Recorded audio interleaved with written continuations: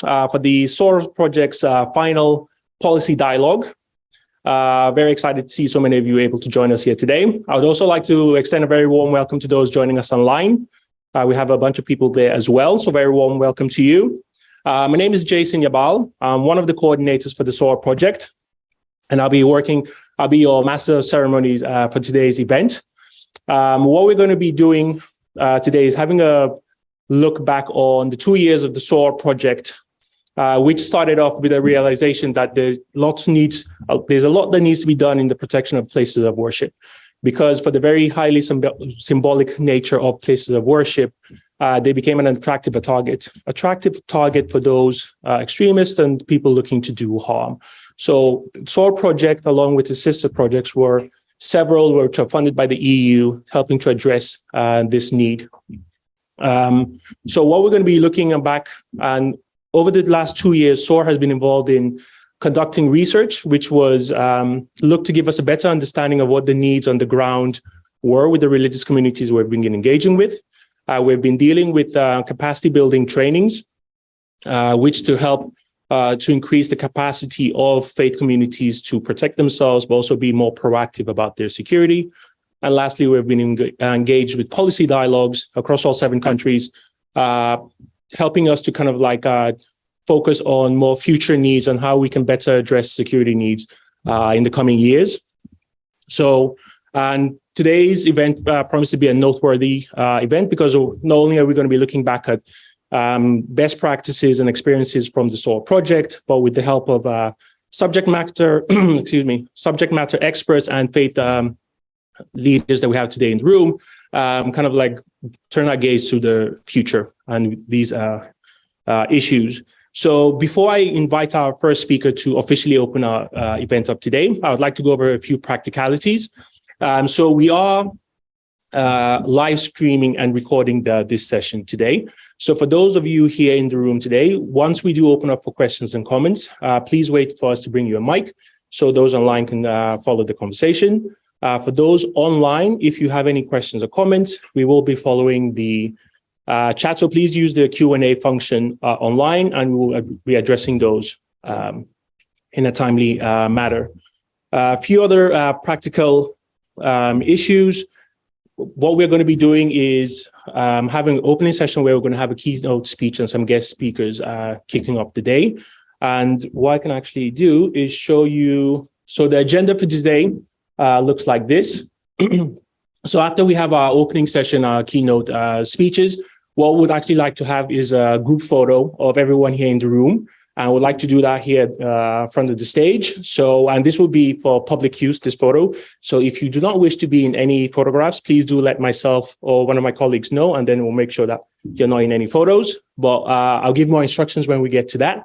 As the day proceeds, what we're going to do is have a presentation of some of the policy recommendations that were developed as part of this SOAR project. And we're also going to have a couple of speakers who were involved in the development of these recommendations come up and give their take on what the process looked like for them and what their take on the recommendations is. We're going to have a couple of panels for you today. When we come to the time for the panels, we'll obviously introduce our panelists in a bit more detail, but we've also made sure that we have time for questions from you, the audience, both here in the room and online as well. So you have plenty of time to interact with our experts. Throughout the day, we're going to be having testimonials. So from people who have been involved in the SOAR project and have taken part in some of the capacity building trainings that we have been doing. So you're also going to hear from that. And towards the end of the day, we have also made sure that we have space for anyone, again, here in the room or online, to have any questions or comments that they'll want to bring up. Then we'll have plenty of time to do that. So if you have any questions you want to raise, please make sure you write them down so you don't forget them, and then you can bring them up later. And so without further ado, I'd like to introduce our first speaker to officially kick off our event today. Dr. Mohammed El Sanusi, he's the Executive Director of the Network for Religious and Traditional Peacemakers, which is a global network that builds bridges between grassroots peacemakers and global players working towards sustainable peace. He is the director of the Interfaith and Government Relations of the Islamic Society of North America. He also serves on the task force for the U.S. Department of State, working on religion and foreign policy, which has been charged with making recommendations to Secretary of State and the Federal Advisory Commission on how the U.S. government can better engage with civil society and religious actors. He's also the founding member, committee member, Shoulder to Shoulder.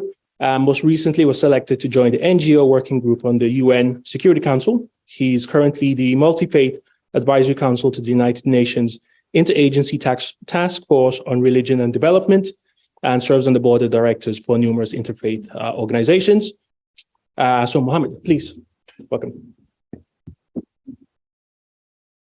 Well, thank you. Thank you so much, Jason, and good morning to everyone. And thank you, Jason, for your leadership and our colleagues on your team for putting together this event. I would like really first to begin by expressing my sincere appreciations to the European Union, the EU Commission, for their kind support in actualizing this particular project. And of course, other sisters projects as well. The support of the European Union is really to this kind of project for the last few years been vital, and we hope they continue to prioritize initiatives such as this to strengthening the protection of places of worship. Throughout this project, we were honored to work alongside with many partners who have tremendous experience in this field in ensuring the safeguards of religious sites and in ensuring the freedom of religion and belief. So I would like also to recognize the good work of the Enhancing Faith Initiative. My good friend Shaukat is here, and his colleague for their leadership to this particular projects. They have been doing an amazing work in actualizing the project and its key outcomes. I would also like to acknowledge the Architects Council of Europe, one of our partner in this project as well, who are leading expert in security by design, and who throughout this project has worked to enhance the capacity of religious communities in that's tailored to training across the European Union. Finally, we were honored, of course, to have the support and the continued collaboration from the United Nations Alliance of Civilizations. And I see my good friend, Ms. Nihal Saad here, the Chief of Staff and the spokesperson for the High Representative of the United Nations, is with us this morning as well. So as you know, and Ms. Nihal is going to talk more about this earlier this morning and also in the panel, the UN Alliance of Civilizations produced a plan of action on safeguarding houses of worship. As our friend Nihal will detail that further, this project particularly helped to support the plan of actions in terms of implementations and recommendations. In the light of the COVID-19, as we all know, pandemic and its second order impact, as well as with other divisions around the world, the role of SOAR project is becoming increasingly critical.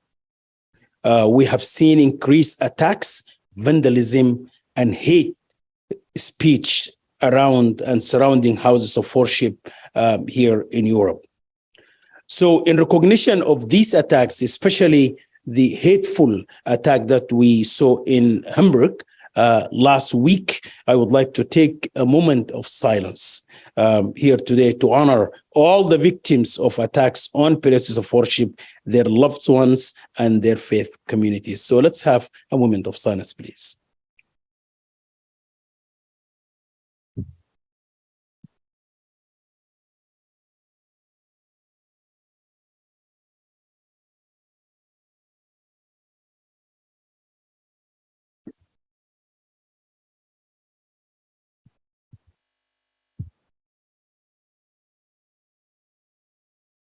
Thank you so much. So in instances such as this, only further underscore the role of faith communities and religious actors. This also emphasizes the need to ensure governments and their security agencies in collaboration with faith communities develop agreeable policy implemented and supported by faith communities at the grassroots level. And that's exactly the aim that the SOAR project trying to accomplish. We at the Network for Religious and Traditional Peacemakers see a great deal of added value in these projects, and it prioritizes sustainable solutions with capacity building actions such as practical and tailored security trainings for faith communities. This include training particularly for women and youth as well. The training conducted by SOAR project ensure its sustainability. Far after the conclusion of these projects, trained communities will have obtained the skills, knowledge, and connection to relevant stakeholders to continue to help maintain their safety as well as their security. So the SOAR project is just an starting point. We need to ensure we take this framework and continue to strengthening the safety and security of houses of worship across the European Union. The protection of faith communities efforts are only successful when we ensure a whole of society approach in which recognizes the needed collaboration from all sectors of society and ensure all actors have the capacity and opportunity to meaningfully contribute to safeguarding religious sites and the broader communities. So we know the underlying factors in which lead to attack on houses of worship. We know all of that. We also recognize there is a willingness from faith communities and the donors community as well as the nations states to engage on these topics. So it's only through a multi-stakeholders approach between religious communities, security professionals, and governing bodies, such as the European Union, we will be able to effectively safeguard our houses of worship and effectively ensure the rights for all to safety practice their religion or belief. So we are really looking forward throughout the day today to advancing our collaborative efforts through actualizing the policy recommendations in order to ensure the safety of our houses of worship and our communities as well. So I know this project has made significant strides in strengthening religious sites in Europe and will be used as a guiding model for other countries to follow as well. So again, I would like to thank you for being here this morning, and hopefully we're going to have a good discussion throughout the day. Thank you so much.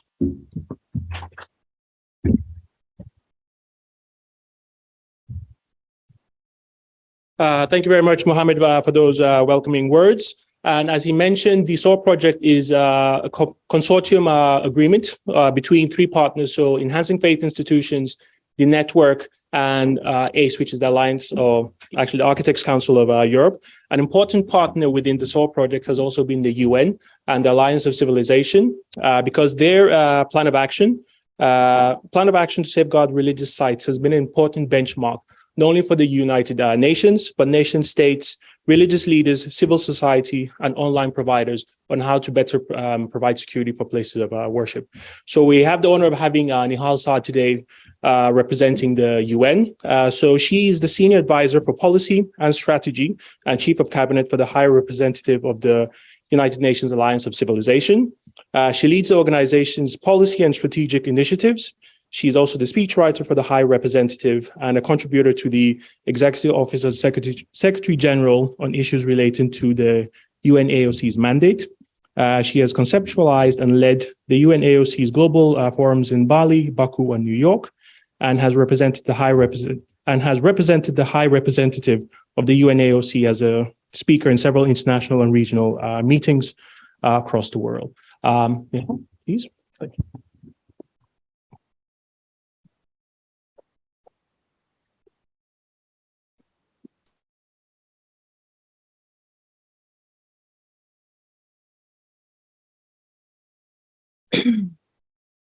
Thank you very much, Jason. Good morning, everyone. This is quite interesting gathering. I see so many familiar faces. So thank you for inviting me to address this gathering. Thank you, Mohammed. Thank you, Shaukat and Valerio. And I'm very happy to see all of you here. And let's get started. So I warmly welcome all of you here, and it's really a great pleasure to finally meet in person the High Representative for the United Nations Alliance of Civilizations, Mr. Miguel Moratinos, has addressed the first panel in this gathering back in May 2022. He sends his best regards. He would have wanted to be here in person, but due to an urgent trip to Nouakchott, where the preparatory meetings of the OIC 48th Council of Ministers meeting is taking place as of tomorrow, he had to go to Nouakchott. It's not easy to find many connections, direct connections to Nouakchott at this point. So the United Nations Alliance of Civilizations is very proud of its support to this project.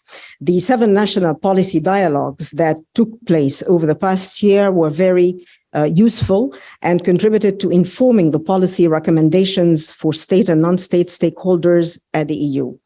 I look forward to a more detailed and nuanced discussions around those recommendations, as well as other policy frameworks in the next session moderated by Mohammed. The engagement of the United Nations Alliance of Civilizations in this project emanates from our role as the UN entity, which developed the first UN plan of action to safeguard religious sites in 2019.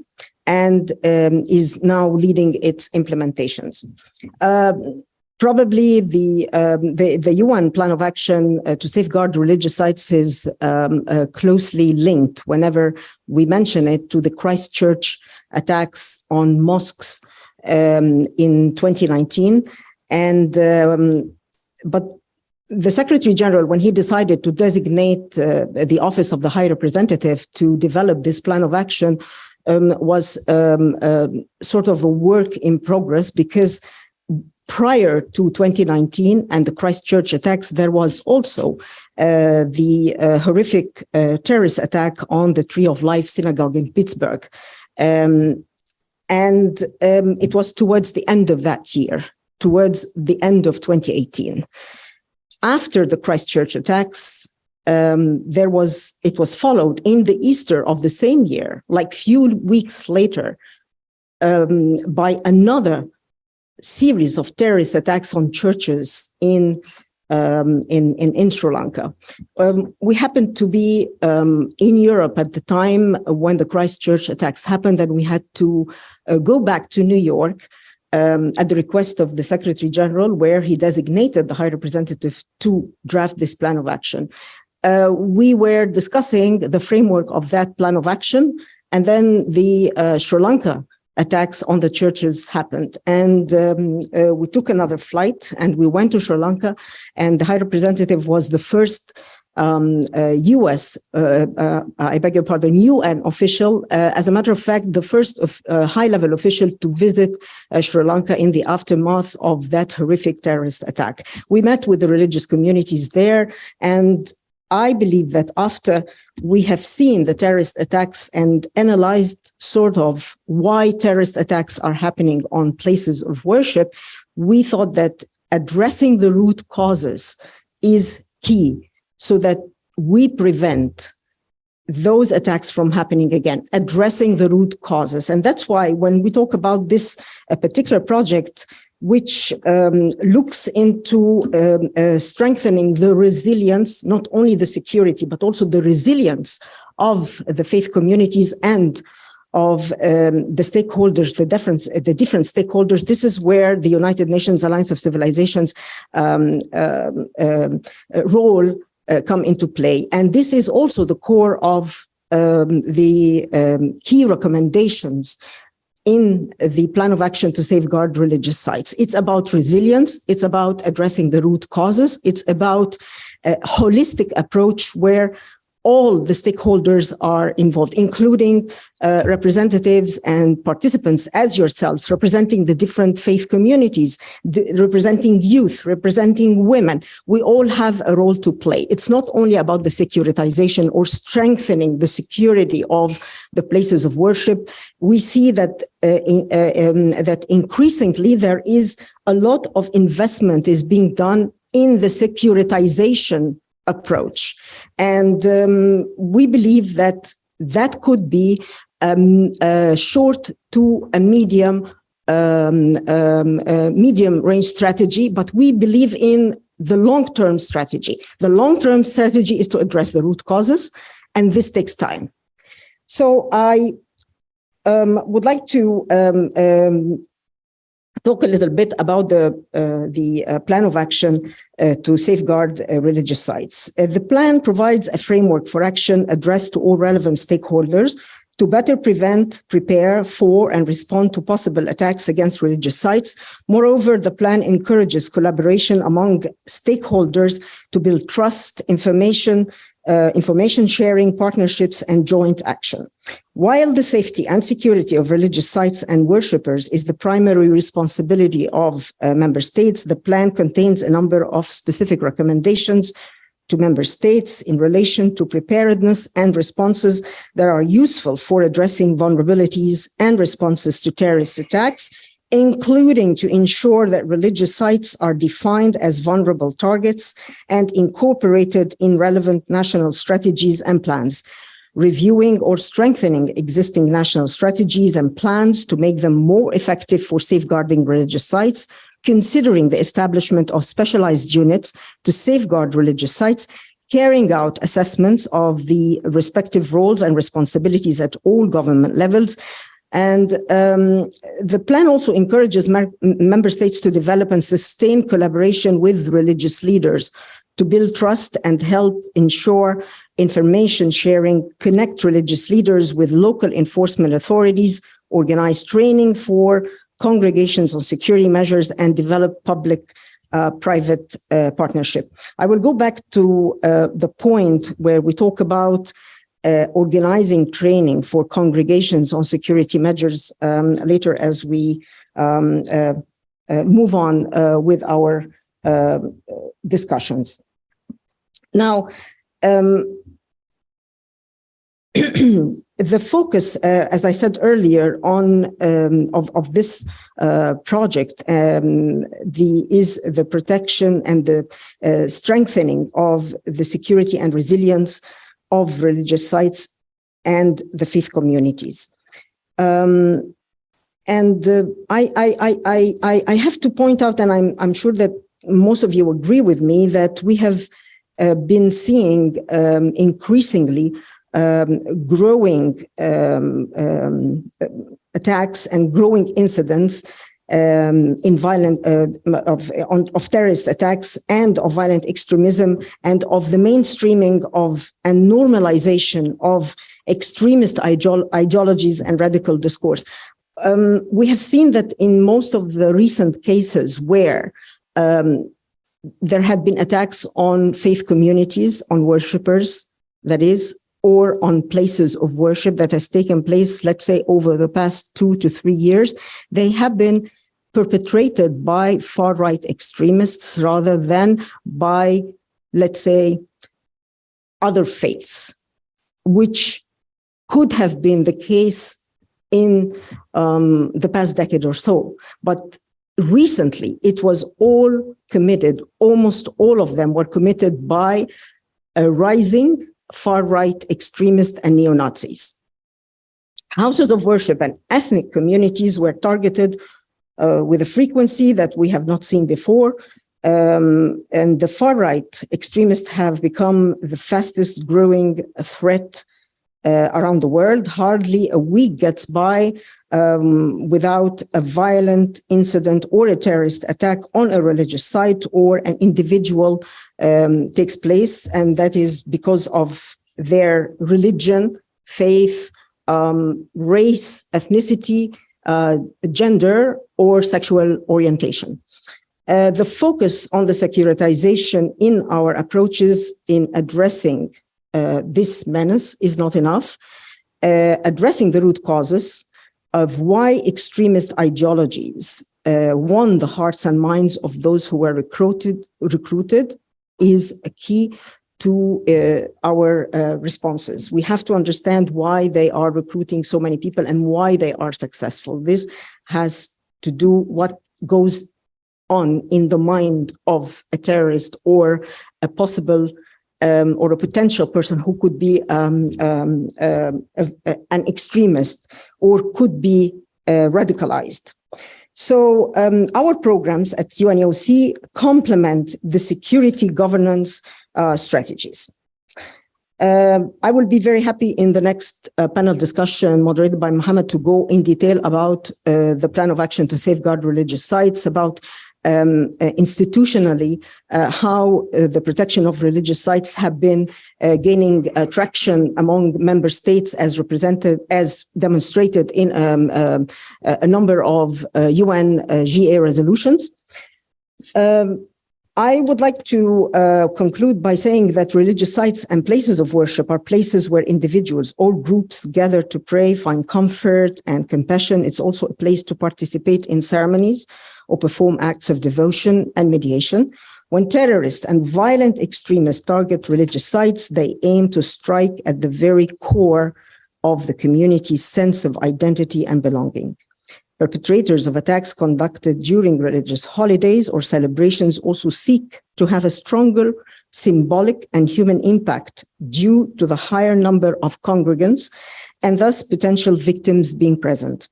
A distinctive fragility of many of the religious sites is inherent in the mission for which they have been conceived. Religious sites and religious communities are vulnerable to terrorist attacks as they adopt the open door policy. Of course, places of worship are always, it's part of their principles and values to keep the place open for everyone and welcome strangers and not asking questions about their identities.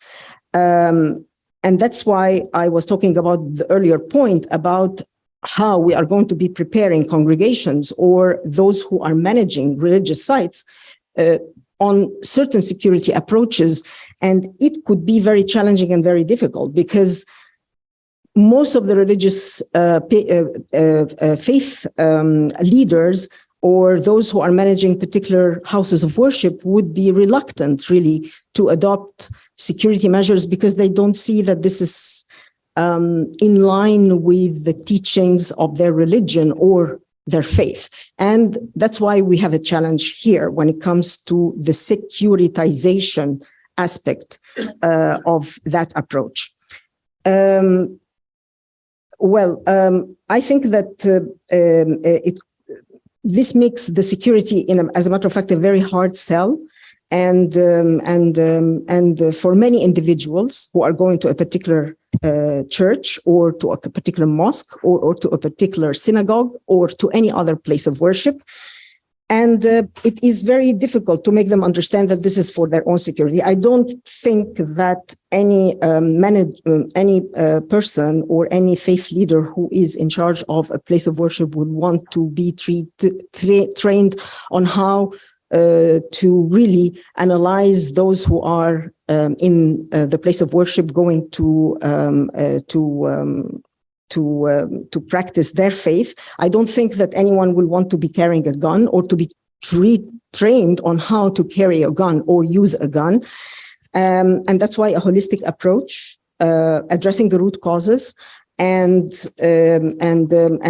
promoting critical thinking skills is going to be key in our approach to all that menace and to that threat. I'll be happy to, as I said, to discuss more details about our plan of action to safeguard religious sites and about the overall programs that UNOC is carrying in strengthening resilience and in capacity building of young people, particularly grassroots, young people who are leading grassroots organizations that work on the promotion of intercultural, interreligious dialogue and diversity. I leave it there, and I thank you very much.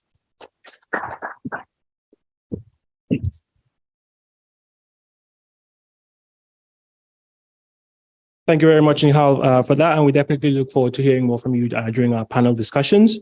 Now, the SOAR project owes its existence to the kind of like fortitude and foresight of the European Commission in their importance of protecting faith communities. So the SOAR project is just one of several which was funded by the European Commission. Now, we're lucky today to have somebody from the European Commission come give us a few words. Now, Valerio Liberatori, he has belonged to law enforcement as a colonel of the Carabinieri before joining the counterterrorism unit of the European Commission. In that capacity, he has served with the UN, NATO, and EU stability policing missions, both in the West Bank and Kosovo, and alongside long-term engagements in the Strategic Command to NATO and at the NATO International Office in Brussels. And thereafter, he has been appointed as a permanent representation to the EU as an advisor to the ambassador on Political Security Committee for civilian missions. And with over 20 years of experience in public order policing and criminal investigations, ranging from counter narcotics to counterterrorism between Rome, Milan, and the international community.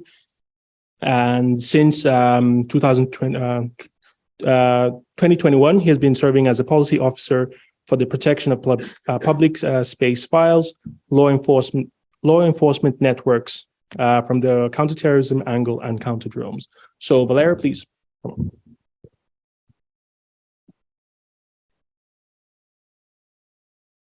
Thanks a lot, Jason, for the bio. Just highlighting that I'm getting old, that is nothing to do about that. I'm really happy to be here. Thank you very much for the invitation. I had a bilateral chat with Mohammed before the meeting, and was just to highlight that, yes, that's the case. The Commission is absolutely supporting this project.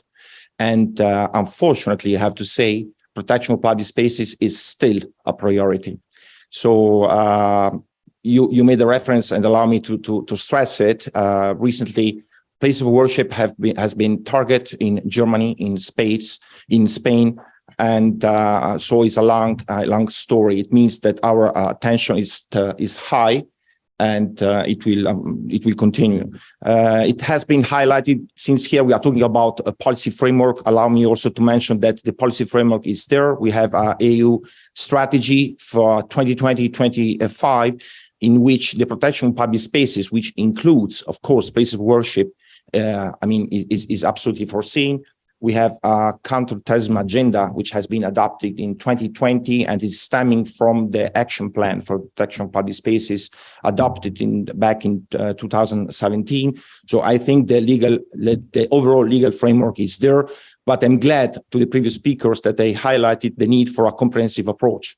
So there is absolutely the need to raise awareness, and I do understand that this project is focusing on the raising of awareness, raising of preparedness also of the legal communities.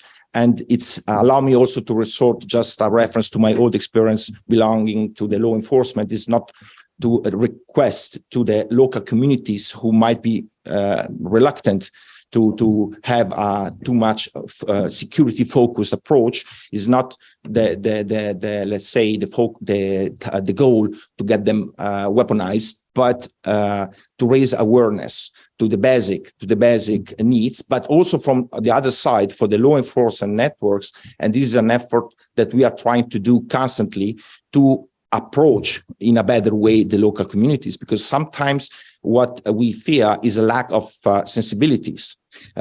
So when member states are intervening with their assets, with their special intervention units, it's too late. So the prevention phase is something that we have to, let's say, put our energies. It's a long-term engagement, as you were rightly mentioning before.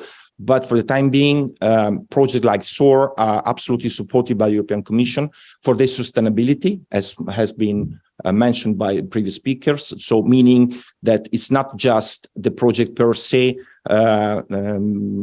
aiming towards specific targets, and then that's the end of the story. But it's developing a culture, a security culture, a culture in which, let's say, minimum standards are shared by between the faith community. And this is also what we developed. It's one of the main initiatives that we adopted in the Commission, like the quick guide that for sure you are aware about. And the basic of the quick guide developed by our PSA mission alongside the high-risk security network, which is a law enforcement network created in 2018, was to identify the minimum standard that could be used by the local communities in order to be better equipped and better prepared in case of a possible terrorist attacks. And one of the key points is to create privileged channels of communication with law enforcement representatives, which sometimes is lacking, honestly. And so be aware that also at our level, every time that we are engaging with member states, we are stressing the need to foster this communication among public authorities and local communities. Another initiative that you are well aware of, since you participate in many editions of it, is the EU Forum, Operators Forum, which is also fostering the need to increase public-private cooperation, which is also another key points that are at the basis of your project, and I absolutely support it. Alongside the PSA missions, I know that you had some contacts with our unit in order to let's say, plan further PSA missions, which are based on a team of experts deployed on public spaces, let's say, events, but also faith communities. It has been already performed one in Stockholm. Teams are chaired by the Commission, but made by expert in security expert. They follow a training in DG Home. Then they are certified and deployed up request of a member state in order to assess the preparedness of a specific place of worship, for example. Allow me also to mention, since this is a file that I'm personally following, in terms of new threats, because as it has been mentioned before, the rise of right-wing extremism, unfortunately, is one of the threats that has been listed by let's say, we are not doing threat assessment. We rely on the threat assessment that are done by Frontex when it comes to the border security, by Europol, when it comes to the internal security. And as was rightly highlighted, we are concerned about the rise of right-wing extremism. It's namely for the situation stemming from the Ukrainian war. Radicalized person might come back with gained combat experience and might represent a threat to our communities, namely religious community, alongside other type of threats that are mentioned by the TESAT report and then by the latest Europol Outlook report, like the Jihadism threat and like the polarization, polarization of our society, which might resort and end up in new form of violences. That said, the low-tech weaponry used in the latest attack that we witnessed in the latest, unfortunately, happening in Spain, for example, doesn't exclude that new technology might represent a new threat. I was mentioning a file that I'm following, the drones, possible use of drones. There has been foiled attempt to target, for example, a stadium during a Barca Real Madrid game. There has been an attempt here in Belgium to target a prison to free a detainee. So we might not exclude there's also these new technologies might affect public spaces, including places of worship. And therefore, we are in the midst of presenting a counter-UAS package around June. This package will include a communication in which all the future steps that the Commission is going to, let's say, adopt will be highlighted, alongside 2 handbooks. One is aiming towards, developed by GRC, our Joint Research Center of ISPRA, aiming towards giving the details of how to better protect buildings, or it can be also a place of worship, to resist to a possible attack of drone. And another handbook developed by GRC here, GIL, in Belgium, on how to build a counter-UAS, but maybe this is a little bit out of the scope here. So there is a wide set of initiatives that we are trying to let's say, initiate in order to better protect our communities and our faith communities. Yes, it is still a priority. And I mean, my presence here is just to underline that SOAR has the full support of the Commission, also in terms of long-term commitment. And as you know, in the afternoon session, my colleague from Directorate E, which is responsible for the funding part, will also be present to provide you with some final remarks. Allow me also in this sense to say that a Protect call has been launched 2022 with an average of 10 million euro. Half of them has been awarded for support for funding projects dedicated for the protection of private spaces. And a new Protect call will be launched. We don't have yet the timeline, but it might be possible by the end of this year, beginning of next year. And this is just, I mean, at the end of the day, the projects has to be supported also from, they need to be financed. And this is absolutely well clear and well on top of our agenda. Thank you very much for your attention, and have a good work. Thanks a lot.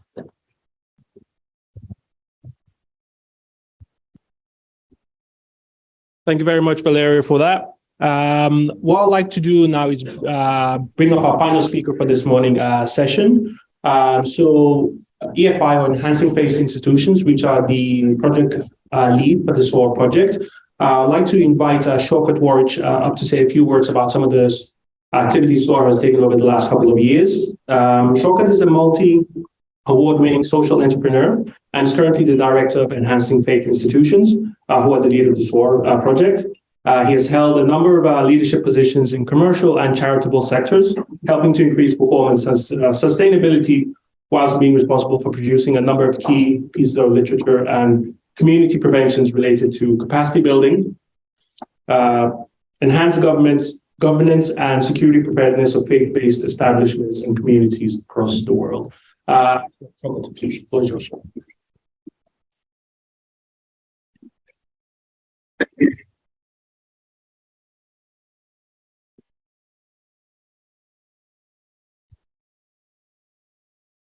Your Excellencies, religious leaders, brothers and sisters, welcome. Welcome. Well, I know I'm the last one in the session. My presentation, actually, I'm going to hack the system. It's supposed to be a security conference.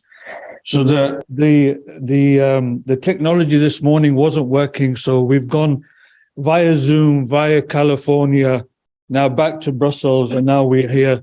And that's what you can see on the screen today. Thank you, Jason, for your very kind introduction.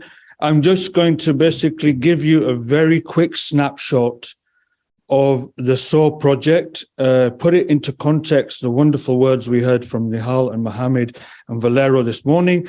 This is the practicalities and the practical output of 2 years of work. But essentially, this project was funded in the beginning of April 2021, but we were in the midst of COVID. And because of COVID, we actually couldn't really hit the ground until January 2022. So the results that you're going to see now essentially 13, 14 months of intense work by FCA, by ACE, and my wonderful team at EFI. So let me quickly rush through this. We worked in Denmark, Hungary, Germany, France, Netherlands, Austria, and Belgium. This particular project had these ambitions: empowering communities to feel safe in places of worship, bringing communities together, multi-faith communities together, to basically start looking at the issue around safety and security, but also help decision makers at EU level as well as at state level understand the needs and requirements of faith communities when it came to protecting places of worship. We've been very active on the ground, and we have these concept of CDOs, people working in those 7 countries, engaging with faith leadership, as well as state apparatus, to basically talk about protecting places of worship. The CDOs have been face-to-face, hand-to-hand, engaging on this very important subject. Depending on the size of institutions, we've worked with the very largest, as well as some of the smallest institutions in these 7 countries, and even institutions or organizations that are hiring facilities just for Sunday worship or Friday prayer and things like that. We have worked, as I said, in 7 countries, and we have conducted 50 detailed risk assessments. These are risk assessments that basically we go into institutions and analyze their risk profile.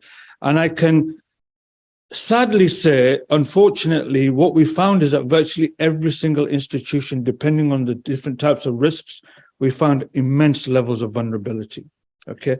And the engagement, what we've had with them, has helped these institutions actually start changing not just behavior, but actually some of the practical and tactical steps to protect those institutions. In this project over the past 12 months, we've actually done nearly 50 training events, and we have reached over 1,200 faith leaders, and some of those faith leaders, I'm glad to say, are in the room today. That's a significant number. That level of engagement, I think, is unprecedented. That's what we've been told. We've been working with women and youth, and we've had 7 network dialogue security by design webinars where we brought technical people in the room to discuss policy as well as security and practical implementation of architectural designs from an EU perspective. We've just had 2 crisis management retreats, one in France that invited people from Belgium, Holland, and France in Lille. And we've just had a retreat in Munich, actually last Sunday. And what was incredible, in that crisis management retreat, we had 50 faith leaders. And in the crisis management scenario, we talked about an attack on a church. And what happened 4 days later? The attack in Hamburg. And I can say that when the attack happened at 8 o'clock, by 9:30, we had incident management guides circulating within Germany, and our team was on the ground in 24 hours. That was the impact of the SOAR project so far going forward. I'll touch upon the Hamburg attack later on, if I may, but I'm just going to share with you, just to give you some visuals of, this is I hope Zoom, fingers crossed, works. Now this is playing over Zoom. This is just to give you, this is in Hungary. The EU didn't pay for this helicopter, by the way. It's just it's not working. So these were in-house, face-to-face training programs with all faith leaders. This is the first time we've been told a security event like this has taken place in Hungary, in Budapest. We had Hindus, Sikhs, Muslims, Christians coming together for the first time to discuss security with the Ministry of Interior personnel.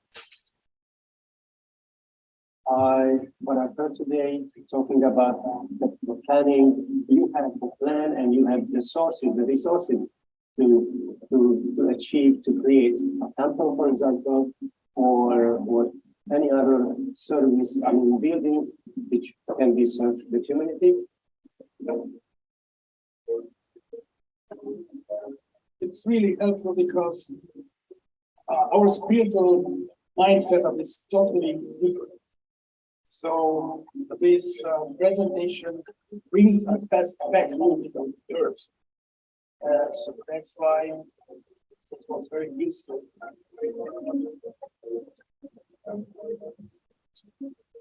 It's fascinating. It's interesting. When I first came here, I was just interested, but now I feel like I'm moved by seeing all the numbers, and I see how serious this is in reality.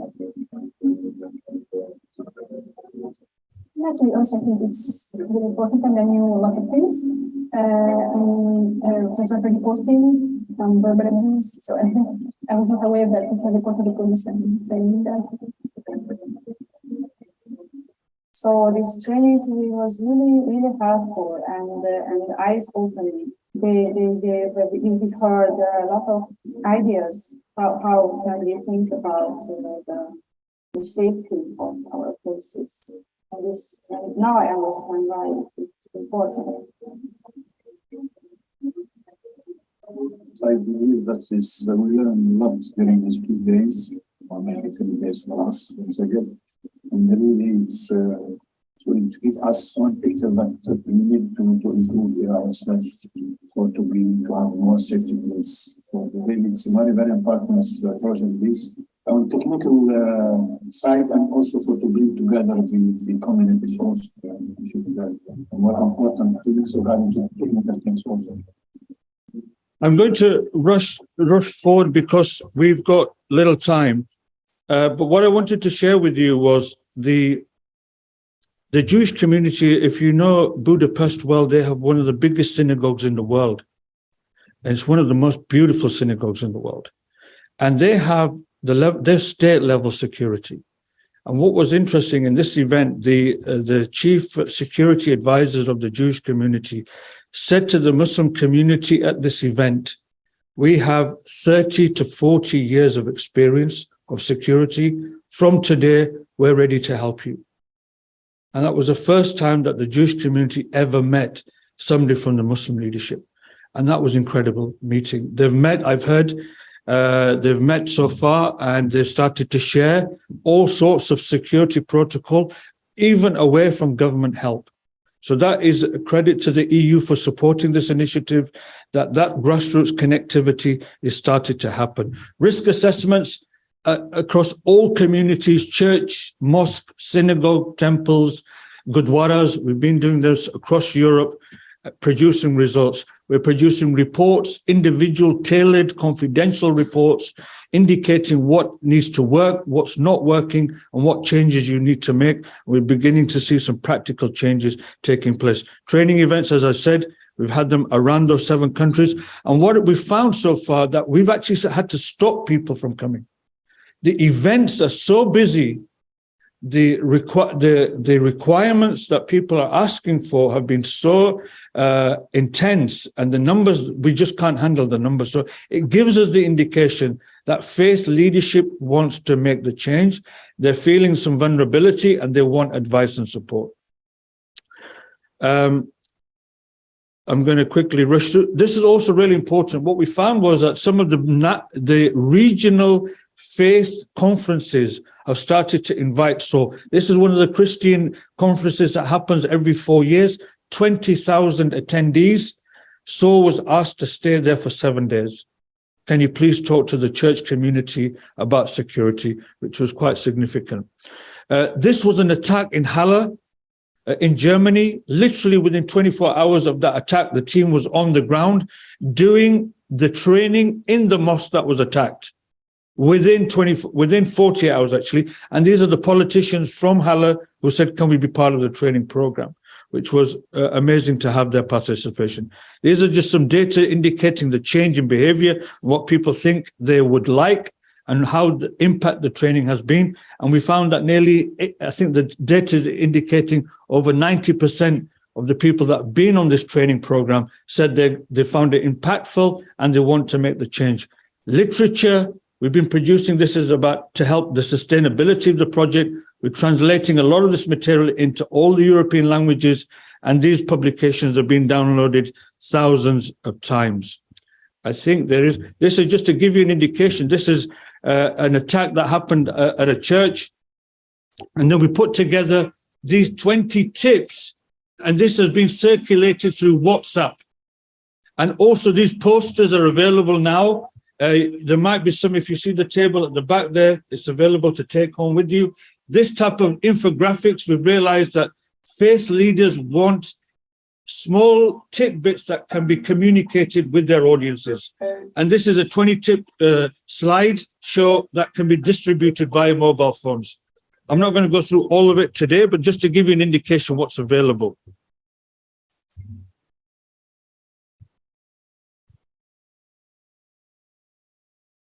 Again, these are the policy dialogue events that have taken place in different countries, and we've had great participation from the national level. Just to give you an idea, the Architects Council of Europe, this is something that Valera touched upon. We think this is one of the most strategic developments from a European perspective, looking at architectural strategies to bring about safety and security within places of worship. We're working very closely with architects to showcase best practice and develop standards moving forward. Looking at heritage sites, this is another key area of our work, showcasing how heritage sites can be protected and how they can work within the current legal frameworks. So the security by design literature is available online. You can basically download this for free. There's no restrictions on who can take it. And this is available. And this, again, this is another video just to give you an indication of what we've been talking about, security by design. This is, we're finding that there's thousands of architects now wanting to learn about how to develop security by design. Not just to implement it in Europe, but around the world. Somebody contacted us from Azerbaijan recently, asking about how we can implement some of this work. I'll talk to you about this later in the health, especially post-conflict reconstruction. Really interesting. Again, this material available electronically so people can download it and distribute it in their networks. This is what SOAR's managed to achieve in the past 18 months.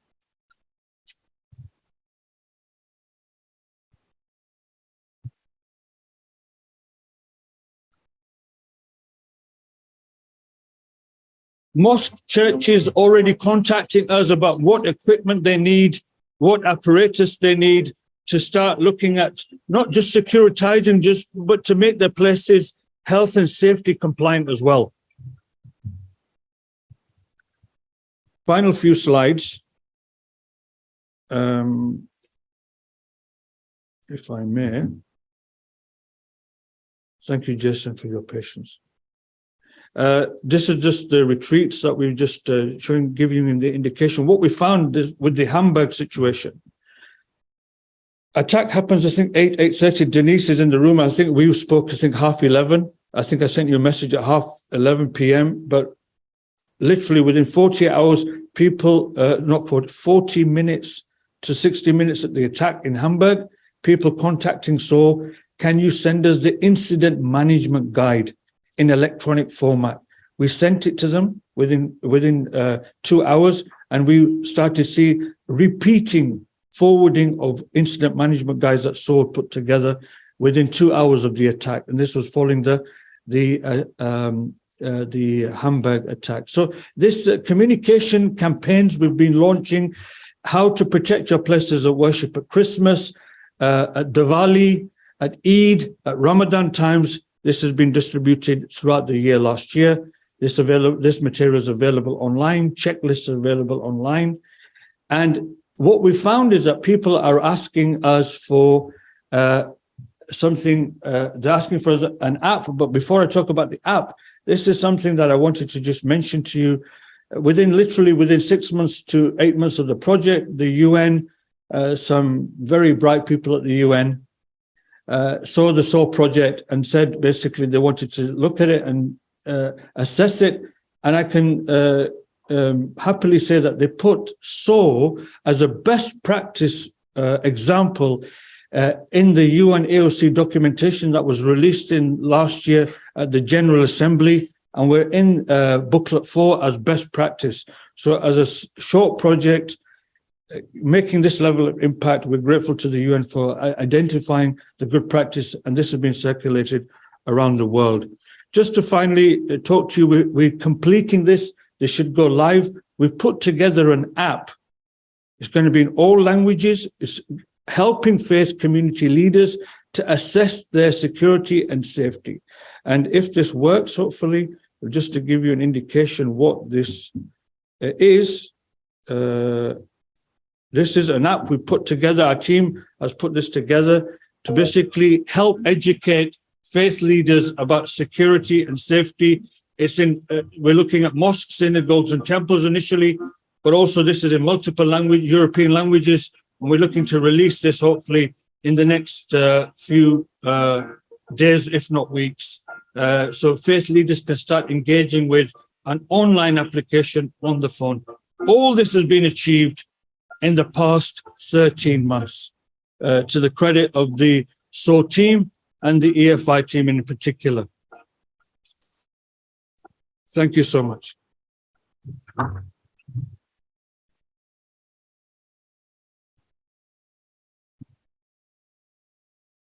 I'm going to disconnect from Zoom now. Brilliant. Thank you very much, Shaukat, for that overview of SOAR. So we have next in the schedule, we're running a little bit behind, so apologies for that. But now we would have a group photo and then we'll have a short coffee break.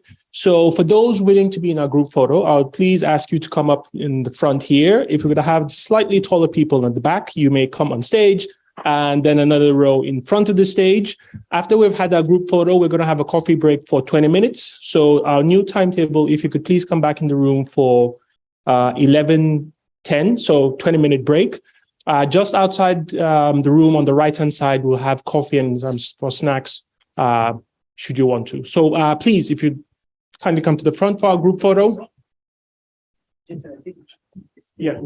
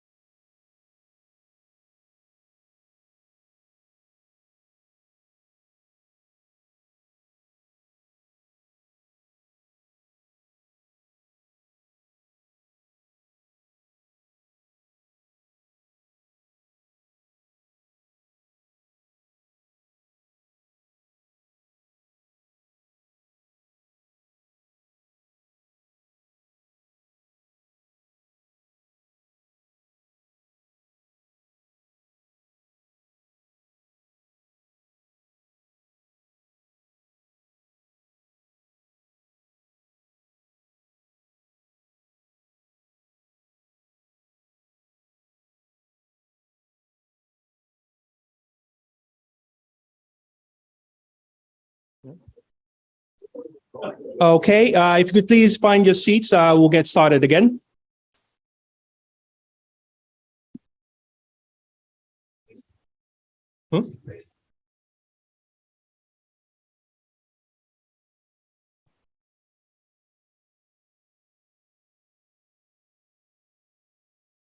Brilliant, thank you. So next in our program, we're going to be going over the policy recommendations that were developed as part of the SOAR project. As I mentioned in the beginning, SOAR had like a three-pronged approach. So first, we conducted research on the ground to find out what the needs of the faith communities were. We've been doing capacity building trainings all throughout the 2 years. And lastly, we also held national policy dialogues. Now, the points of these were to kind of take the step looking forward, what needs to be implemented on a policy level to help make the protection of places of worship better and easier. So that's what we're going to be going over right now. So what I'd like to do initially is give you a kind of a background on how we came about the recommendations. So in the folders in front of you, you have the policy brief, which has everything detailed there. So I won't be going over each policy point, but what I'd like to do is just give you an understanding. So like I said, each of the 7 countries, we held a national policy dialogue. These were held online, and the participants that were invited to take part were obviously members of the faith community, not only faith leadership, but also diverse representation. So women and youth were also invited to take part. We also had national law enforcement representatives, governmental policymakers, national organizations, and civil society organizations taking part in the conversations. The conversations were really interesting and really helpful. And I think it was definitely beneficial to have like an honest and open discussion amongst the group to actually get understanding of what it is where we are at the moment and what it is that we need to do in the future. So what I'm going to do is just go over some of the key areas that were identified as problematic or where there needs to be improvements made before I then invite some of our members who were part of the policy discussions to give their reflections on these. So in all of the national dialogues, the biggest area that always was brought up was the issue of funding or lack thereof. So now, even though some of the countries we had been talking they might have been funding available for places of worship to help improve their security, but it was the problem was like many faith communities didn't actually know that the funding was available. And even if they did know funding was available, they didn't know how or where to apply the funding from. So that was a massive problem. And what we also found is like also the funding also needs to take into account the smaller places of worship, because obviously they're going to have more limited capacity and resources in who can actually do the application for these funding and any risk assessments that might be included in that. So moving forward, the funding also needs to be flexible and in a way that's made available for also smaller institutions to apply for this. One of the things that also was highlighted in many of our discussions was many faith communities actually are not officially registered as places of worship, meaning they are not eligible for any funding that is offered by the state or the EU, for example. So moving forward, this is also something that needs to be addressed. So what the official registration status of that place of worship or community. One of the things that were also brought up in terms of funding, the place of worship and the community should also be allowed to decide what that money actually gets used on. So it should not be just the state that if they are providing the funds that they dictate what it gets used on. So for example, if the donor which is providing the funds says that this money needs to be used on hardware, this might not necessarily be what that faith community needs. So you can say, okay, you need to buy cameras, but if that church or mosque doesn't need cameras, then it's money wasted. So the faith community also needs to help make the decision what that money actually gets used on. And there's also issue of some of the faith communities have a lot of expertise already when it comes to security in general, but also the application process. But what we're finding, a lot of communities that don't speak to each other. So there's a kind of like a missed opportunity there where we should have more peer-to-peer learning, and that will help kind of like close some of the gaps that we're seeing in terms of funding. Now, another big key area which was identified was enhancing collaborations. So this is not only between faith communities themselves, but also with local law enforcement and other relevant stakeholders. What we're finding a lot of is silo thinking. So you might have one faith community who may have security concerns, but they don't really want to or know how to talk to other communities about their security concerns. Because they would find in some cases that if they were discussing with individuals outside their own group, they would see that there might already be a solution to the security concerns that they're worried about. So what we're looking to do is have more collaboration between all relevant stakeholders. Now, one thing that is kind of like all faith communities are facing is the normalization of hate. Now, because an attack against any one place of worship is an attack against all worship. So regardless of the domination of the house which has been attacked, whatever the kind of incident is, they should also always be kind of like a strong collective response against that. Because even if your one faith community at the moment might not be having any security concerns, that doesn't necessarily mean that's always going to remain the case. So as much as possible, we're trying to get people to be proactive about thinking of their security. And one part of the enhancing collaboration is also interfaith dialogues. So many of the communities we spoke to already practice interfaith dialogues, but one of the things that they very rarely touched upon is security concerns. So that's something that I would say definitely is a recommendation to put security on the table. So that doesn't necessarily mean that you need to have had security problems to talk about security. Again, we're just trying to get people to be proactive about the way they think about security. Next point is networks and focal points. This was one that very often it was mentioned, security is a shared responsibility. Everybody understands that they can and they do have a part to play in enhancing the security of the place of worship. But many times there is a lack of a named individual or focal point who is responsible for making sure that the agenda is actually pushed forward. Because if we just say security is everybody's responsibility, there's a very real risk that it then doesn't actually get moved forward because everybody assumes somebody else is going to do that work. So it's important to have named individuals, not only for the faith communities themselves, but with local law enforcement, for example. And these focal points should know who each other are. Because many times, if you're only going to start to talk about security once you're already in the middle of an incident, that's already too late. So you need to have these relationships built and well established and practice how you go about intervening in a security incident, for example. So this is something that needs to take place before there's any kind of like a security incident. We also kind of like pushing for proactive and regular communication between focal points. So one example, which Daniel often brought up in our discussions, was where you have a system where you have focal points named, and then you have an automated process where on every few months, you would have a message which is sent out to these focal points, just asking them to register if they're still the focal point. And if not, then put the details of who the new individual is. This way, the system is constantly updated and who the relevant individual is in terms of security discussions. The next point is capacity building training.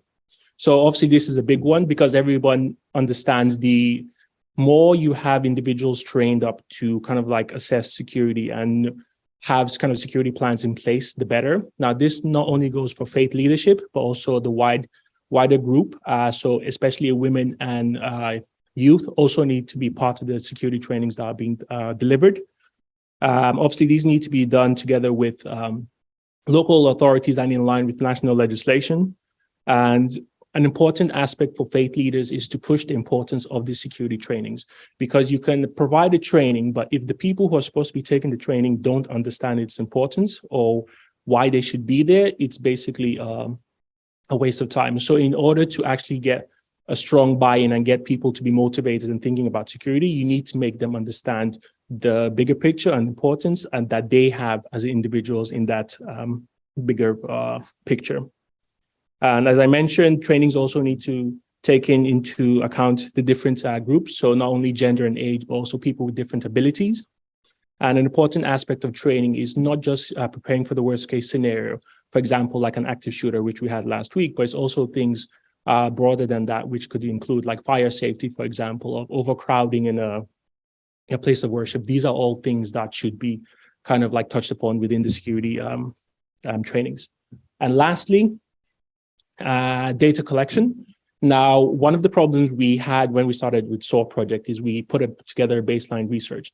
What we quickly found is that it's actually very difficult to, on an EU level, look at the security of place of worship because there's not enough data.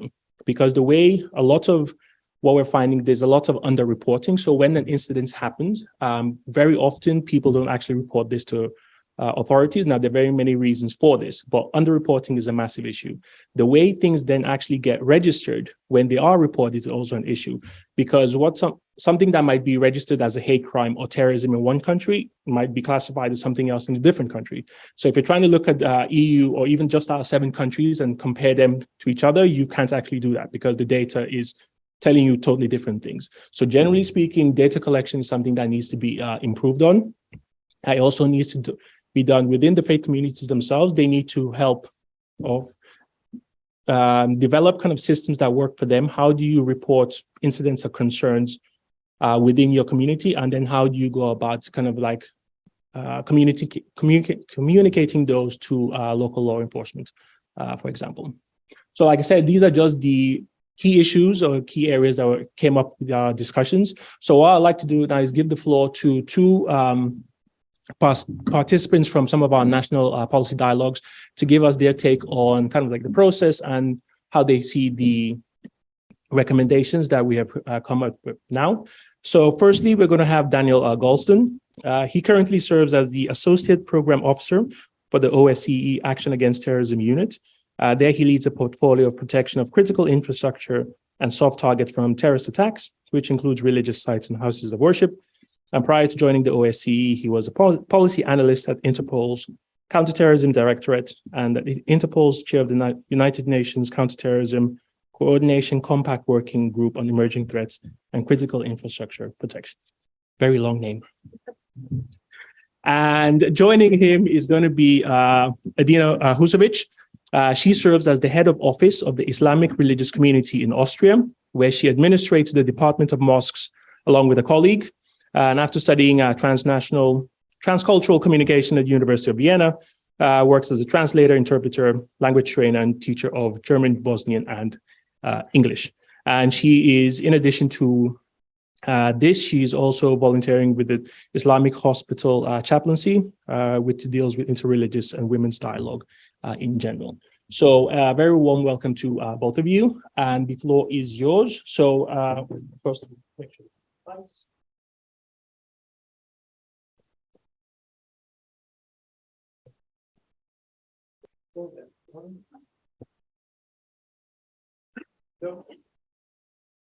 So yeah, the floor is up to you.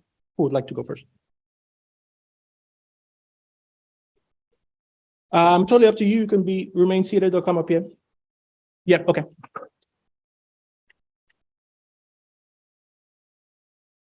Thank you, Jason, and thank you to the SOAR team. I'm not responsible for these UN working group titles, but they are indeed long, and that's why most of us speak in acronyms in these international organizations. So I'm from the OSCE. My name is Daniel Galston. It's the Organization for Security and Cooperation in Europe. I'm really happy to be here and provide some preliminary reflections on the SOAR's policy recommendations. At the outset, I want to note that the Action Against Terrorism Unit and many of our 57 participating states at the OSCE, we are increasingly concerned with violent and hateful attacks on religious communities and other minority groups across the OSCE area. This is happening in many different countries with many different triggers. And it's not linked to any specific ideology or form of terrorism or issue. We're seeing attacks coming from across the ideological spectrum. However, I want to note, as several of the presenters have already, We are at present quite concerned for the safety of religious, LGBTQ, and ethnic minorities in light of rising far-right violent extremism. But just to illustrate a bit more the threat that religious communities face, in January alone, a Molotov cocktail was thrown at a synagogue in New Jersey and a church in Colorado in the United States. 2 Catholic churches in Algeciras, Spain were attacked, killing 1 and injuring others. An improvised explosive device detonated at a Protestant church in the Democratic Republic of Congo, killing 17 and wounding 39. A suicide bombing at a mosque in Pakistan killed 59, and 7 were killed at a mass shooting during a synagogue's Shabbat services on International Holocaust Remembrance Day in Israel. And this is just in January, and it's not really a comprehensive list. And of course, this is to say nothing of what happened last week in Hamburg at a Jehovah's Witness house of worship. So suffice to say, from our perspective, houses of worship and religious communities are very much targets, and the threat is very much something to take notice of. So we think that the SOAR's initiative is timely and valuable, and in particular, because it involves civil society and religious communities in the process of policy formulation. This is a major thread throughout the OSCE's work on counterterrorism and preventing violent extremism. Many of our OSCE commitments or decisions from our participating states, they prominently reference the role of civil society and the private sector in counterterrorism. So we see multi-stakeholder policymaking as an added value. So for me, SOAR's national roundtables were a really helpful opportunity to hear community voices and get an idea of how they perceive security. I had a chance to join many of these and speak about how we in the Action Against Terrorism unit facilitate partnerships and build relationships between diverse communities, sometimes between police and infrastructure operators, sometimes local governments and operators of soft targets or public spaces, such as a house of worship or a market. So now shifting a little bit to the recommendations that Jason just laid out. So I'd like to offer some reflections and maybe reinforce some of the points made.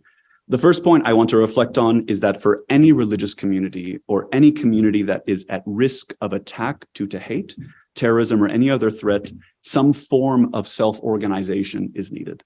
And I recognize that duplicating the role of police or security services should not be the goal, but there does have to be some ownership on behalf of faith groups and communities to address their own security.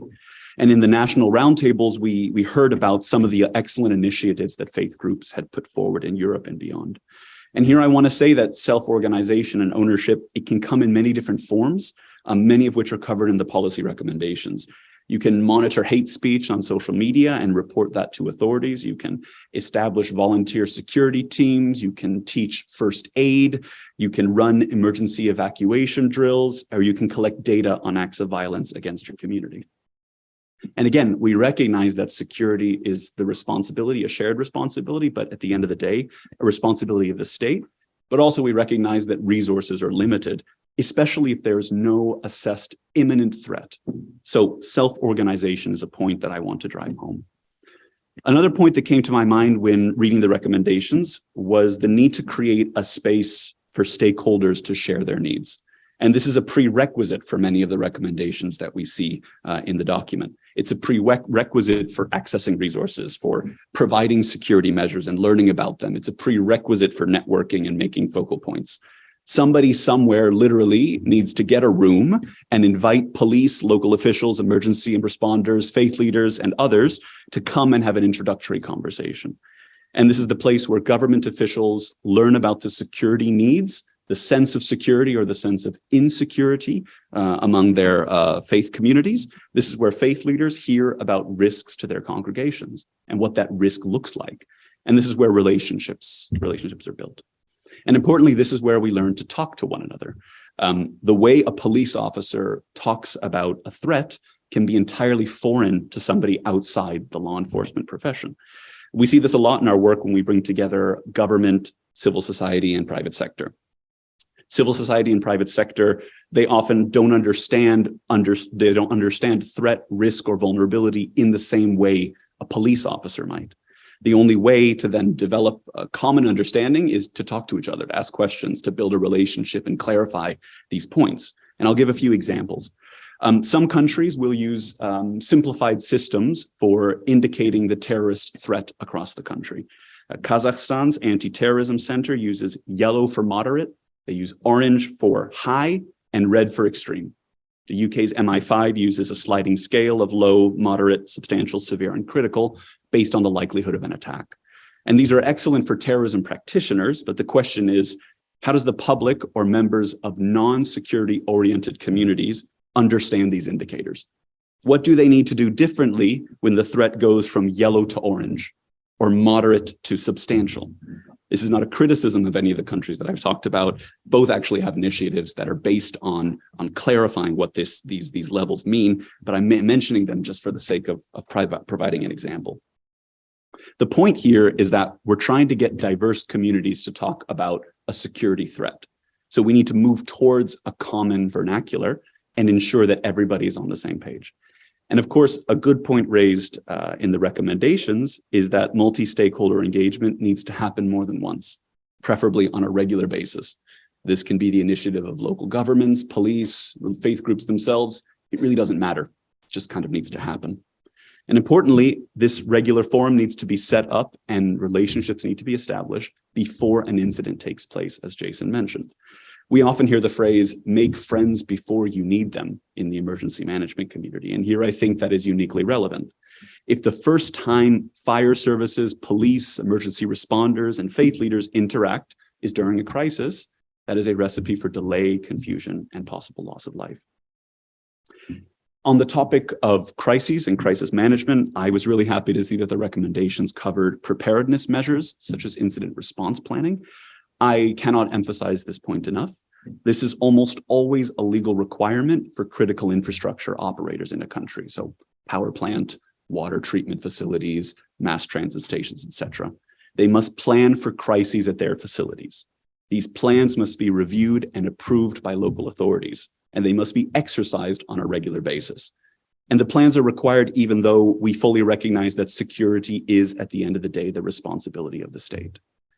So I think we should take a hint from the world of infrastructure protection and apply it to the world of protecting houses of worship, because a well-understood and well-exercised incident plan saves lives in real time.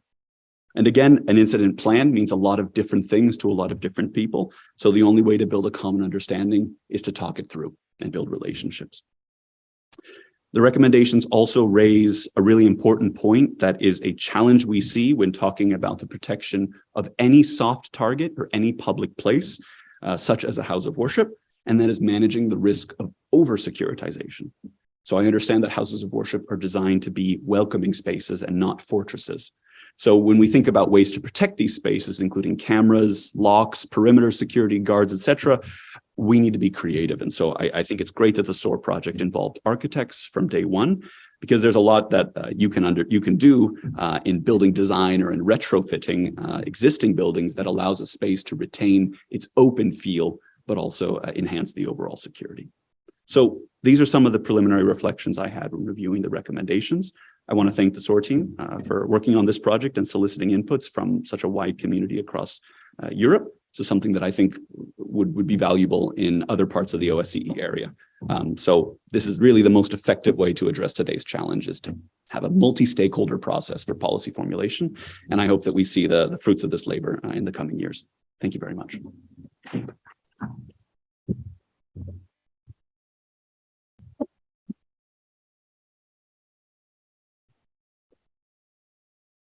Thank you very much, Daniel. Your Excellencies, dignitaries of the churches and religious communities, representatives of different participating organizations, ladies and gentlemen, good afternoon.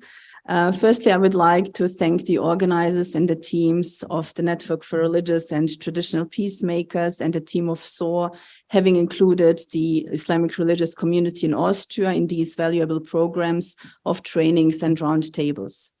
This formally and legally recognized religious society in 1979, I have the honor of representing today. Let me say a few words about the Islamic religious community in Austria. It's the official representative organization for religious matters of the Muslims living in Austria, and it is a statutory body under public law. We oversee the Islamic religious instruction in schools. We train religious teachers at the university. We are responsible for the construction and control of mosques and other Islamic institutions. We maintain Islamic cemeteries, and we are responsible for the pastoral care of Muslim patients in hospital, but also for prisoners and soldiers in Austria. As Islam is in Austria is the largest minority religion in the country, you can imagine that we face challenges on different levels. One of them is surely the anti-Muslim racism that has become an everyday experience, as well as the lack of security of our places of worship. Racist insults, graffiti on mosques, hate and threatening letters, even physical assaults, attacks against mosques, as well as attacks against Muslim women who are visually identified as those, are among the common anti-Muslim hate incidents that we get reported nearly every day. Dear ladies and gentlemen, mosques and religious institutions are not places for political conflicts or for the creation of public opinion, but they are places of encounter, communal prayer, spirituality, and devotion. Austria was and is a country that in which the coexistence of different cultures and religions has a very long tradition, and we would never want to miss it. The more visible a mosque or place of worship is, the better the community must be able to rely on its security concept without living in permanent fear. And in order to activate this sensitivity, we find it of utmost importance to be aware of following aspects, and we are slowly but surely working to implement them. Obviously, the awareness raising is an imperative factor in the protection of places of worship. Then we go ahead with communication and good relationships between public authorities, law enforcement agencies, and religious institutions, and faith community leaders in the country. Faith community leaders must be constantly kept informed about the levels and types of threat, while law enforcement agencies have to be notified about special events or whenever there is a need for increased protection. There are also security plans that have to be developed in collaboration among religious leaders and security operators or law enforcement agencies. One best practice model would be the years of the COVID epidemic. So it's like a best practice model we like to mention for Austria. But the education of communities on hate crime prevention and response is also a big matter. We have to provide our communities with best practices and resources on how to secure their places of worship. And in this matter, I would like to thank the entire SOAR team around Mr. Shavkat Faraj for reaching out to us in Austria and providing trainings for the local mosque communities and other faith communities. They are still very grateful that you have reached out to us. We need, as it was mentioned several times, increased funding, interfaith collaboration, and peer learning. And the use of funding needs to be flexible regarding to the special needs of different faith communities, and it needs to be provided on a sustainable level and a long-term basis. Collecting data is also in Austria a big matter, and we are trying to tackle this program and to again raise awareness and sensibility amongst the communities, no matter which faith community, just to report any verbal or physical abuse. And the profound interreligious and interfaith dialogue helps in this matter a lot. It provides also invaluable source of best practices and lessons learned, and there are a lot of initiatives that pave the way towards achieving this. Last but not least, we have found out that we need to be more aware of the diversity of the faith communities, including gender, age diversity, and other other characteristica. We have also to take into account the different needs of women, of youth especially, and other marginalized groups, and design training specifically tailored for these groups. And so we are waiting for the next initiatives you may have for us. Hatred and intolerance against people from particular religious communities rarely take place in isolation, we have experienced, but go together also, as I said, with other human rights violations. And freedom of religion is an integral part of the European values, and attacks on places of worships are also attacks on our societies and our values. Protecting the communities and places of worship in Europe is protecting our way of life as we live it now. And as for our part, we bear a lot of responsibility to counter anti-Muslim racism and agitations on different levels. And these different levels require also different approaches and different concepts. As for the political leaders, they have to guarantee the constitutionally guaranteed fundamental rights of free exercise of religion and the protection of religious places of worship. And among ourselves, we see and we feel that we have to continue to show solidarity, to live it, and to support each other in good manners and promote security awareness and sensibility in our institutions and among our officials.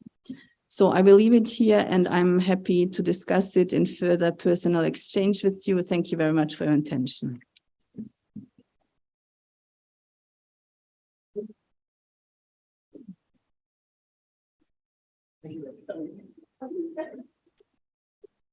So thanks very much, Daniel and Adina, for your, not only for taking part in the dialogues themselves, but also agreeing to come up and sharing some of your thoughts with us here today. So next, we're going to go to the first of our two panels for today, which is going to be touching upon the policy frameworks that currently support the protection of places of worship. This panel is going to be moderated by Dr. Mohammed El Sanusi. Joining Mohammed on the stage is going to be Nihal Saad, which we heard from already in the opening session from the UNAOC. Joining them is going to be also Dr. Kishan Manosha. Kishan Manosha is the head of the Tolerance and Non-Discrimination Department of the OSCE, OSCE Office for Democratic Institutions and Human Rights in Warsaw. And from 2015 to 2020, he was the senior advisor on freedom of religion and belief. He has extensive experience in freedom of religion or belief and related human rights issues from around the world as advocate, researcher, trainer, and consultant to a number of international and non-governmental organizations.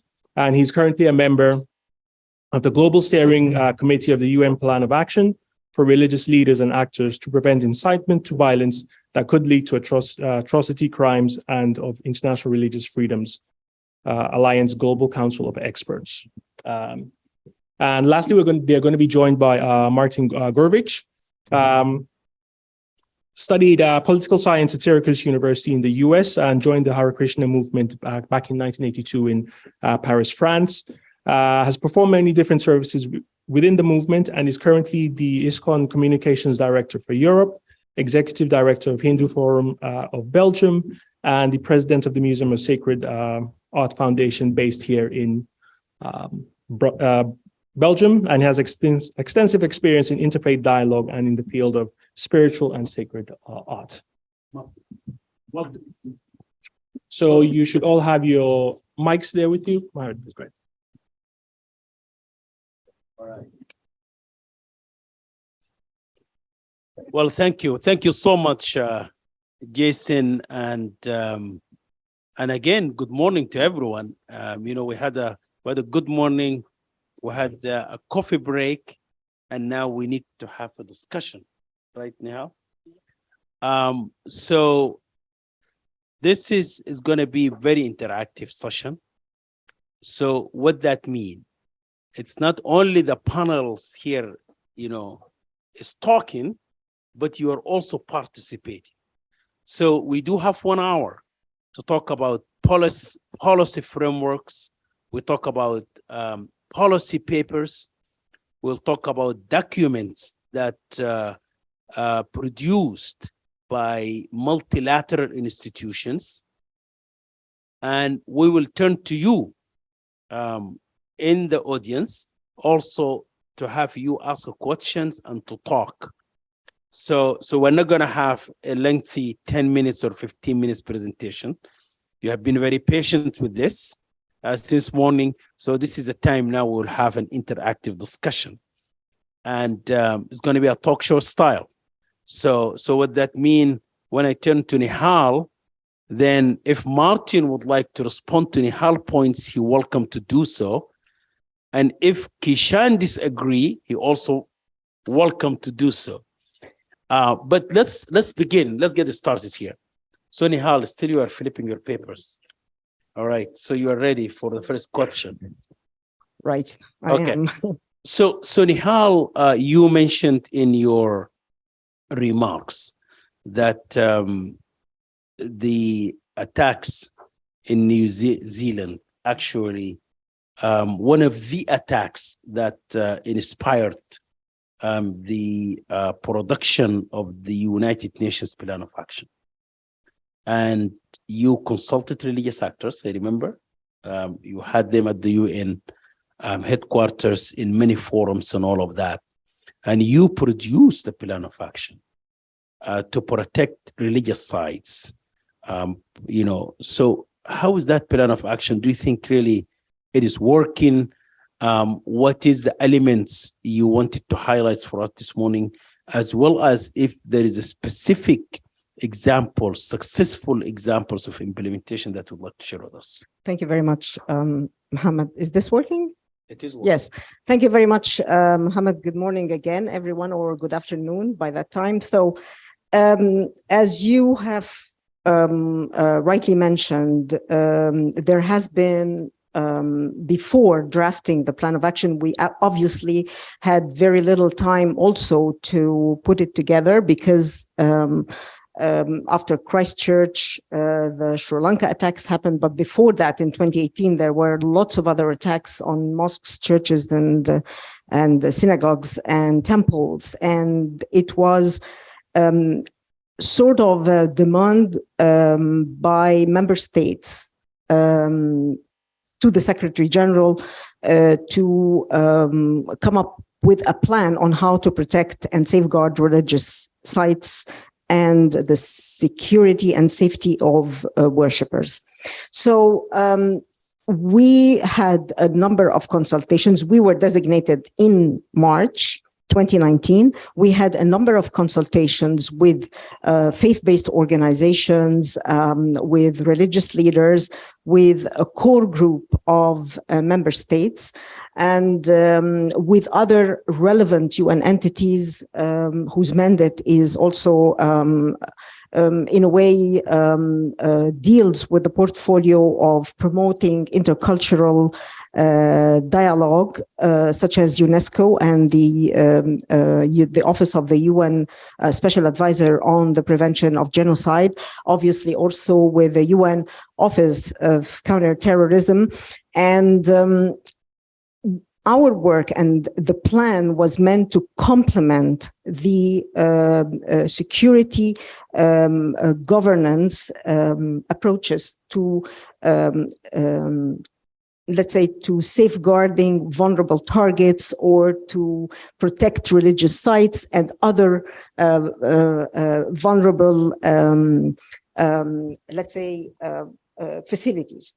So while the focus is going to be on the promotion of intercultural and interreligious dialogue and on using soft power mechanisms to do so. So where we are now? Where we are now is that we wanted, first of all, to promote the campaign. So we started the campaign in 2020, which is #4SafeWorship. and we continue to promote it on social media. The hashtag generated 1.4 million in social media social media outreach last year. And the campaign website continues to feature videos about places of worship in Afghanistan, Bangladesh, Brazil, Cuba, Egypt, India, Indonesia, Italy, Iraq, Kenya, Morocco, Nepal, Nigeria, Pakistan, Philippines, Portugal, Spain, Uganda, United Kingdom, and the United States. And by sharing stories about the universality of the religious sites, we wanted to highlight how symbolic religious sites are and how related to the identities. The second point about the plan of action is really to have to develop partnerships within the UN and within UN entity, UN system, and outside the UN system. And probably this is a good example why I am here, why UNOC is here in this meeting is one of the partnerships outside the UN system. But within the UN system, as I mentioned, we have a very close collaboration with UNOCT. I'm very happy to see Ignacio Ibanez, who is the director of the UNOCT office in Madrid here, with whom we have a very close collaboration when it comes to the UN global program, UNOCT global program on the protection of vulnerable targets, including religious sites. And together we have produced a module on the protection of religious sites. Perhaps he will be able to talk about it. Yeah, definitely we'll hear. But let me just put one more point, which is very important, because I see that institutionally, we have seen increasingly a growing interest within the UN and from member states on the importance of the protection of religious sites. And that was demonstrated in two specific resolutions, important resolutions. One was the 7th review of the United Nations Global Counterterrorism Strategy in 2021, where the General Assembly called upon member states to strengthen efforts to improve the security and protection of particularly vulnerable targets, including religious sites. The other resolution was also in 2021, which was adopted towards the end of that year, and it was around the promotion of a culture of peace and tolerance to safeguard religious sites. In both, that was sponsored by Morocco, if you remember. That's the one. Absolutely, sponsored by Morocco. So this is where I'm seeing that institutionally and at the level of member states, there is a growing interest in the protection of. Great. I want to come back to you, Nihal, to this particular point, because you mentioned the interagency within the United Nations efforts on this, and you also mentioned the external partnership. And that brings me to SDG 17, which I'm going to come back to it later. But Kishan, maybe you need to push your chair a little bit so that I can see you as well. Good. This is good. This is good. So Kishan, OSCE, also you work on this area, and you produce some policy papers, some work on this. So do you want to just give some highlights before we engage in the discussion, please? Thank you, Mohammed. And it's the first time I'm speaking at this event, so I would at the outset like to offer my personal and institutional congratulations to the SOAR project, all the consortium partners, for a remarkable achievement, set of achievements in particularly this very challenging time of COVID. Yesterday, I was at a meeting of the advisory board, and just listening to the presentation from Shaukat and Kashif and others as to what has been achieved in this very short, compressed period of time is quite astonishing. So congratulations to everyone who's been part of this very impressive effort. The office that I'm representing today, the Office of Democratic Institutions and Human Rights of the OSCE, is the main institution of the OSCE working in the human dimension. So it's concerned with human rights, fundamental freedoms, democracy, the rule of law, with tolerance and non-discrimination issues, which therefore, of course, means that we're very much concerned in ensuring and working with states, with civil society, with communities and other actors in addressing issues of hate crime, hate speech, and the security needs of communities. So further to this mandate, in recent years, we have been producing or have produced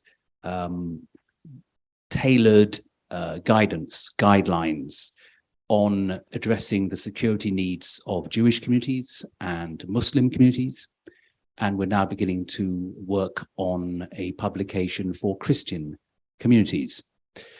In the work we've done thus far, and we've developed a practical guide, as I say, we have initiated a number of events bringing together law enforcement, bringing together representatives of communities, wider civil society, public authorities, and other actors to look at the issues around intolerance and discrimination against the particular community, say the Jewish community, in consultation with those communities, so to raise awareness among law enforcement of the phenomenon of anti-Semitism and how it is manifest in their societies.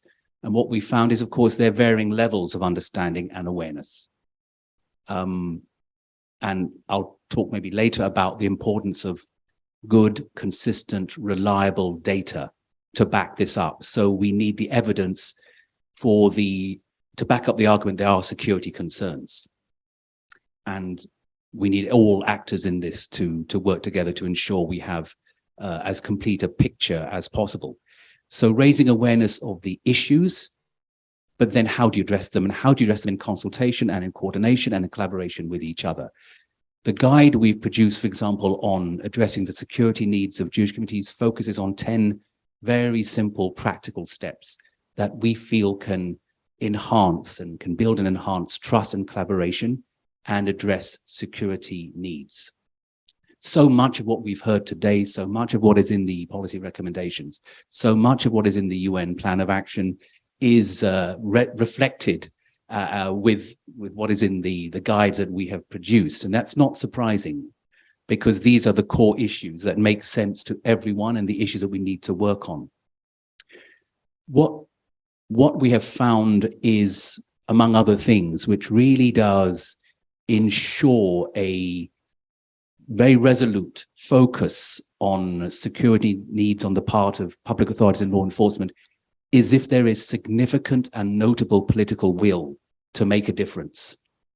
And we have found that it really requires the endorsement, the word of the Minister of the Interior, for example. When she or he, and let's not forget that it's not just only about men occupying these positions, when they tell their colleagues all the way down to the law enforcement officers that anti-Semitic, anti-Muslim, anti-Christian hate crime, anti-Hindu, anti-Buddhist, any religion-related hate crime is an issue and we need to do something about it, then that has a huge and important impact. So political will ensures also that law enforcement and government is open then to collaboration and consultation with the communities. So I just want to stress that at the outset, the importance of political will, and so much then flows from that. Yeah, and you have been working on this, and you raised this also in our advisory board meeting yesterday, the importance of law enforcement and community collaboration, which is really very critical. But Kishan, you're addressing hate speech, you're working on human rights and all of that. How does that reflect positively in the protection of religious sites? So when you raise the awareness, how is that? You want to elaborate a little bit? Well, if you come to the conclusion that there are issues around intolerance, discrimination, and hate towards a particular community or against communities of faith, belief in a society, then you need to think very carefully about how you respond. Not just once the acts happen, but to ensure that they do not happen. So it means you begin to think about strategies, policies, approaches to awareness raising as a very important part of prevention, to education. And that work relates to the work that we do, for example, in school education to address anti-Muslim racism, school education to address anti-Semitism. We address, and the approach we take together with our partners at UNESCO is addressing these phenomena in and through education. The through bit we get, but the in bit means there are issues also in education establishments, in school classrooms, in school playgrounds, and it's working within a human rights framework to build mutual respect, understanding, tolerance, welcoming of diversity, approaches to inclusion, understanding from a very, very early age. This is one of the things that I noted in the UN Plan of Action, community education for young people, building their competencies in interfaith and intercultural dialogue. So education has a very important role. And of course, as we've heard a number of times, the importance of fostering environments where interfaith and interreligious dialogue and encounter can take place in a very natural way, in a very, I would say, informal way at the grassroots. So thinking about schools and other spaces, educational spaces where interfaith encounter can happen naturally. It requires support, it requires investment of resources and time, but these are very important things. So once you realize there's a problem, yes, you build the environments which ensure that we're dealing with the preventative aspects, which of course will ultimately, we hope, translate into safer and secure environments for people of faith to come together publicly to worship and facilitate the safety and security ultimately of places of worship. Thank you. Thank you so much, Kishan. Martin, I want to turn to you. And you represent the Hindu Forum and the Hindu community in Belgium. You heard the policymakers, they produce documents. How these documents you feel they help to protect your own houses of worship and religious sites? Well, first of all, namaste and greetings from the Hindu communities of Belgium and Europe. Many of you might not know, but there's over 3 million Hindus in Europe, not all of Asian origin. There's also many Europeans who practice Hinduism. And we're very grateful and we appreciate very much the SOAR project because of its inclusive stand, and especially Shaukat and Jason for including the Hindu communities, the minorities, Hindu minorities, and also other minorities like Jains and other religious communities. So we're very grateful for that. And to allow us to express our perspective on this issue. Of course, security is a very important issue in Europe. And we feel the European Union has very high grades on two fields, very high grade marks. First of all, it protects physical, the protection of the physical threats and violence towards individuals and religious communities. It has very good response for that. Immediately when there's an attack, the police and the military are there to support the individual or the communities that are being attacked. So it's very high grades. Also has very high grades in guaranteeing individual religious freedom. It's enshrined in all the national constitutions.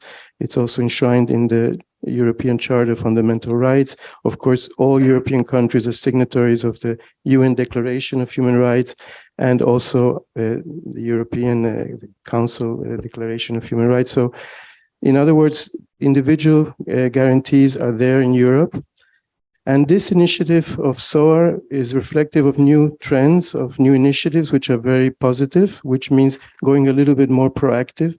In other words, giving training, guidelines, as you mentioned, in the form of publications, which are very valuable, and also assessments. So we very much appreciate that we had the opportunity of having many temples in Belgium and throughout Europe to have training and assessment.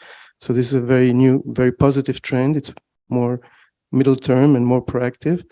But we also want to reflect on some of the weak points that we feel are there in Europe and need to be addressed, because these weak points have an impact in intolerance, in mistrust, in hatred, and eventually in violence. And we need to address these weak points as well if we want to improve security in Europe and have a more cohesive society. The first one is that many countries in Europe have discriminatory systems of how they treat religious communities. In other words, the systems in place are not egalitarian and non-discriminatory. And that's a very weak point in Europe, a very deep weak point in Europe. And that doesn't help for the communities and minorities to feel protected, appreciated as they should. There's two-tier systems, three-tier systems, state religions in which the minorities have a second, third, fourth place in society, and that doesn't make things better for this security and social cohesion. Do you want to highlight a specific example of that? Well, I mean, I live in Belgium, and even there is a state church system. It has many discriminatory aspects to it. We are in the process of having recognition for Hinduism for the last 14 years, and we're not getting anywhere.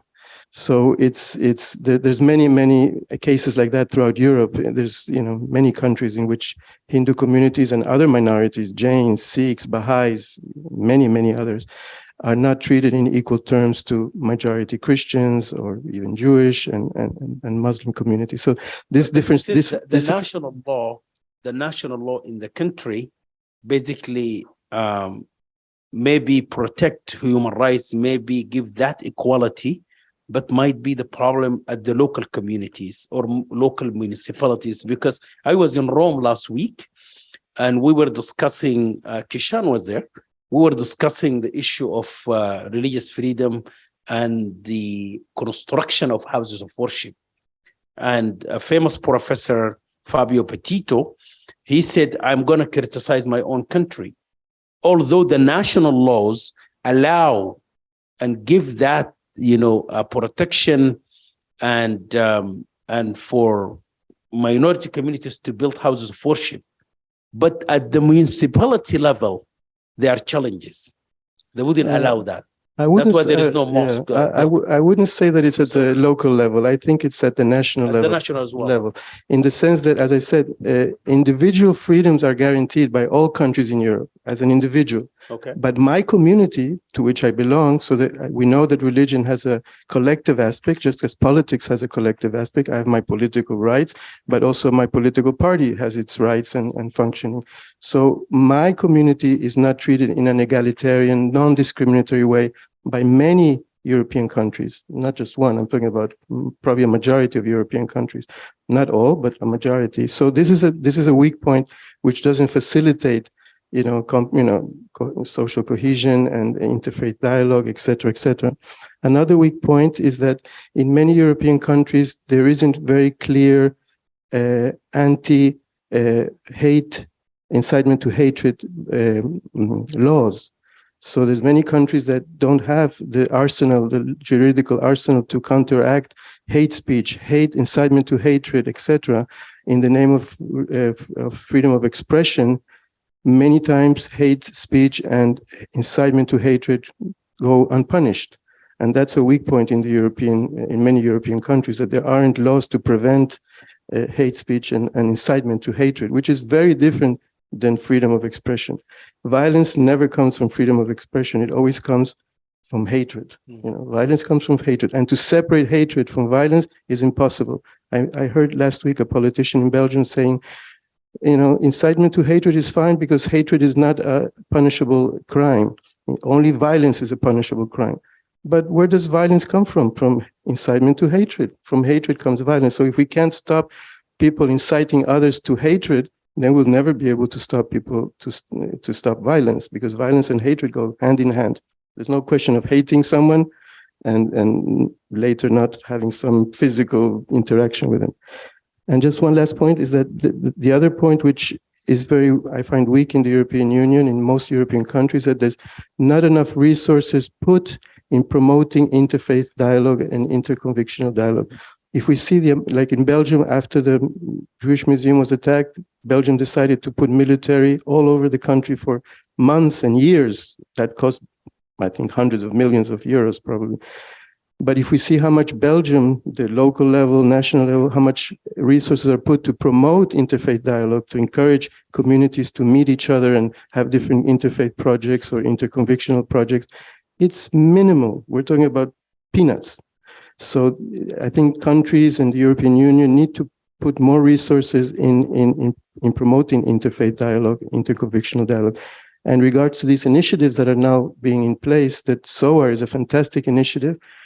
It should actually be a permanent department of the EU, not some project that you do for 2 years, but something that is constantly being done, training, assessment, etc., etc. It should be like a permanent department or a permanent project, because it's not going to go away. We have this threat of violence and hatred, which is not going to go away. So we need to be very strong in our actions. So this initiative is fantastic, but let's hope the European Union makes it into a permanent department. So there is a permanent department definitely within the EU in regards of the protection of religious sites, but engagement of faith communities like what SOAR is doing is critical, need to be supported and make it sustainable, yes, or permanent, as you say. Well, Martin put a lot of things today, and he criticized the EU and also I gave marks, high marks, middle marks, and low marks. But it's a constructive, so it's a very objective, very constructive analysis. criticism. We know we need to hear that. Nihal, it's a lot of things what the UN can do with this, and all the European countries and member states. No, the UN and particularly the United Nations Alliance of Civilizations is actually doing. And thank you, Martin. I take my cue from the last points that you have mentioned when you talked about less resources being earmarked for promotion of interfaith and intercultural dialogue. And this is, I totally agree with you. There is more investment in not just military, but on the countering reactive and reactionary measures rather than the prevention measures. And this is very important, because I was talking earlier during the coffee break about the distinction, the blurred lines that sometimes we have between to distinguish between preventive measures and countering or reactionary measures. When we are strengthening, let's say, the hardcore security aspects in churches or in mosques or in temples or in synagogues, this is not prevention. This is countering in case they are attacked. But why not start from, we should not have the attack in the first place. And this is where prevention is. And there hasn't been enough investment in preventive efforts. Promotion of intercultural dialogue and interfaith dialogue, the promotion of or enhancing education, as Kishan mentioned, in order to promote in the curricula from in schools, even not in universities, mutual respect, compassion, dignity for all. And this is, which is inherent in all faiths and all religions. This is where we start from. And that's where what we also do, that we do projects which are people-centric and results-oriented. We work closely with grassroots organizations, faith-based organizations on the ground in Africa, in Europe, and in the Middle East, in Asia, and in other parts of the world, where those grassroots youth-led organizations, women-led organizations are working within their communities in order to build bridges of understanding, in order to build their resilience through capacity building workshops.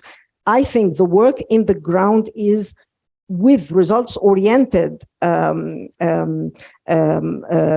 benchmarks is where we should talk about prevention. But I want to make one more comment on hate speech, because Martin, you mentioned hate speech, and there isn't any laws that criminalize hate speech. I want to remind you of a couple of frameworks. One of them is the UN strategy on combating hate speech, which was actually released by the UN Office of the Special Advisor on the Prevention of Genocide in 2019.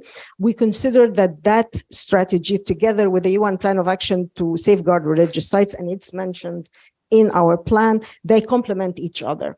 Because combating hate speech also helps with in general with the protection, with the prevention of incitement to violence. But there is also an EU strategy on hate speech, and there are certain benchmarks that is mentioned in the Rabat Plan of Action, because you have to reach a particular threshold where hate speech is being criminalized. When it reaches a particular threshold that amounts to incitement to violence. So, yeah, and it is clearly mentioned in the Rabat Plan of Action. But so the frameworks do exist. But we know that there is always a thin line between hate speech and freedom of expression.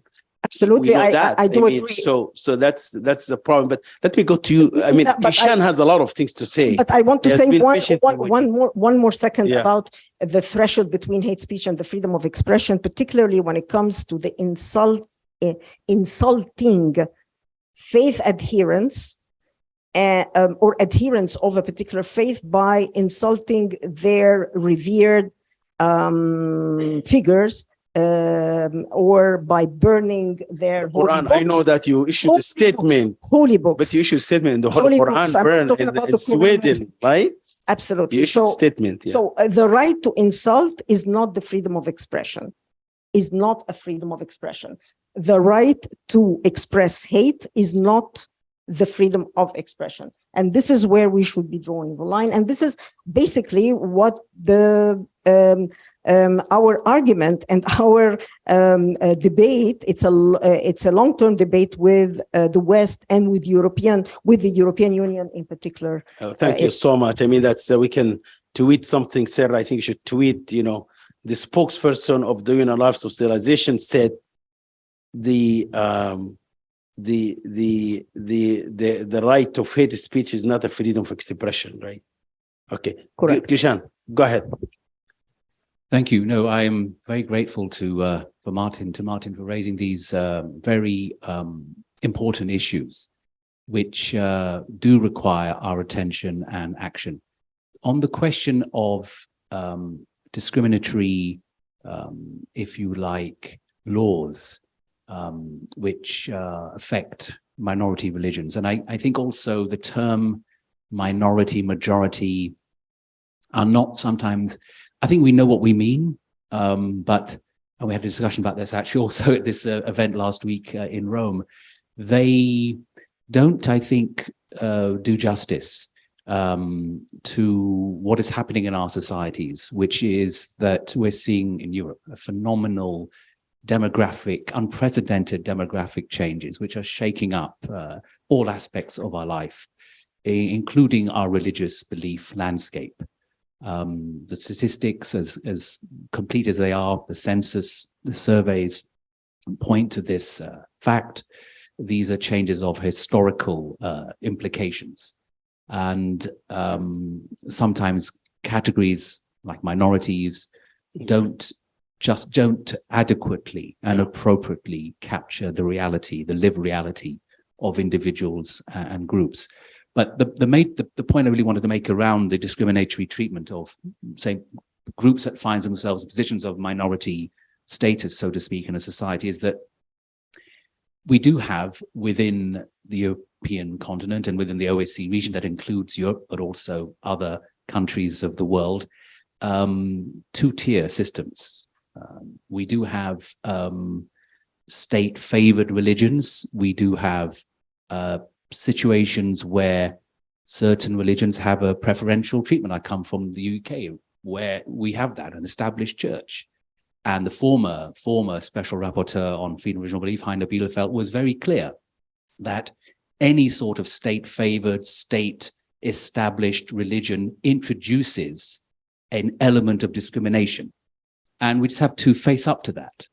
And and understand what the implications might be. In some places, they're more serious than others.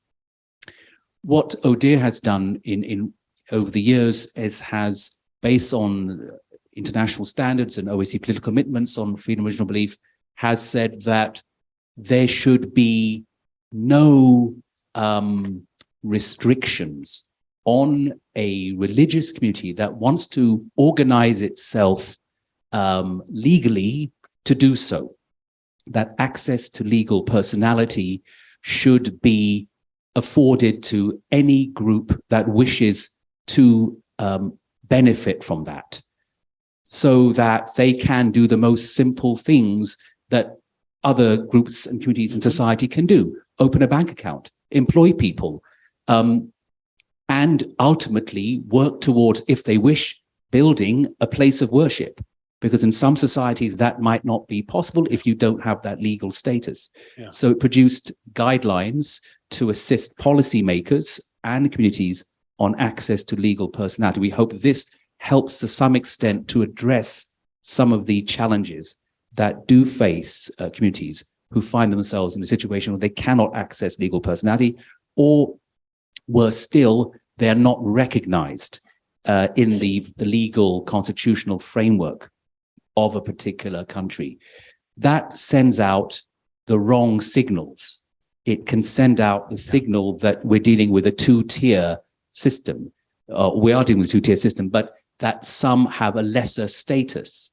Now, if that's a political signal, that can be exploited in societies by those who wish to stir up some sort of fear or worse, contempt towards that particular community. And that can get into, of course, a socio-cultural environment in those societies with less than positive and quite negative implications. So that's something that we find is hoping to shift, is hopefully shifting the discourse on where communities should be in relation to being equal legal actors along with others. And we hope this helps to make a difference. Thank you, Kishan. Before I'm gonna give it to you all, and get ready. And I know that Daniel probably wanna also respond to Martin about what Martin was saying about the European countries and all of that. If you have anything to say there, but Martin, you want to say something before I go to audience? A little bit reacting to what Kishan just said is that, you know, the argument that I hear constantly, why there are two-tier systems, state religions, three-tier systems, why discrimination is okay, is that it's a cultural and historical sensitivity.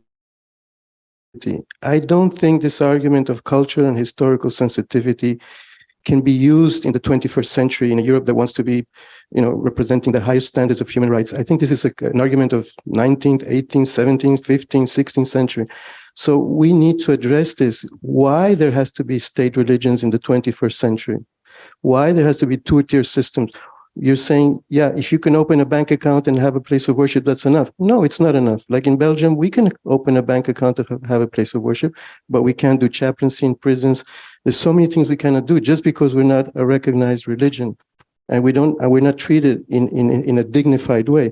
Hindus want to contribute to society. Why society, the government, doesn't accept them in an equal term with all the other communities? In other words, this argument of cultural sensitivities doesn't stand in time. Maybe we can push it another 10 years, 20 years, but one day Europe will have to face that religions have to be treated in an egalitarian way. It's the 21st article of the Charter of Fundamental Rights, non-discrimination on the basis of religion. So this is discrimination on the basis of religion, government discrimination on the basis of religion. So that's quite deep. It's not individual discrimination. It's not medium discrimination. It's not public discrimination. It's discrimination from the state towards certain communities. There's no need of that. There can be different systems. Of course, if a community has 80% of the population, they will get more resources than somebody who has 1% of the population. But the system in place should be egalitarian, transparent, democratic.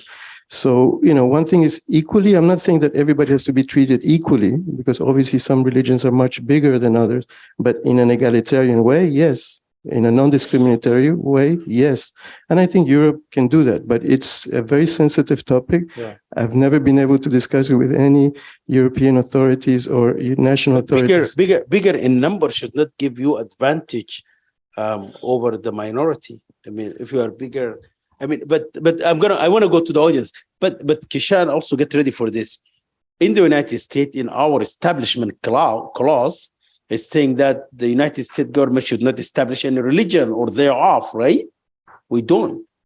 But you see attacks on, houses of worship, terrorism. It is the largest in the world. So how are we going to respond to that? But let's, do you have somebody to pass? Sarah, thank you. I come to you, Maya. Let's get it from, I think, Roger there first. Thank you very much. Yeah, make it short and sweet and question, please. I wonder why still other communities, faith communities, doesn't help small communities to have the same recognition by government. Because if you doesn't raise as big community acknowledged for centuries in the country, then you accept the double standard. So it's my appeal to the recognized religions. If you stand with your own values, then you should help those other religions to be recognized. Otherwise, we are doing religious politics, being favored by the government and putting the other outside the door.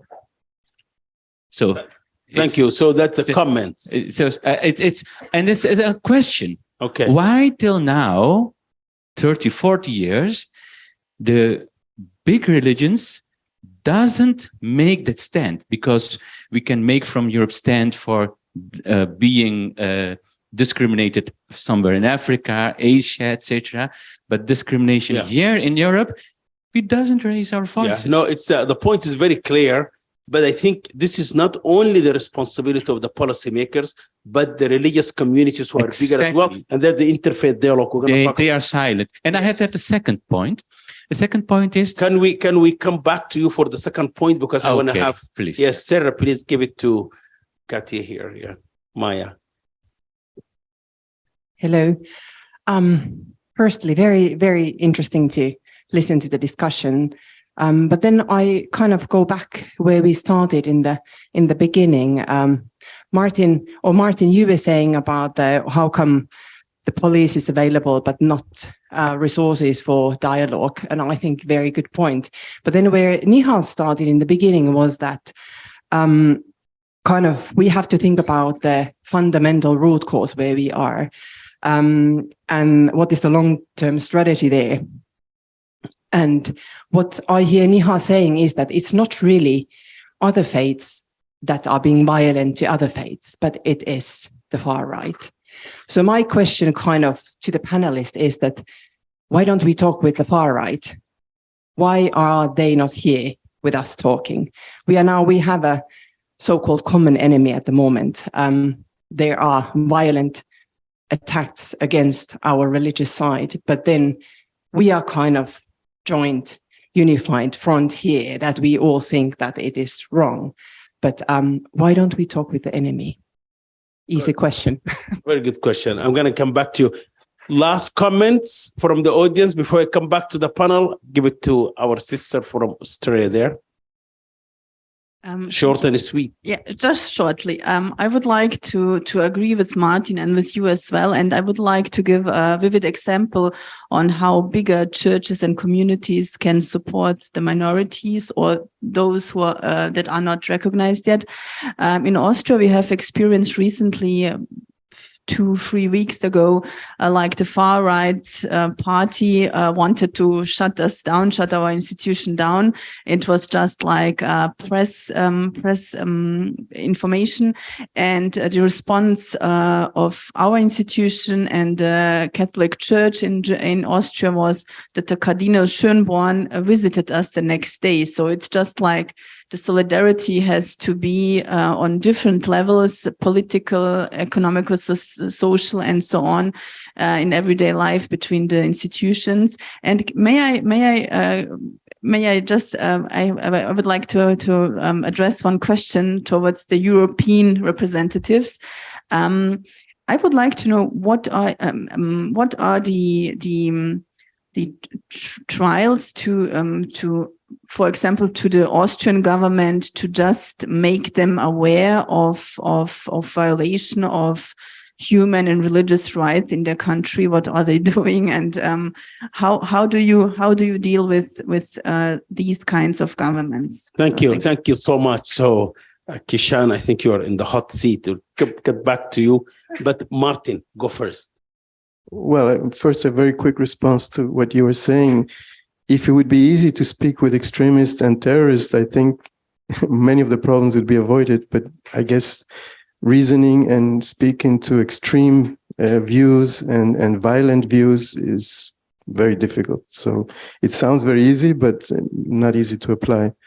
So I don't think it's so easy to have a reasonable dialogue with those who have very extreme views and very violent views, full of hatred. How do you speak to somebody who's full of hatred? Very difficult. Great, thank you. Nihal, you're ready, I think. Yes, thank you for the comments and the question. I just wanted to clarify that when I talked and I referenced the far right and the growing and the rise of far right groups, the far right rhetoric, which has been mainstreamed and normalized. I'm talking about the current scene when we talk about the current, let's say, global scene where we see now the rise of the far right. That is different than before in the past decades when we have seen that many of the religious sites, for example, have been targeted by other faiths, who are from radical groups. So I'm talking about the current scene now. And to your question about why we are not talking to them, well, I mean, there are far right extremist parties that are in power. They are the ruling parties in Europe now. So here we are talking about state actors, not non-state actors. This is one. But then there are certain terrorist attacks and violent extremism committed by lone actors who are harboring extremist ideologies. These are being, when they are perpetrated, these crimes, when they are being perpetrated, in many instances, we see that they do not belong to a particular group or a particular movement. So here we are talking about ideologies. We are talking here about the war or the battle to win hearts and minds. We are trying to win the battle against radical ideologies. This is what we are talking about here. Not a particular person, not a particular far-right group. It's an ideology that we are trying to counter and trying to defeat. Thank you. Kishan, I know that you have a lot of points to make.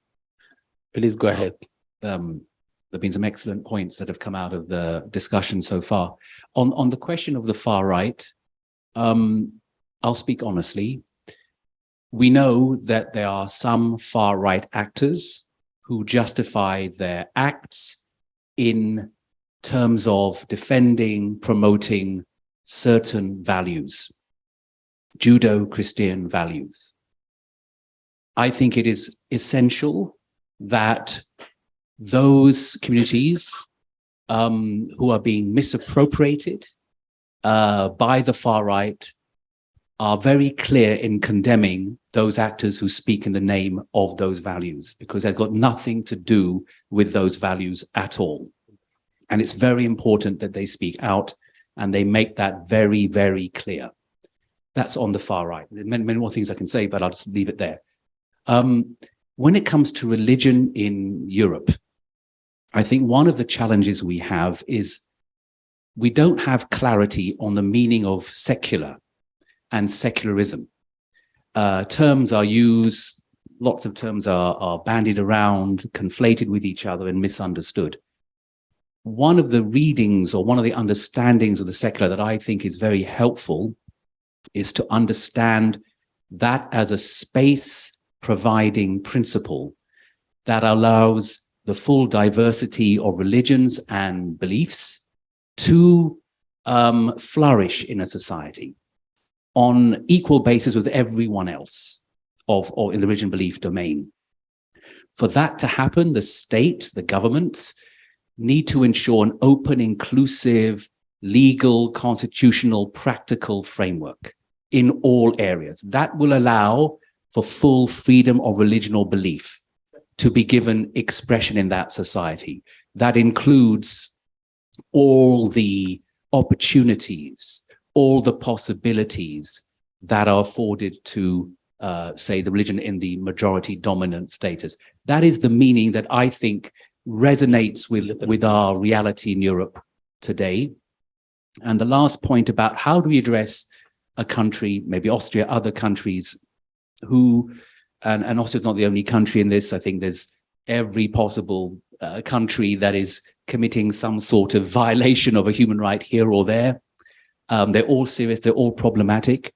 In the OSCE, the participating states have agreed consensually to certain commitments, say when it comes to freedom of religion or belief. And we work, ODIHR works with them to ensure that they live up to those commitments. So through quiet diplomacy, through creating spaces where states and state representatives come together with civil society, with the communities, to look at the challenges, to look at the gaps, how to address those gaps, how to seize opportunities to do better. Through the guidance, the guidelines, the policy documents we produce, I hope these are all ways that can contribute to that. Yes, we have fora, the human dimension meetings, the supplementary human dimension meetings, where we don't name and shame, but we do shine a light on where there are challenges and there are problems, and civil society in those spaces will be very, very honest and very open about those challenges and difficulties, and the states are there to hear that. That's the theory. We hope that we'll get better in ensuring that it really does make a difference. Thank you, Kishan. And I see Martin agreed. When you were talking, he was nodding. So that's really a very good news. But before, Sarah, can you give the mic to Zishan? We were talking about the policy documents earlier produced by multilateral institutions, right? And how they can protect, religious side. But Zishan is going to bring just in a minute or so the theological documents, the perspective that even theological documents that protect religious sides and give the kind of foundation for the importance of the interreligious dialogue that we're talking about. Zishan, you have a minute. Thank you so much, Mohammed. So first of all, my sincere compliments to the team behind this policy document launch and for their hard work. It's really encouraging to see policy makers prioritizing them and being participatory on this topic of the protection of houses of worship and to promote and respect those values of respect, diversity, and tolerance. And it's exactly what our faith speaks to us when the Quran teaches us that God is sure to help those who help his cause, and we must protect the places where his name is praised. So my name is Zishan Zafar. I'm from the Abu Dhabi Forum for Peace, based in Abu Dhabi. And we've been working within this arena of the protection of houses of worship for around about 8 to 10 years. And it's been a real concern, especially when you look at it in the light of what's happened in the Middle East and the rise of the Arab Spring. And our president, Sheikh Abdullah bin Bair, who's been a very vocal voice on these issues, he repeatedly mentions in his speech one thing, and that is one of the most important initiatives that should be jointly pursued by religious leaders, the United Nations, and decision makers around the world are laws protecting places of worship, from damage and desecration, because they are places where God is worshipped and where his name is praised. And it was only a month or so, and Muhammad was there in January at the International Religious Freedom Summit in America. He re-emphasized this point, which he's been making repeatedly, and he's highlighted this at the United Nations, and that is that whilst all houses of worship should be respected, he proposes to the United Nations, and he did this at a meeting in New York a few years ago, that there should be an international day of the year that should be dedicated to the commemoration of attacks on places of worship, during which supplications and prayers of peace and fraternity should take place. But in answering Dr. Muhammad's real question, the importance of religious actors and senior religious figures and leaders like Sheikh bin Bair are extremely important and pivotal if we were to take and look at this work from a multidisciplinary perspective. And what the Sheikh has been trying to do alongside the Abu Dhabi Forum is to try to act as strong advocates from a religious, theological perspective, and recognizing the devastating impact of attacks has on religious sites, but not just the building itself, but also the social fabric of our communities, and the houses of worship represented something a bit more, the shared history, culture, and spiritual heritage, which tells a very diverse story. But we are also living in an era where we're forgetting this past. And it's our responsibility of the people that are here today to renew this notion of what it means to live together, as what Kishan mentioned, as flourishing communities.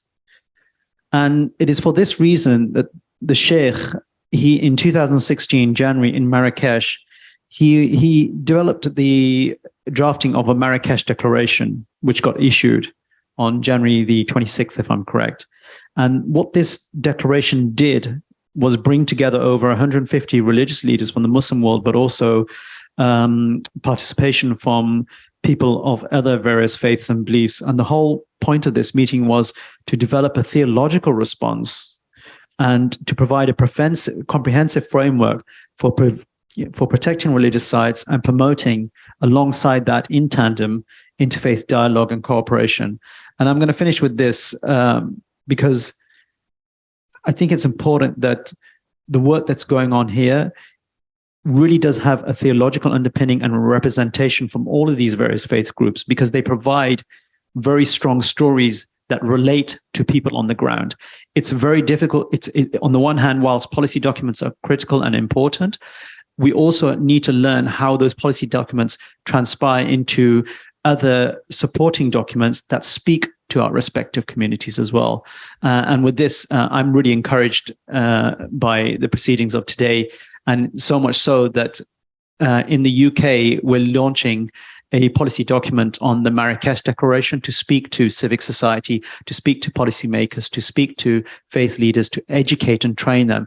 But I'm also committed that after hearing today, that I will also address in that document the importance of the protection of religious sites and houses of worship. So thank you so much. These theological documents may be actually more relevant to the communities on the ground, because they really speak their language as well.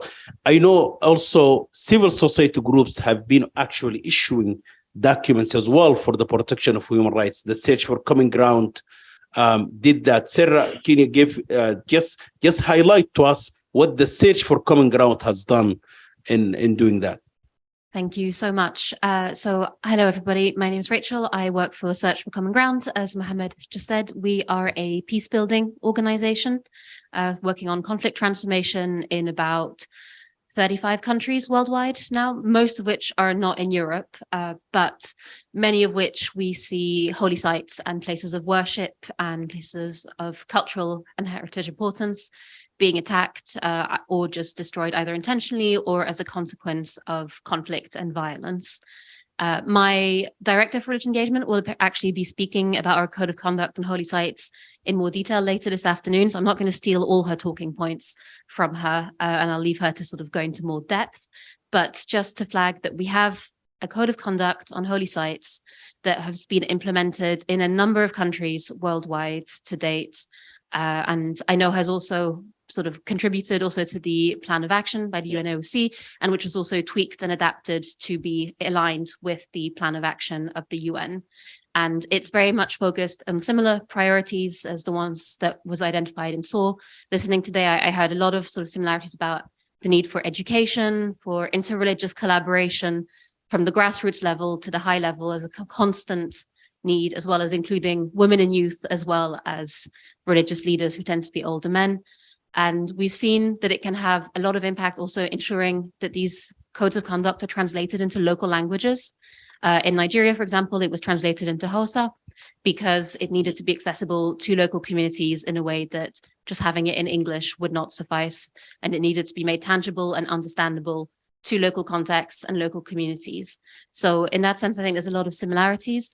And I think also that although obviously a conflict context is not something that we have quite on the same scale in Europe, although obviously now with Russia and Ukraine, that's changed somewhat. There are still very many shared concerns and priorities and approaches. And I think on that, there's an opportunity for faith communities, which are both local, but also have global connections, either through migration or through religious institutions, to reflect about how collaboration and shared learning can be passed on, not just between small communities in one area, but also at all levels to really make places of worship safe for everyone. Thank you. Well, thank you so much, Rachel. I really appreciate that. And you really mentioned an important point, how you make also those documents relevant to the communities. And that's what SOAR project actually has done, translated and all of these documents to the local, European languages and the community so that they're relevant. Well, we are between you and lunch. So what that mean? That means we need to conclude this panel in 2 minutes. So thank you so much for your really contribution. And the 2 minutes will be shared by the stage, 30 seconds each. 30 seconds each. I just want to comment. I give you the floor. Yeah, but I want to, because it's a very important point that I want to mention. Yes, thank you, Rachel. Part of the multi-stakeholder disciplinary approach that we adopted in forging the plan of action to safeguard religious sites, we did really consult with Sharon Rosen and the code of conduct, and I look forward to her presentation later on. We have also collaborated with the Search for Common Grounds in other projects such as the Youth Solidarity Fund, where we were seed funding youth-led organizations in several countries through seed funding and capacity building workshops. I want to go back to what I mentioned, and again to your question about talking to the far right. And as I said before, there are far right parties that are actually ruling. I mean, they are the ruling parties in many parts of the world. And there is a mechanism within the UN system, particularly under the Human Rights Council, which is the Universal Periodic Review, which is an annual mechanism or framework. And this provides, it's a member state driven process where they give member states an opportunity to talk about the status of human rights in their own countries and what kind of measures they have taken in order to address human rights situations that have been reported in the periodic review. Of course, I mean, it is member states driven, so it is not binding and it's not mandatory. Thank you. Thank you so much, Nihal. Kishan, final thoughts, 30 seconds. Well, it's just to say that one of the things that I'm most impressed by the SOAR project is that it operationalizes guidance that has been flowing from the United Nations or the OSCE, or the documents that guidelines you've been hearing about and may be aware of. It operationalizes the guidance, creates the tools and resources that actually, because they're also context specific, will and should make a difference. And I just wanted to say that is so important, that the tools and resources continue to be produced, and that requires the investment of resources by bodies like the European Commission. So to make that happen. So that's my last Thank you comment. so much. If you want the job to be done, give civil society. And then we'll make it happen. Martin. I just want to thank again the SOAR project for doing amazing work and being so inclusive. We feel honored to have been part of this initiative, and we hope we can continue collaborating. And I especially want to say that I pray and hope that that vision that Kishan shared with us a few moments ago of what the state-church relations in Europe should be like will actually manifest one day. Hopefully sooner than later. It's a long way to go. I think it's that's why I would give it very low grades at the moment in Europe, but hopefully with ODIHR and continuing to do other initiatives to create this awareness that this will change, because it's I come from South America, from Uruguay, and in this regard, the state-church relations is much more, it's a country that was created from people going away from discrimination. Uruguay was, my grandfather left Lithuania because of religious discrimination, and many other communities fled Europe because of the religious discrimination. So I think Europe still needs to address this issue of how the states deal with religious communities. It's a very important topic, and it's not on the forefront of the table at the moment. Thank you so much, Martin. And just the final remarks from me here is that there is that responsibility of the majority religious community to speak actually for equality and also inclusion of those who are minority in numbers, numerical minorities, we say all the time. How many of you heard about shoulder to shoulder? Only Sarah raising hand, Zishan, shoulder to shoulder, shoulder to shoulder. Okay, this is an organization that was born in the United States after Pastor Terry Jones, 11 years ago, decided to burn the Quran. The heads of the majority religions in the United States, head of denominations, came together and established this organization, and they said attack on any one of us is attack on us all. And they institutionalize it. Now it has an executive director. These are like the United States Conference of Catholic Bishops, the National Council of Churches, all 4 Jewish denominations came together. And in that, press conference, which gave birth to shoulder, talk to me about it in the break. That press conference, the evangelical faced the camera and said what? By doing this, by burning the holy book, actually, you are bringing dishonor to the message of Jesus Christ, the message of love, not the message of hate. And now, all of these head of denominations actually paying dues to shoulder to speak out, and they speak actually to protect those who are in minority in numbers. With that, I want to thank you for your patience. Thank you so much. You really deserve the lunch now. And enjoy the lunch. And Jason, you may have more announcement, but let's join me to give a round of applause to this panel here. All right. Thank you. Jason, is yours. Thank you very much, Mohammed, and all our panelists. Unfortunately, very interesting discussions. We could have gone on for much longer, but we're trying to stick to our schedule, which we're failing a little bit. So now I'm going to let you all have lunch. We're going to be having lunch just outside the doors here. So feel free to eat either anywhere outside or in this room. This whole space is going to be at our disposal. So please try and be back in the room for 1:30. Then we'll have start off the next session with quick testimonials of people who have been part of some of the security trainings we've delivered before we jump into our second panel for today. So thank you very much. I'll be back at 1:30.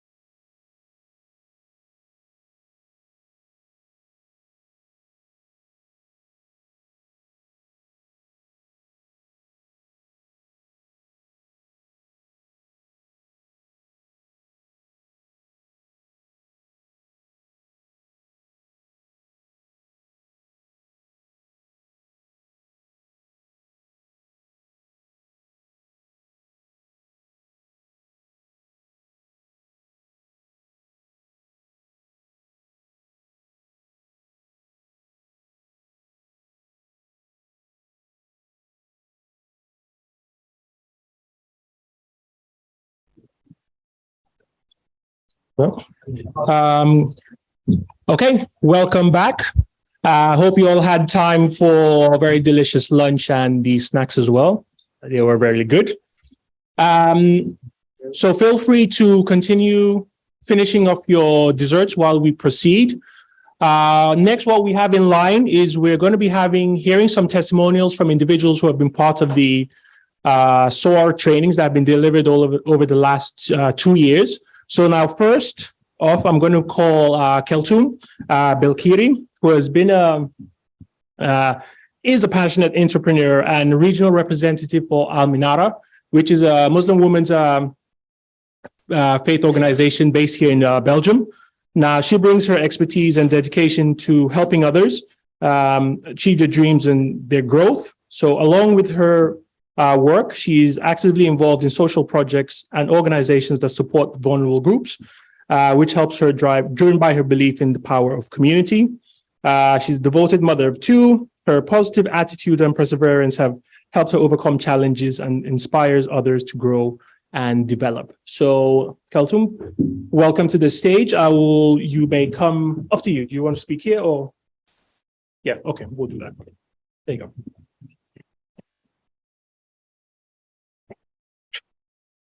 Hi, good afternoon. I hope you also enjoyed your lunch as much as I did. My name is Keltoum. I'm from Mechelen, and I represent Al Minara, an organization mostly for reverts to Islamic religion. And we also have projects for the people in need. I'm honored to speak here today. Thank you for the invitation. I will shortly talk about our experience with SOAR in this security training and how it affected us. I first heard about SOAR when a fellow volunteer from the Al Minara organization mentioned it. Our community has been struggling for some time with issues related to safety as individuals and the safety of our community and place of worship as a whole in Belgium, Flanders. As a Muslim woman, volunteer and community member, I was also concerned about the safety of our place of worship and our well-being as a community with Islamic beliefs. There have been some incidents in the past that made us vulnerable and unsafe, also in Belgium, in Flanders. And when I heard about the SOAR security training, I knew that this would be a big value for us as a community. During the SOAR training, we learned about the security measures we could implement in our place of worship to make it safer and in our community as a whole. We also learned about the importance of building relationships with law enforcement and other community members as well. The training allowed us to properly assess the impact of a stronger relationship with local law enforcement agencies, which helped us feel safer and protected. A key learning point from the SOAR training was having a plan in case of an emergency. We now have a clearer view of how an action plan in case of an emergency can be helpful and how it can give our peace of mind. Through SOAR, I have also had the opportunity to build relationships with other community members. It is inspiring to see people from different backgrounds working together to achieve a common goal of creating a safer community for all. While there is still a lot of work to do into the future, we are constantly working on improving security measures and building relationships with law enforcement and other community members in our community in Flanders.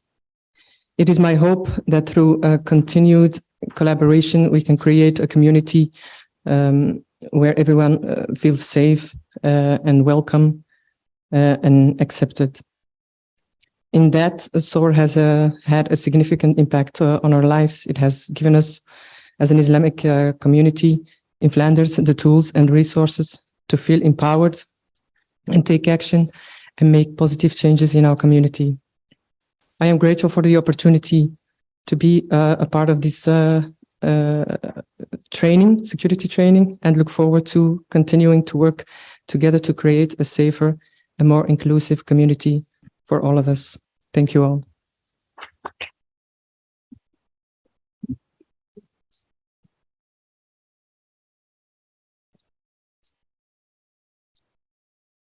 Thank you very much, Kaltoum, for that. Kaltoum, yes, was part of some of the security trainings that we delivered, which were specifically for women youth groups.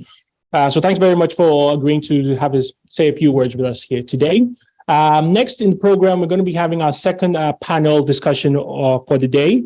Now, the topic of the second panel is addressing the rise of violence against religious sites. And we're going to be talking about religious communities and law enforcement and the collaboration between the two. This panel is going to be moderated by Shaukat, which we met earlier in today's opening session. Joining Shaukat on stage here today is going to be Dr. Umar Qadri, who is a leading Irish Muslim religious and social thinker and commentator.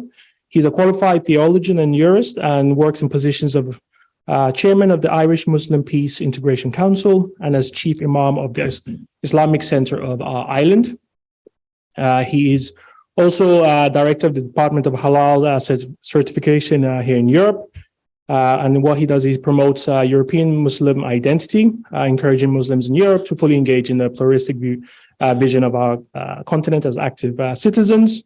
And he's also a board member of the European Leaders Majlis, Europe and Muslim Forum, and is one of the founding members of the Muslim Jewish Leadership Council, which tries to ensure that policymakers can consider minority communities at every stage of formulation of policy and strategy at the EU and member state level. Joining Dr. Al-Qadri on stage is also going to be Ignacio Ibanez. He is the head of the United Nations Office of Counterterrorism in Madrid, Spain, where he's the coordinator for the global program to counter terrorist attacks against vulnerable targets. He, from 2017 to 21, he has been the head of the front office under Secretary General for Counterterrorism at the United Nations in New York. Prior to this, he was a policy officer at the Counterterrorism Implementation Task Force at the UN Department of Political Affairs. And he has also previously worked as head of the Legal, Financial Crimes, and Maritime Security Programs at the Inter-American Committee Against Terrorism of the Organization of American States. And what we're also going to be doing is having, so they'll be joining us here on stage today. We're also going to be joining online, Sharon Rosen, who is the director of the Religious Engagement of Search for Common Ground, which is the world's largest peace building organization. And she's an expert on interreligious programming, advancing freedom of thought, conscience, and belief, where she provides strategic oversight, quality control, and technical expertise to search field officers working in the field of religious engagement in more than 20 countries around the world. And she leads the development of the Common Ground approach to security engagement toolkits for peace builders and religious actors, and has co-developed the seminal and popular online course with the United States Institute of Peace on religious engagement in peace building, a Common Ground approach. So Sharon, a very warm welcome to you online. Panelists, please take your seats. And you should all have mics there. Yep.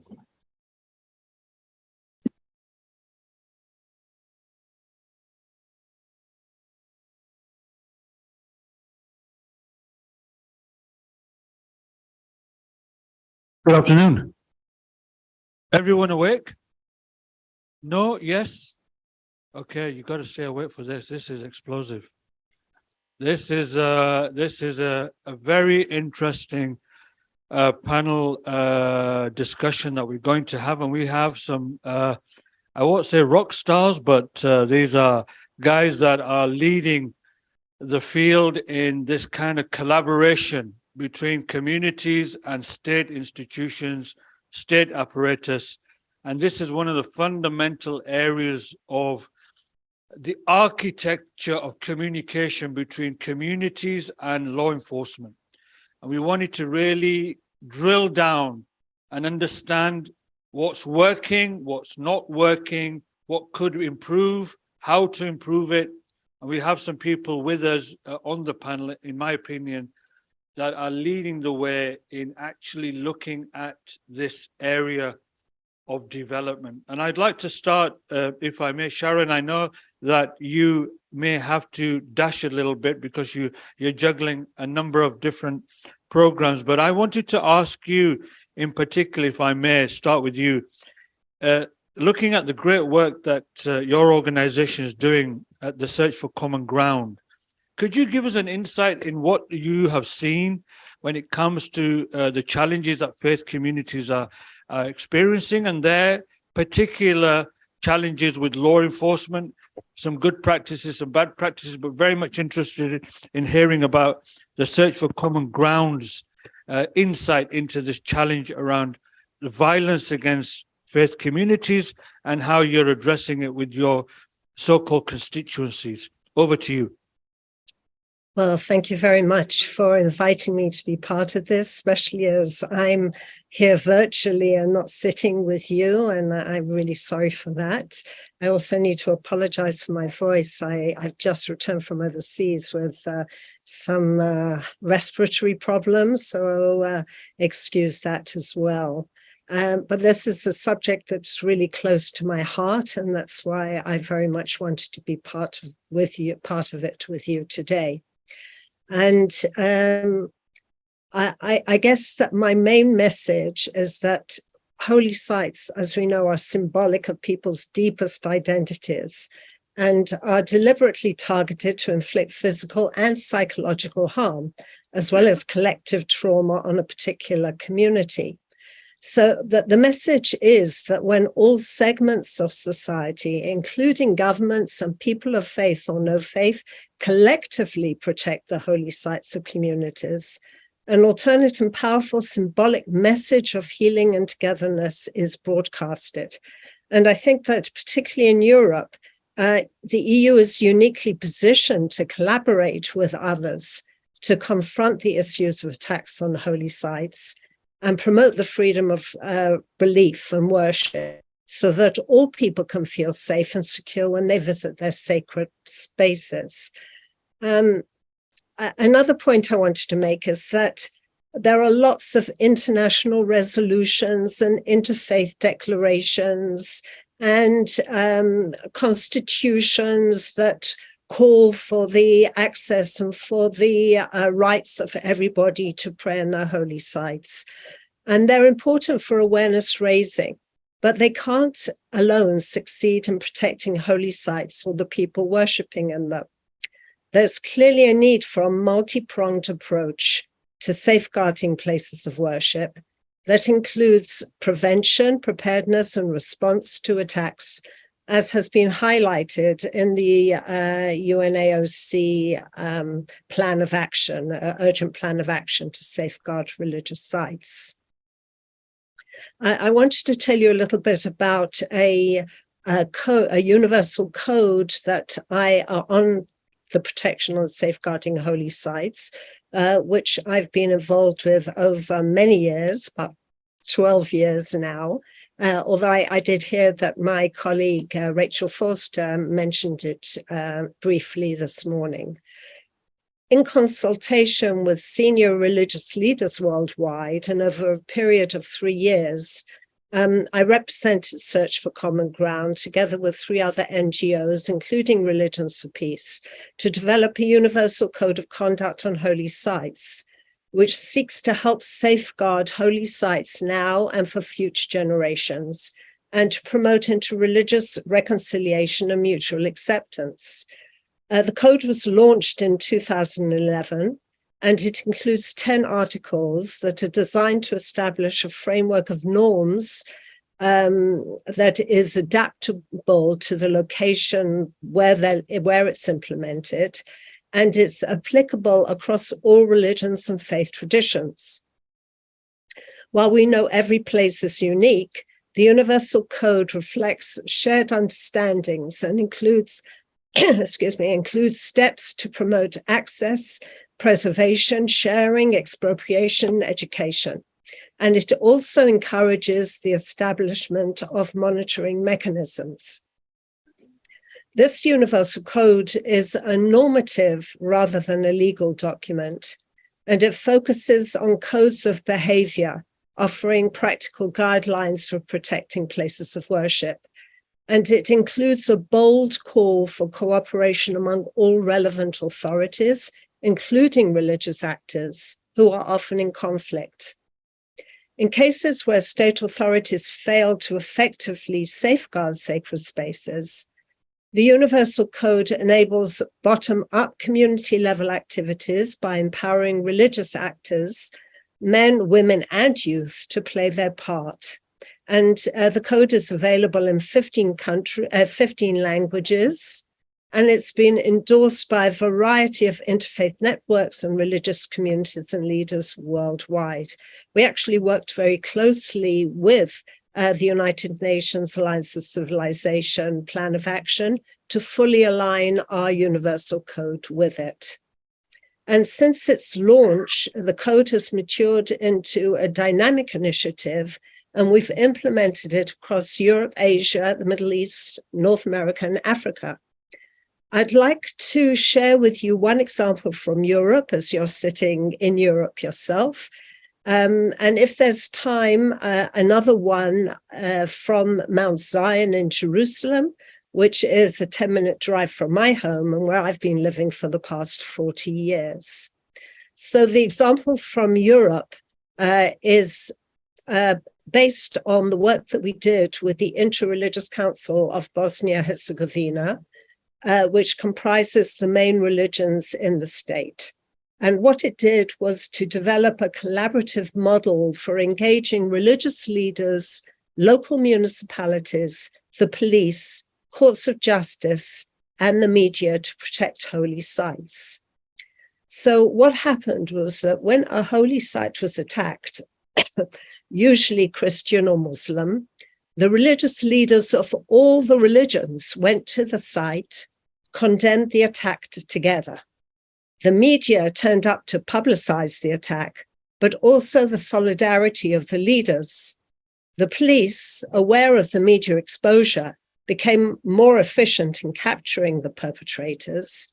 The courts of justice were also faster in sentencing culprits, and the local municipalities promptly repaired damage. And all of this resulted in a statistical show of a reduction in the number of attacks. And this successful model was copied by the OSCE for implementation in Ukraine, although heaven knows what's happening there now. Activities have also taken place in Nigeria and Jerusalem, Indonesia, Sri Lanka, India, and even among Native American tribes. Do I have time to talk about the example in Mount Zion in Jerusalem, or should I just go straight to recommendations? Is it possible to bring that in the next round, if possible? Sure, I'll do that. Thank you. I mean, that's very helpful indeed. In your universal code, obviously, we've definitely had a look at it. It's a fantastic piece of work, and it's something that many faith communities should be considering. But I really thank you for bringing that to our attention. And then the example in Bosnia, and maybe in the second round, maybe we can drill down into the particularities of that particular incident in the next round, if I may. But thank you so much, Sharon, for that. Let me come to Dr. Sheikh Omar Al-Qadri, if I may. Omar, I know you've been very active in various initiatives in Ireland as well as Europe, and you travel extensively within Europe and outside of Europe as well. From your very kind of engaged outlook, how have you seen communities engage with law enforcement pre-incident, potentially post-incident? What's your observations? I know particularly you've been very active in some of the kind of very tense situations in Ireland, and I think you've got a great insight from the Garda perspective as well. So I'd love to hear your insights on this particular initiative. Thank you very much, Shaukat. Bismillah ar-Rahman ar-Rahim. A very good afternoon to everybody, and I'd like to greet you with the Islamic greeting of peace. If you do know the response, please respond loudly. Don't be shy. Assalamu alaikum.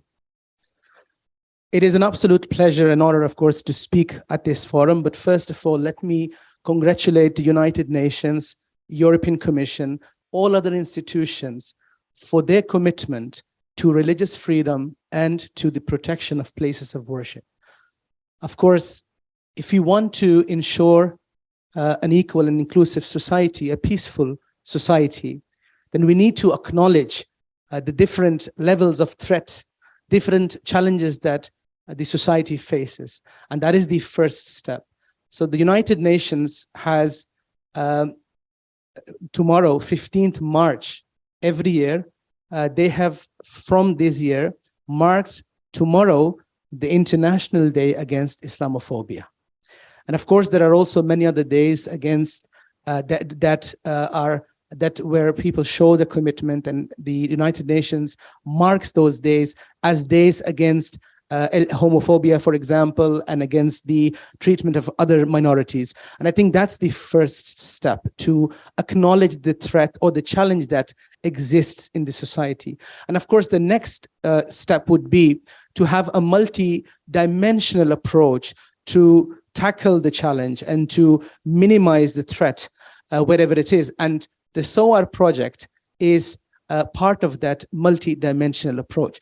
So congratulations and thank you to the United Nations, your European Commission, all institutions, and most importantly, to the team of SOAR that have had these amazing achievements in only 14 months to be able to, yes, please give them a hand. I mean, they have engaged more than 1,200 people. They've had more than 50 training sessions. They've had more than 50 risk assessments of mosques, churches, and other places of worship, which is a great achievement. So please give them another hand. They deserve that. I'm the chairperson of the Irish Muslim Peace and Integration Council, and for me personally, the protection of places of worship is extremely significant. I'm very passionate about that. And that is because from my faith perspective, from the Quran, I am inspired to do everything I can to ensure not only that the mosque is protected, also the temple is protected, also the synagogue is protected, also the church is protected. And this is because in the Quran, Surah Al-Hajj, which is the chapter on the pilgrimage, a very significant milestone in the life of a Muslim believer, the pilgrimage. In verse 20, God reveals, if God did not repeal some people by means of others, mosques, synagogues, churches, where God's name is invoked, would have been destroyed. So the Quran acknowledges that all these places of worship are equal.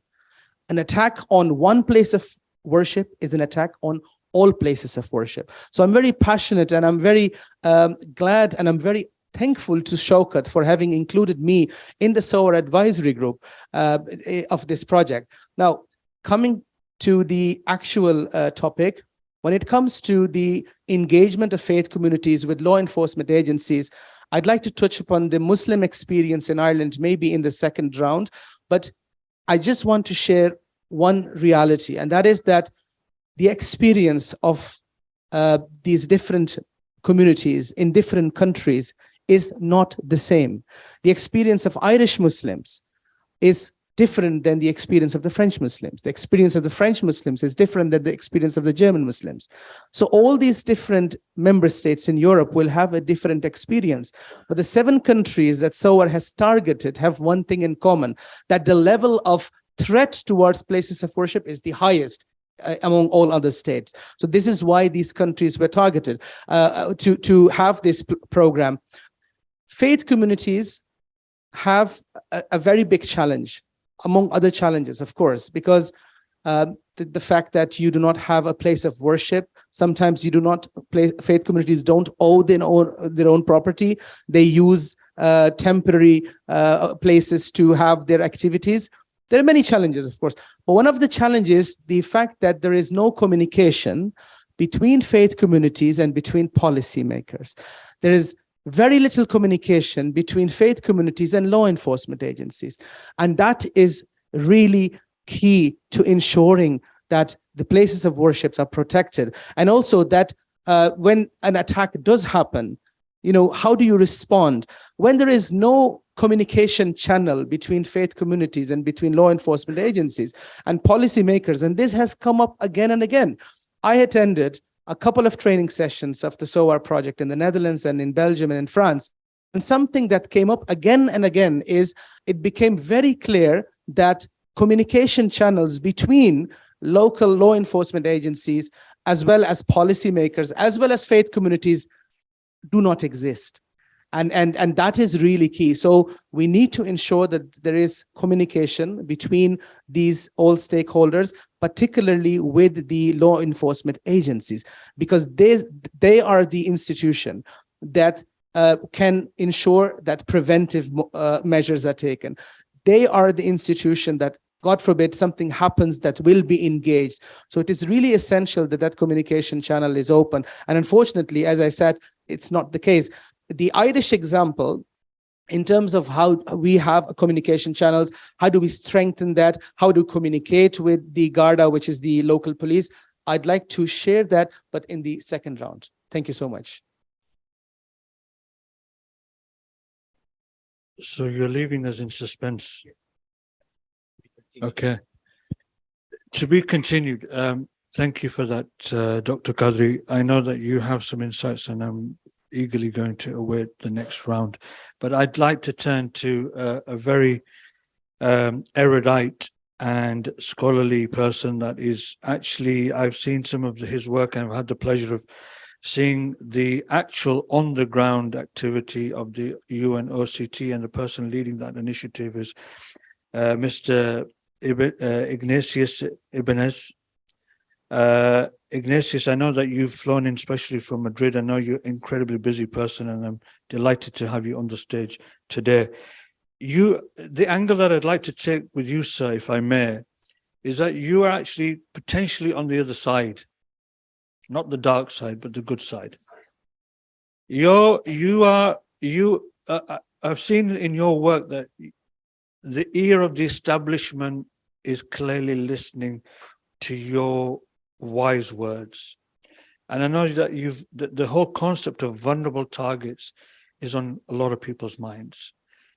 I think it's really important today that especially the faith communities are aware of the hard work that the UNOCT is doing to bring it to the highest levels of attention in governments.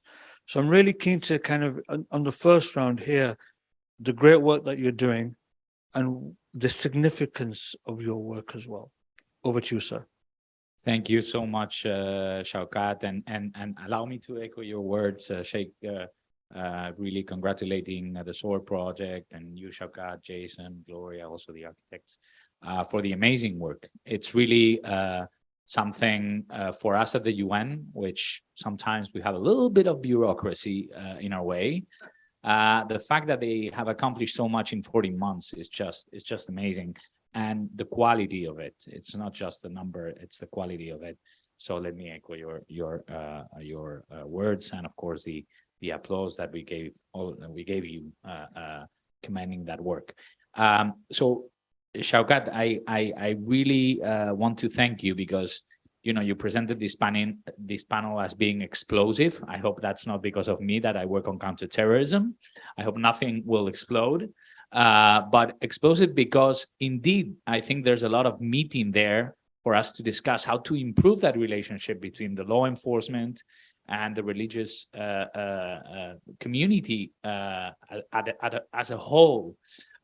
So indeed, I have been privileged to work at different levels, from the highest policy level to the on the ground with law enforcement, police, local police, and there's a recurrent pattern when we talk about religious sites protection, which is they all focus on, well, it's very difficult to protect religious sites. And indeed, of course, as the previous speakers were emphasizing, there's a need for dialogue, but it's not so straightforward. Because sometimes, let me be perfectly honest with you, some law enforcement is a bit reluctant to overshare information with local actors, even if they are faith leaders, even if they are community leaders, because, you know, trust is a two-way street. Some of those leaders are a bit protective also of their independence, of their way of doing things. They don't want, you know, police of law enforcement being in the middle of their, you know, of their sanctuaries, of their temples, of their synagogues, or their churches. You know, they consider that space to be an open, peaceful state, building, facility, area. And it is difficult for them to admit that, you know, police is not there to threaten or to show a sign of an unwelcoming sign, but it's there to work with you to make that place safer. So really in this first round of intervention, Shaukat, I would like to stress a little bit more, of course, what the UN is doing, but some vulnerabilities to develop a little bit more of understanding on both sides of why there's that urgent need to have a stronger public-private partnership in the protection of religious sites. Now, at the UN, we focus very much on that. We really are pushing as much as we can our member states to realize that, you know, they cannot do everything on their own. Of course, there are difficulties in building trust, but as I was saying, it's a two-way street.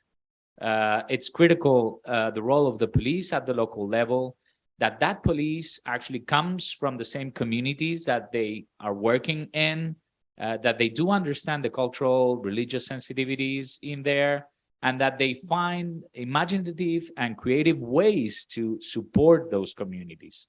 So it's a matter of all rowing in the same direction, So we make an effort at the UN to stress this, and I want to thank Nihal and of course Shaukat for mentioning the guide that we prepared last year on the protection of religious sites. Really, this guide takes a lot from the UN Plan of Action, Secretary General's Plan of Action to safeguard religious sites that Nihal and the rest of the team at the Alliance of Civilizations put together, I think, in a wonderful effort in consultation with many others around the world to really distill what were the most important recommendations on the protection of religious sites. So we took a lot from that, we put it in a guide, and we actually amplified it by bringing case studies, tools, best practices from around the world on that matter, on protection of religious sites. So I invite you to check it. It's in our website. You have it in English, in French, and in Arabic as well. So I think it's also a good complement to all the wonderful products that came out from the SOAR project. Now, aside from what we are doing, and Shaukat mentioned the capacity building that we have been implementing on the ground as well, around the world, I think it's important to mention the vulnerabilities, as I was saying before. So going a little bit more into details, why are religious sites vulnerable to terrorist attacks, or for that matter, to any other attack?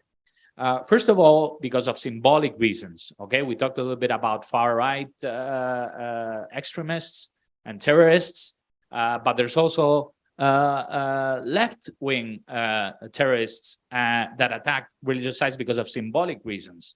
There's also religious terrorists or religiously inspired terrorists that attack because it's a different religion or a different way of understanding our world. the symbolic value of religious sites is critical, okay? Secondly, there are open places. I mentioned these before. Normally, we don't want in our communities, in our churches, in our synagogues, a lot of police at the door. We want that space. Sometimes it's public, open spaces. Doesn't have to be within a building or a facility even. We don't want it surrounded by defense measures, because that psychologically also sends a message to the people that approach that religious site that, they cannot enter. So on the contrary, faith leaders normally emphasize this is an open place for you to come to join us in our faith, in praying, etc. So the openness, the naturally open way of doing things in these religious sites is critical, but that poses vulnerabilities, obviously. Thirdly, congregants of religious sites normally are not so well prepared to defend that religious sites. Normally they don't have a specific capacity that they have acquired or learned.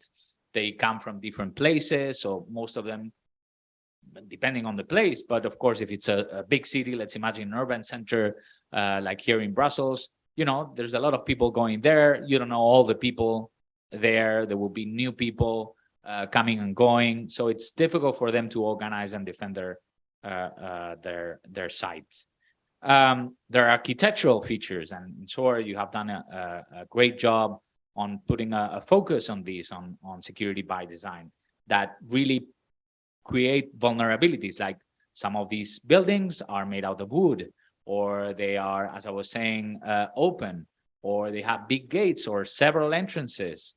So that's also a vulnerability. The geographical context, sometimes in an urban center, imagine narrow streets where it's difficult. There are other buildings side by side, or for example, you have other services by the religious side, like educational institutions, which is quite typical. You have the educational institution side by side with the temple or the synagogue or the church. So the geographical context is important. And I was talking about the outdoor events, religious events, like processions, for instance, where you will be on the street parading and you're more vulnerable to attacks.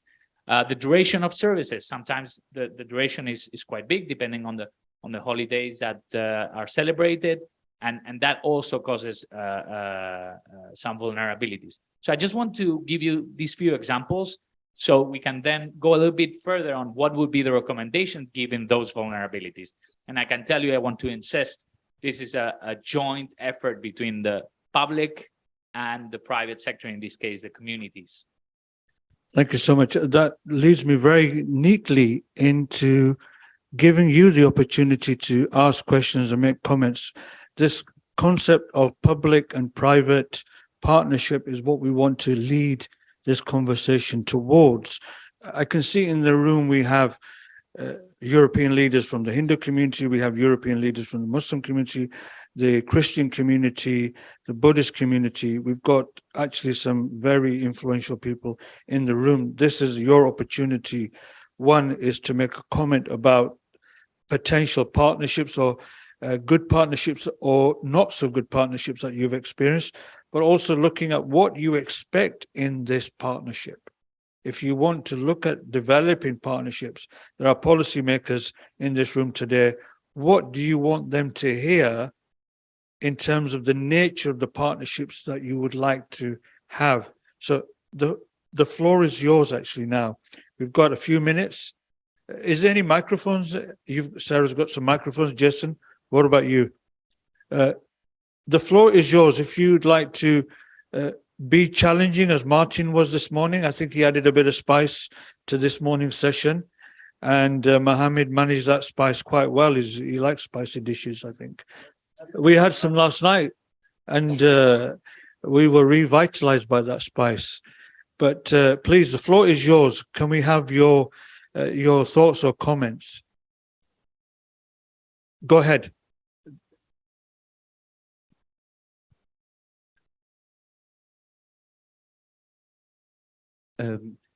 dealing with policy is always dealing with organizations.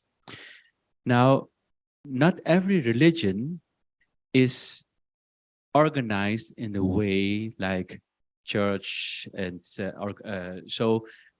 like for the Hindu community, traditionally we are not organized. Hindu tradition is a personal tradition. So I think it's maybe a clash between paradigmas, because when from the European part you want to organize, the government would organize, deals with representatives and organizations. But when we had the presentation of SOAR, we were wondering how we will protect not only the holy places of Hindus, the temples. The temples, they have a reach about maybe for 10%, 15% of the Hindus. But most of the Hindus are not connected with the temples, but they have expressions at home. And we know there has been attacks at their homes. And I'm very doubtful whether institutional approach will be enough for them.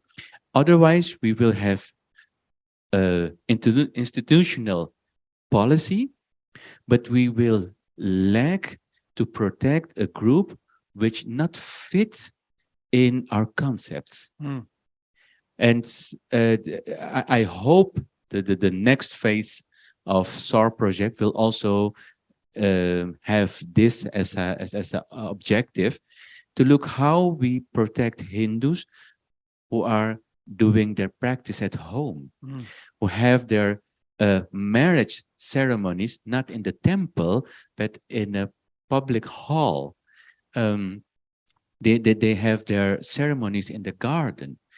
I'm wondering, it is you're doing great job, but it is just for the official organizations, official places.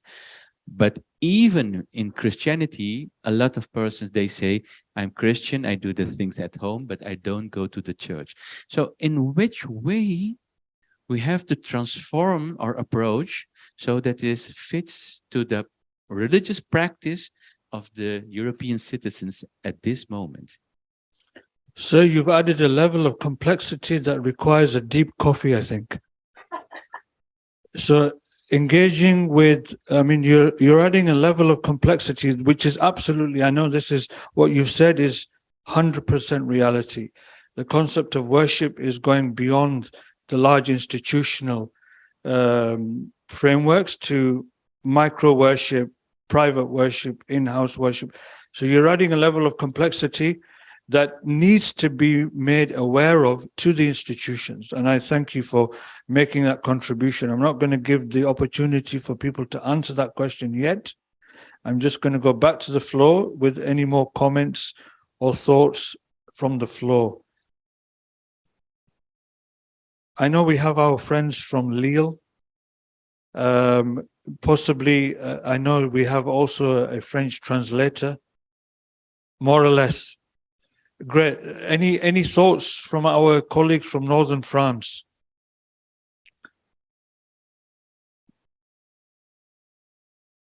Thank you. You Merci, Shaukat, de me donner la parole. En tous les cas, je rassure tout le monde que j'ai une traductrice qui va peut-être traduire ce que je vais dire.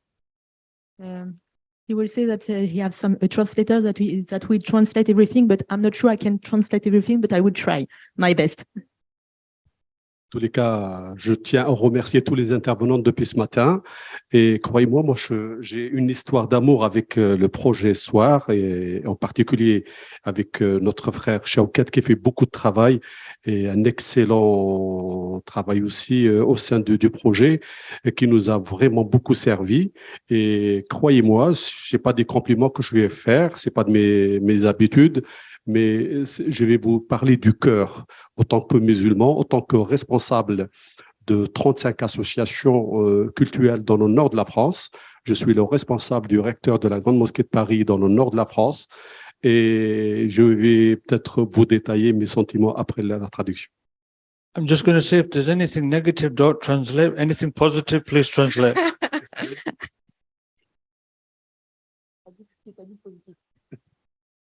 Well, he said a lot of things, but he said first he wants to thank everyone who talked since this morning because it was very interesting. And he wants to say that he has a love story. It is very French. He has a love story with the SOAR project, and he appreciates all the work of the SOAR project, and particularly with Shaukat and all this work. He wants to praise you because he thinks that you did a very great work. I'm sorry, I'm not translating as he said, but I'm trying. And he will go further after, but more or less he said that he really wants to thank you because he's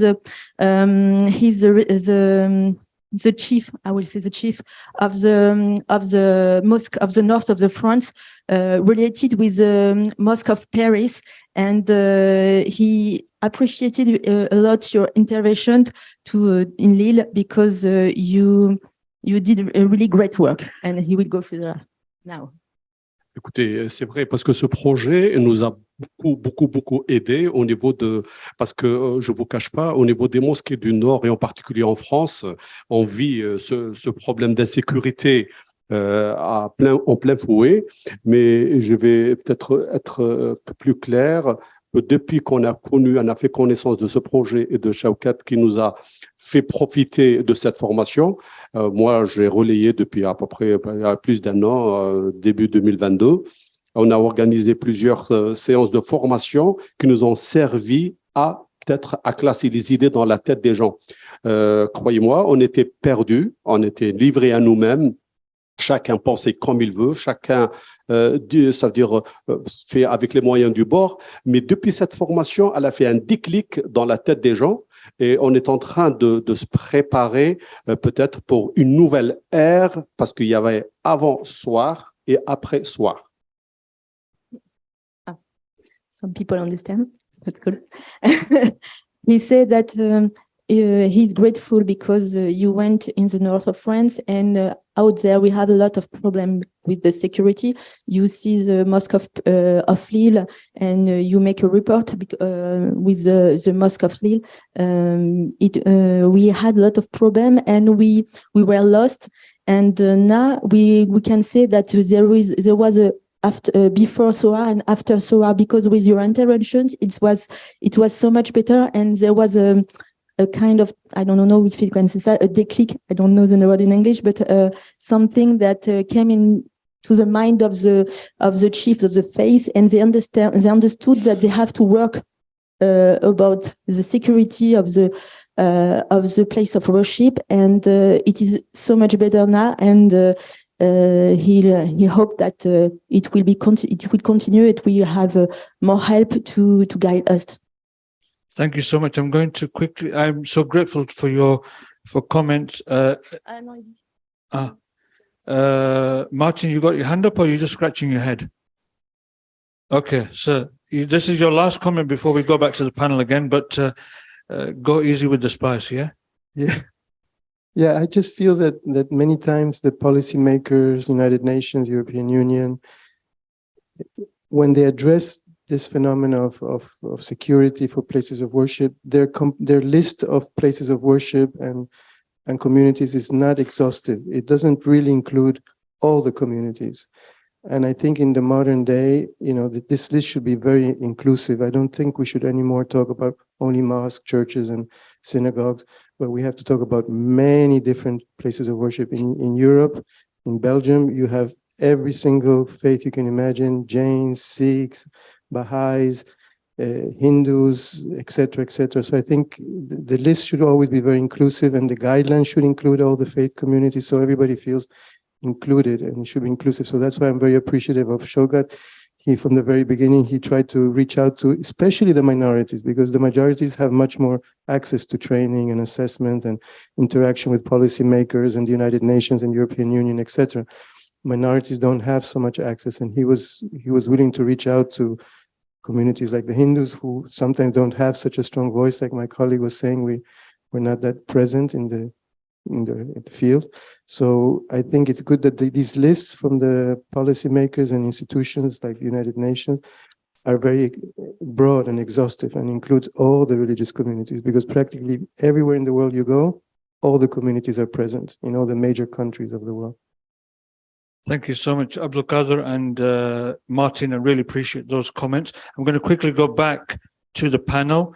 Sarah, you're still with us. Thank you so much. I know you were going to talk about a specific example of how an institution that was vulnerable, possibly was attacked, possibly used your code of conduct or your code of practice and developed that kind of relationship to kind of reduce the tensions. The floor is yours to kind of give us your insight. I know your reach is quite extensive globally, and it'd be really lovely to hear some of the really good practices that you've seen, as well as some things that may not have worked that well. So over to you, Sharon.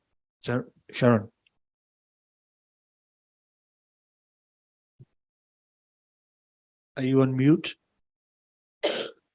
Are you our technicians?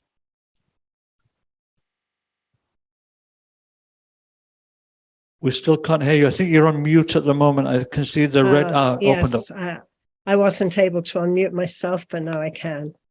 Actually, just listening to the people in the audience, I really feel quite sad that our focus has to be on how to secure places of worship, places that are so important to us, part of our identity, and yet so much of our focus is on how to protect them from attack.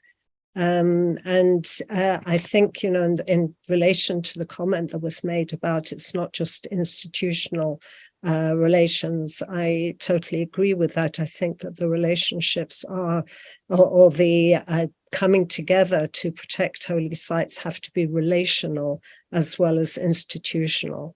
And in many places where we're working at Search, there are conflicts and there is no trust between the different institutions.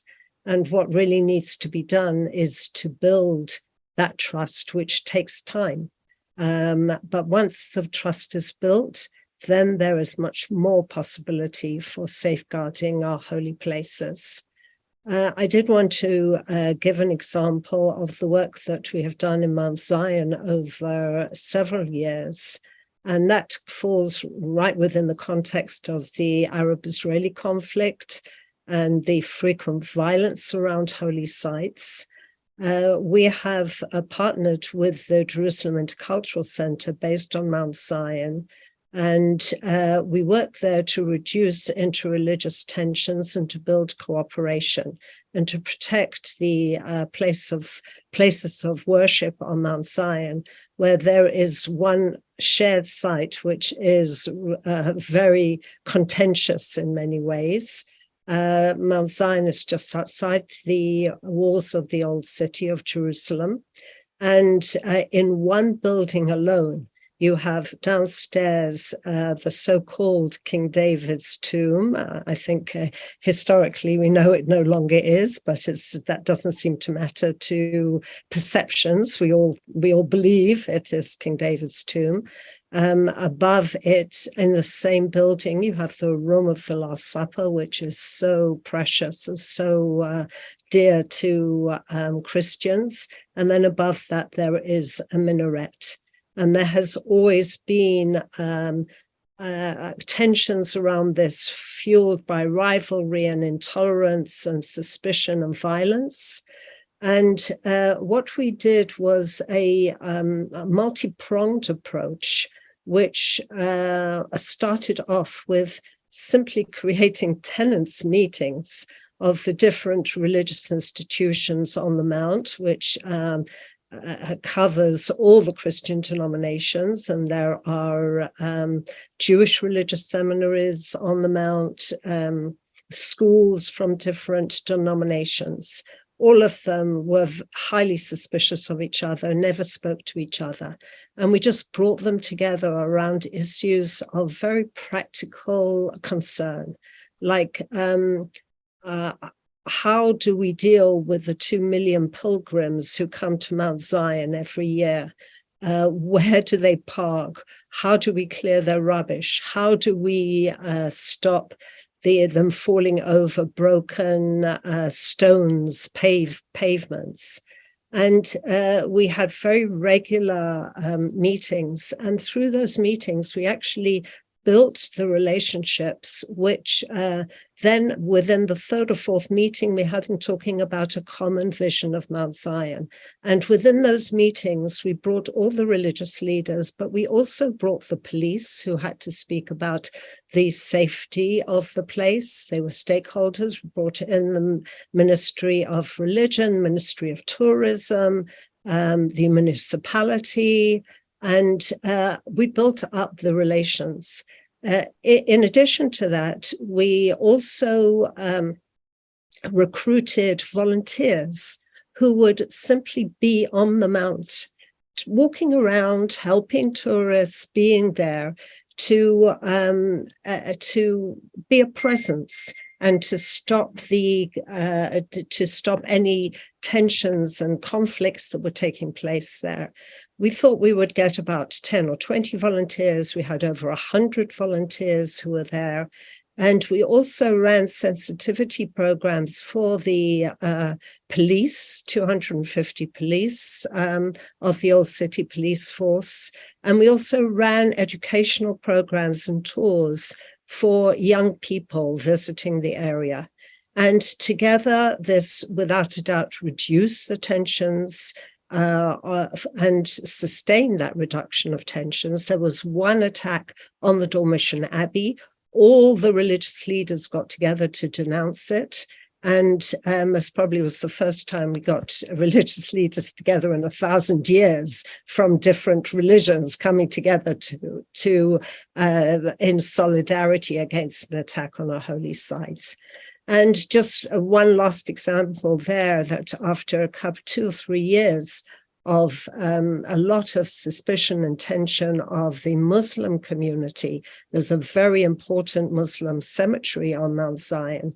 The holders of the keys of the cemetery eventually opened the cemetery in order for it to be cleaned by a mix of volunteers of different religions, with refreshments brought down by the ultra-Orthodox seminary on the Mount, providing to the volunteers. So I bring this example as a way of showing that it's the relational connections that were brought together to enable the reduction in attacks on the holy sites. Now, this sort of effort needs to be sustained. It was sustained over several years. With the reduction in volunteers and so on, we're seeing a growth in attacks again, particularly on Christians in the Old City and on Mount Zion. And so we have brought a coalition of organizations again together, working with the police and others and the ministries in order to see how we can bring that back. So it's an ongoing process, but it doesn't necessarily have to be just the police or law enforcement securing the site. I think it is this multi-sectoral effort that can really make the difference.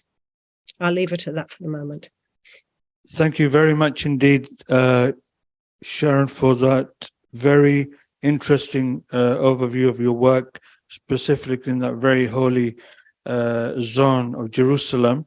I'm sure we could probably drill down some of the micro detail, but unfortunately time is so tight and we've got very few minutes left in our session. But I'd like to give the opportunity to my two colleagues that are sat to my right to drill down on some of their examples. And I think the key word that you used as well, Ignatius, was trust. How do you build that? But before Ignatius, if I can ask Dr. Qadri, if you could just elaborate on this. You kept us on tender hooks on your example. So over to you, sir. Thank you. As I mentioned, it is really essential and vital to have communication channels between the faith communities and the law enforcement agencies. And there are certain barriers sometimes that prevent this. One of the barriers is the lack of diversity and inclusion within the law enforcement agencies. See, if you do not have a member of your faith or your community among the law enforcement agencies, it becomes difficult to approach them. Also, for anybody from them to approach the faith communities, it's sometimes very challenging. The second issue is racism is it is a reality, and institutional racism, unfortunately, is also a reality. Sometimes experiences of the faith community or members of the faith community have been very problematic with the law enforcement agency, which prevent them to engage.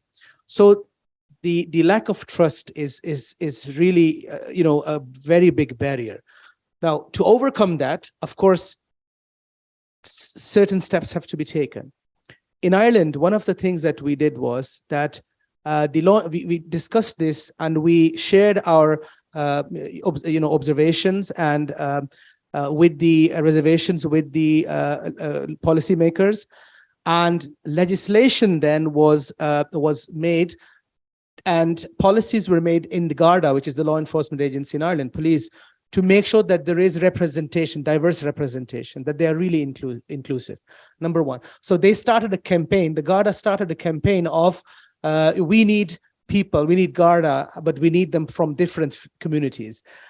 So that's a very positive thing. So because of that, different communities started engaging with the Garda. So we have had ongoing meetings with them in the beginning. The Garda then appointed throughout Ireland in the different regions, they appointed in every station a community liaison officer. So the community liaison officer then established contacts with the mosques, with the churches, and etc., and then started meeting them. In fact, first they invited everybody to meet together. Then, so that is an ongoing process. So right now we have, after that, on Friday prayers, we have had Garda members to come just to say hello to the community. Hello, hi, how are you? I am the community liaison officer. If there's anything I can do, please let me know. After the Friday prayer, there is a surgery. So 2 or 3 members of the Garda of the police would just stand there, have a coffee, and if there is anybody that needed to talk to them, they could directly talk to them. And in Ireland, if you want to renew your passport, the Garda, the police, needs to actually verify that it's you. So they need to sign the application. So this was very encouraging. The people didn't have to go to the police station. The police would come to the church. They would come every month once to the mosque. So people would know. And, this is how the links were established. So I think this continuous engagement with law enforcement agencies and having community liaison officers and the faith leaders being able to have direct access to the people that are responsible in law enforcement agencies. Like, for example, we received a letter a couple of years ago. If you remember, there was, within Europe, there was a call to attack Muslims, a particular day. And this was very prevalent in the United Kingdom as well as in Ireland. So every mosque in Ireland received this threat, this letter. So what did we do? Well, we had somebody in the police and contacted him straight. And then they came to the Islamic Center, they took the letter, they did the investigation, and within a few days, they found out who that person was. So it was very encouraging that you could see that the law enforcement agency didn't just report, but they actually made work of it. They did something about it. And so our experience in the Republic of Ireland, which is the south of Ireland, is very positive. There are open days sometimes in the police station. They do that in the summer, particularly where they have different activities for children, but they also have, and I'm sure you have that in your countries. But what is different in Ireland is they engage faith leaders.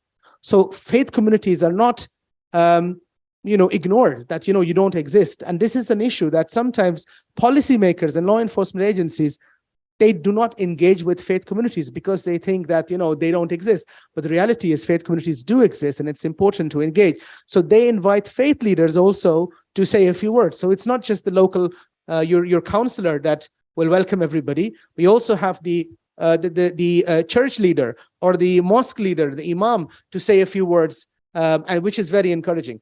The experience in the north of Ireland, Belfast, is unfortunately very different. We have had 2 arson attacks on the same place of worship, the same mosque, in 1 year.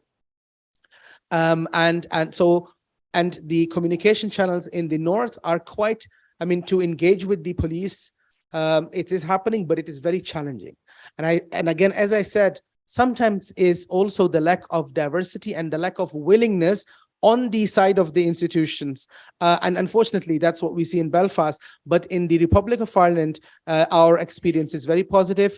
We have direct access to the community liaison officers. If anything happens, if a member of our community is targeted, we know who to contact. We know that we can pick up the phone and we can send a message on WhatsApp or directly call the law enforcement officer, and then they themselves will then contact the victim. So we have that, in Ireland, and I think that's very positive, and that's really key to have that communication channel with the law enforcement agencies, because God forbid, if something happens, then you need to have a point of contact. The other thing very quickly is that in Ireland, we had a couple of years ago, a lot of burglaries, especially people from the Asian community were targeted, because people of the South Asian community, whether India or Pakistan, usually they hold, gold jewelry is used. So many of the South Asian members, their homes were targeted. So the Garda community, they called everybody in the communities, and they have held meetings with them. And then they went to different homes to see what recommendations they can give, that how can you secure your house in terms of CCTV, in terms of having extra locks, etc. And then the conversation 4 years ago, before the SOAR project in Ireland came up, and that was that, how about, although we don't have attacks in places of worships, but this is a good idea that places of worship should also have a member of the law enforcement agency to come and do this risk assessment. So in Ireland, the police was doing the risk assessment for the places of worship. So they took a proactive role there. Thank you very much for that very positive outlook in Ireland. It's very encouraging, actually. Can I offer the final word to you, sir, regarding this? I know you've got some very good practical examples, but one of the key areas that you touched upon was the issue of trust. Institutional trust with communities is one of the biggest nuts to crack. So it'd be really insightful for us to hear your point of view on this. Thank you. I will have the final word of the panel, but I hope this discussion continues, because that's the point of this, I think, panel, of this activity. And of course, that's one of the objectives of the UN, to keep the discussion going, including with all minorities, all religious minorities. We do not specifically put out any recommendations just to one group or the other. That's one of the beauties of the UN. We stand by our human rights principles, which cover everybody as themselves, individually and socially. And I do think that that's actually a little bit the spirit of the recommendations I wanted to talk to you about, and about the trust matter that I emphasized, because this is a two-way street. So although I do have in my career the opportunity to talk to a lot of law enforcement and security forces officials, I also had the opportunity to talk to a lot of community leaders and civil society organizations, and I realized that trust needs to go both ways. So I'm not putting everything on the community, I'm not putting everything on the law enforcement. I'm saying that both need to take steps. For example, it is great, the case of Ireland, how the public sector in this case has reached out to the communities and put in place these officials, these focal points, but it could be the other way around as well, and it will be good. So in many communities, precisely because the faith leaders and community leaders may see that there are some risks in that community, or some risks that may impact the security of their community, they could go and reach out to the public sector, to law enforcement, and tell them, listen, our assessment of the situation here is that we are in trouble. Let's do something together. And even I would kind of a little bit disagree with the fact that, even religious minorities have problems organizing. On the contrary, I think when communities are at risk, my experience tells me that, you know, organization flourishes and it's effective because they see the risks, the dangers of not organizing.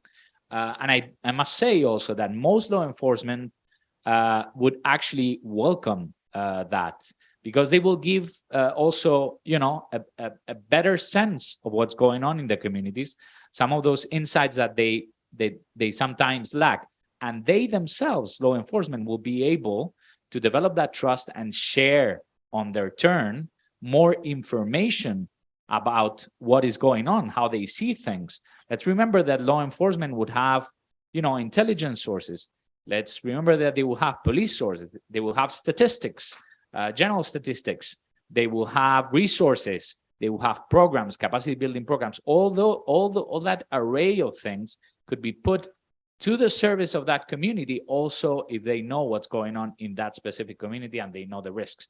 Now, on specific recommendations, what we have seen in good practices all across the world. I know that SOAR is focused on Europe, but I'm talking to you about, you know, all around the world, okay? So we have seen, for instance, just to give you some examples, it's very convenient for all parties, law enforcement and civil society, if all of them are engaged in the whole protection cycle.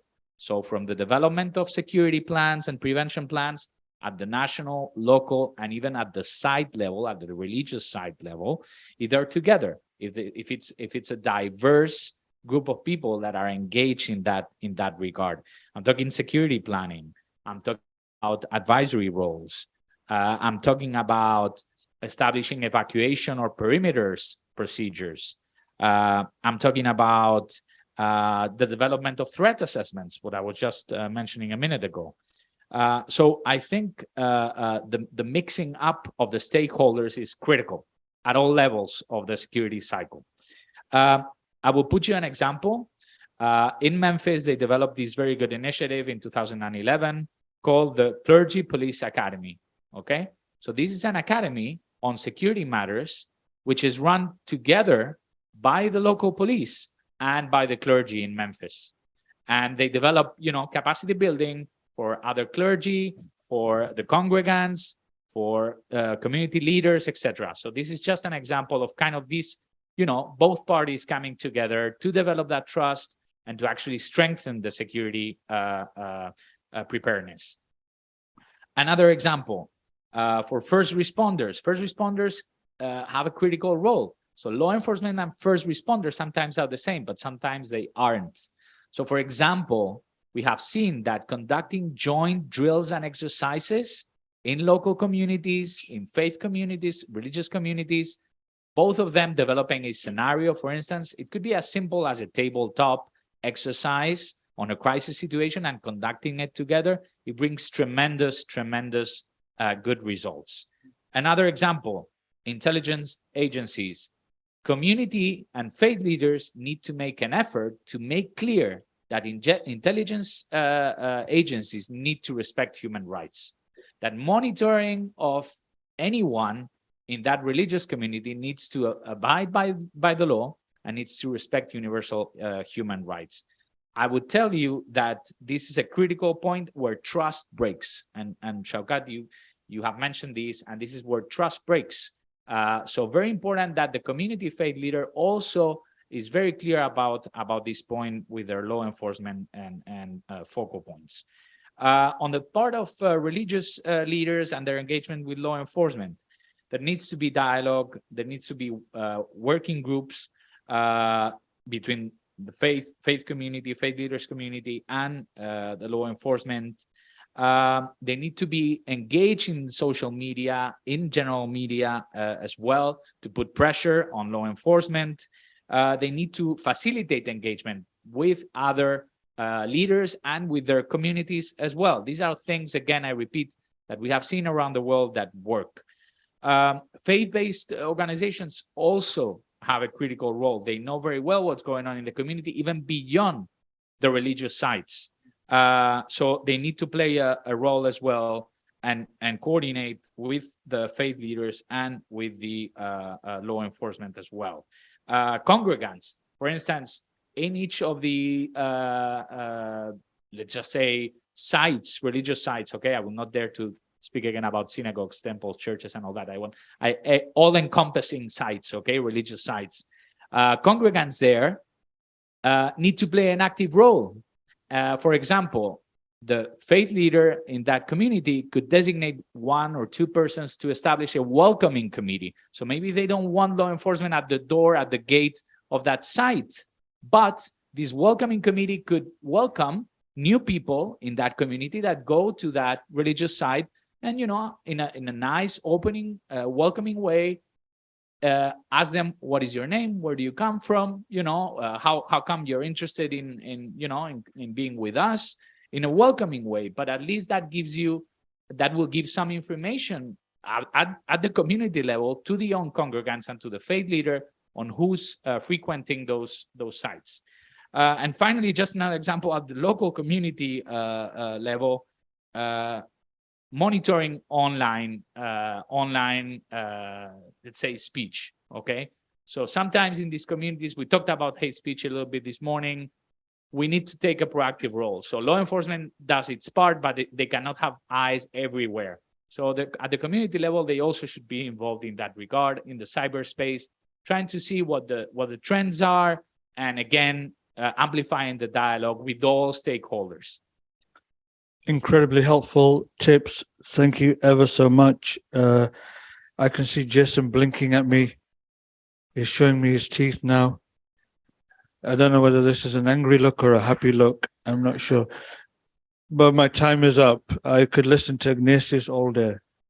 But look, thank you ever so much for your very kind contributions, all of the panelists. A round of applause, please, for our panelists. I think it's time for coffee now. We will have a 10-minute break or 15-minute break. Jason's been very generous. I was going to give you 5. He's given you 15. So we're going to have coffee and then we'll come back again. But thank you ever so much. Thank you, Sharon.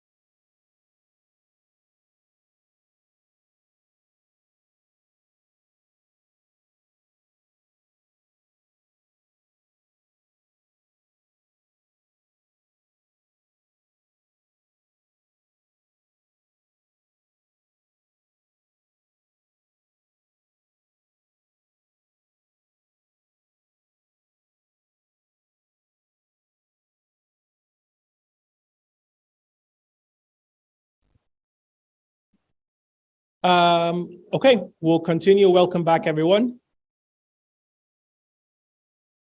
If you'd please find your seats, we'll start the last session of today.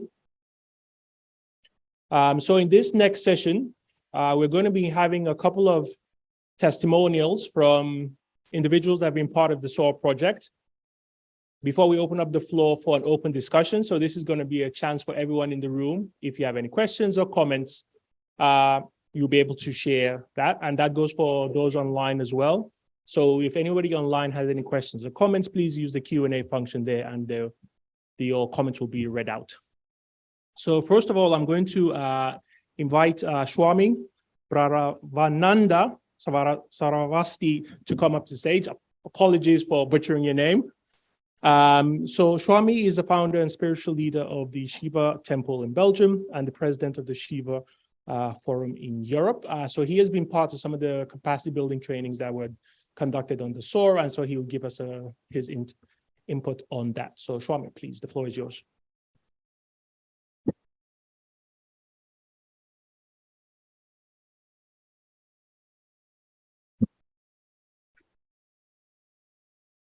Thank you, Jason, for the introduction.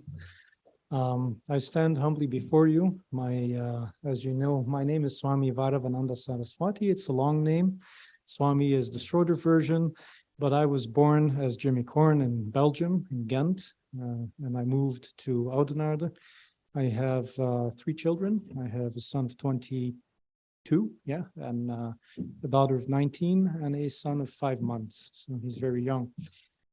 So I'm very grateful to be here and talk to you and share my testimony with you about the SOAR project. So I would like to thank the SOAR project, also I have to look because your name is even longer. It's the Network for Religious and Traditional Peacemakers. So it's the same as Swami Varavananda Saraswati. Thank you for that, also for the Architects Council, and also for the staff of SOAR. I'm very grateful. When I first got in contact with the SOAR project, for me, it was all very new.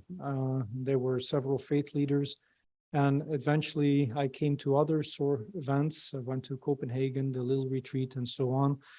And every time I felt blessed because as a faith leader, I thought, okay, this is how the temple should look like. This is what we need to do. And this is the doctrine and so forth. But I realized it's more than that.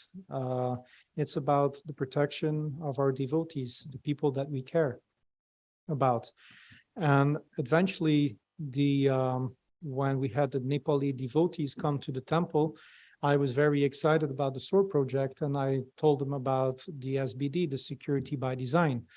And they were very touched by it because they said, Swami, this is really touching us because you care about us, you care about our security.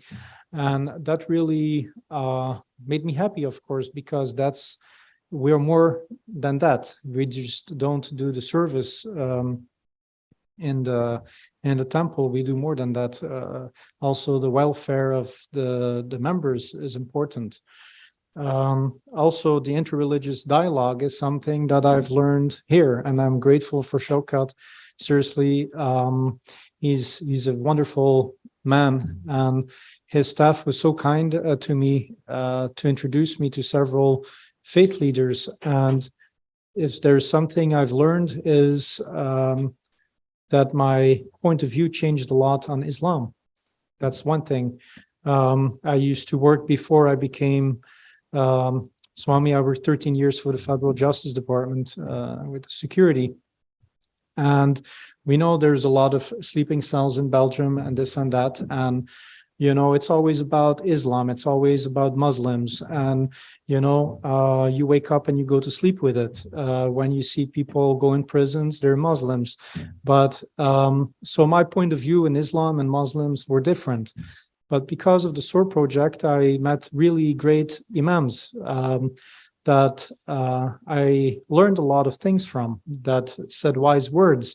And my point of view to that changed. And I'm very happy for that because 2 days ago, I received a invitation from an imam to after Ramadan, and I want to congratulate all Muslims who will start Ramadan tomorrow, right? I think it's tomorrow. It's next week. Yeah. Yeah, that's okay. But they invited to the iftar meal, so I'm very happy to be part of that. So, it brings people closer together. SOAR is more than this project of security. It brings people closer. It's an open dialogue where we learn from each other and that we can discuss the things that have to be discussed. The brother Bikram from Holland said certain things too today. The things that we say is nobody else is listening. SOAR made it possible that people from governmental institutions will listen to us. So thank you for that. The SOAR project, I cannot believe and I will not accept that this will be the end. There has to be a continuation because I know there are still faith leaders there that have not yet awakened. And it is our responsibility to find these faith leaders and invite them to these SOAR projects because everybody's voice is important. So yes, I'm very happy. And as I said, I haven't said it to you, but I've said it in other meetings, is that we want to build the first Shiva temple within 4 years. And so I made plans and I had ideas. And when I came to the SOAR project, I had to throw them away because SBD had to be integrated in the plans. And when the architect came, a very good architect firm in Ghent, so my assistant was talking to them and I was just watching them. And so I asked them, so you know what SBD is? And she's like, oh, SBD? I said, you don't know what SBD is. How are you going to build my temple? And she's like, I don't know. I said, security by design. So I explained it and she was like, yeah, we have to integrate that. So you see, we can learn. I'm not an architect, but I've learned from SOAR and the architects learned from me because of SOAR. We just have to continue this. We have to really support SOAR for its continuation. Thank you. Thank every one of you who has participated in this because it has enlightened me in several ways. So thank you so much. Thank you. Shivaya.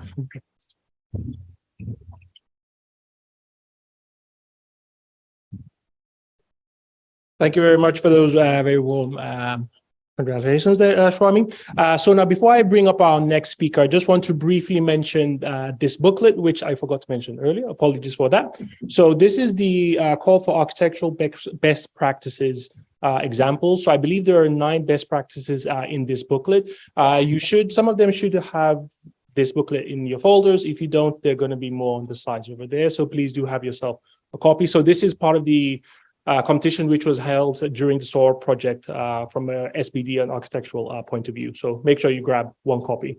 But I'm going to swiftly move on to our next speaker, who is Denise Banks Grazadek. Apologies if I'm getting that name wrong again. You please feel to correct me when you get up here. Close enough. So Denise is the current president of the American Church in Berlin, which is an English-speaking international ecumenical Protestant church with members representing over 25 different nations. So Denise, the floor is yours.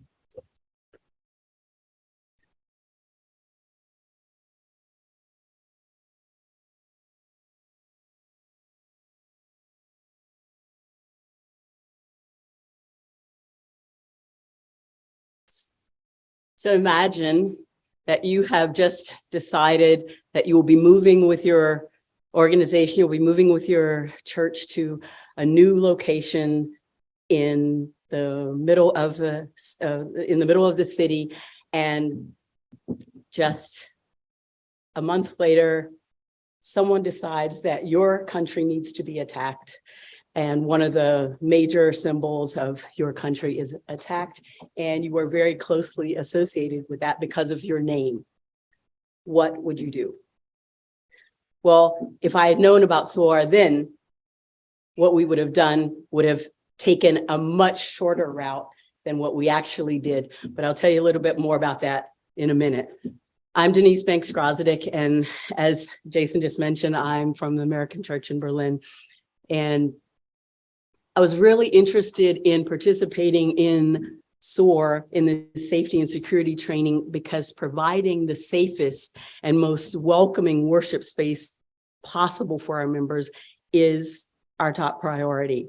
Our houses of worship represent sanctuaries. They are and should be safe havens to our communities in more than a physical sense. And yet without that physical sense of safety, we can't fulfill that need and expectation of our communities.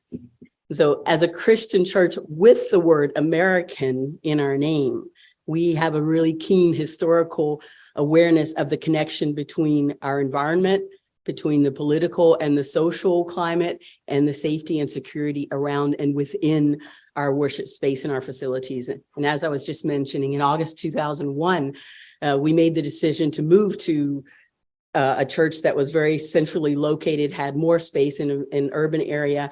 And the location is an old cathedral style building that is in the middle of a traffic island. And not only that, the area that we moved to was predominantly Muslim, Arabic, and non-Christian.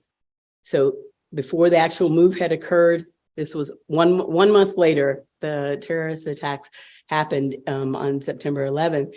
And we faced that decision. So what do we do as the American Church in Berlin? And there were voices saying, you cannot move to that space.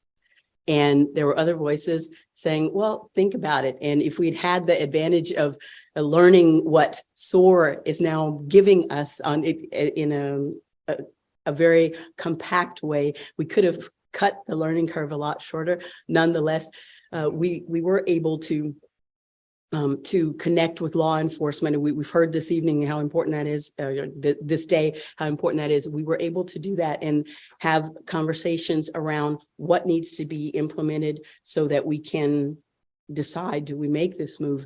And I'll cut the suspense. In November, we did move into that space. And one of the things that we realized, and it was touched on again and again today, is how important the relationship connection is. That is what enabled us to, we met with not only with local law enforcement, but with other religious organizations in our area, and sat down and had conversations. And in the course of that, realized that we all want the same things. We want safety for our families, for our communities, and we want to be able to worship in a place that is safe, where we welcome everyone. And I can only second and third what we've heard today about how important that is. And with all of that experience, SOAR came and they did an assessment of our worship facility. And although a lot of things we've been doing well, they were still able to find a number of areas where we can improve that.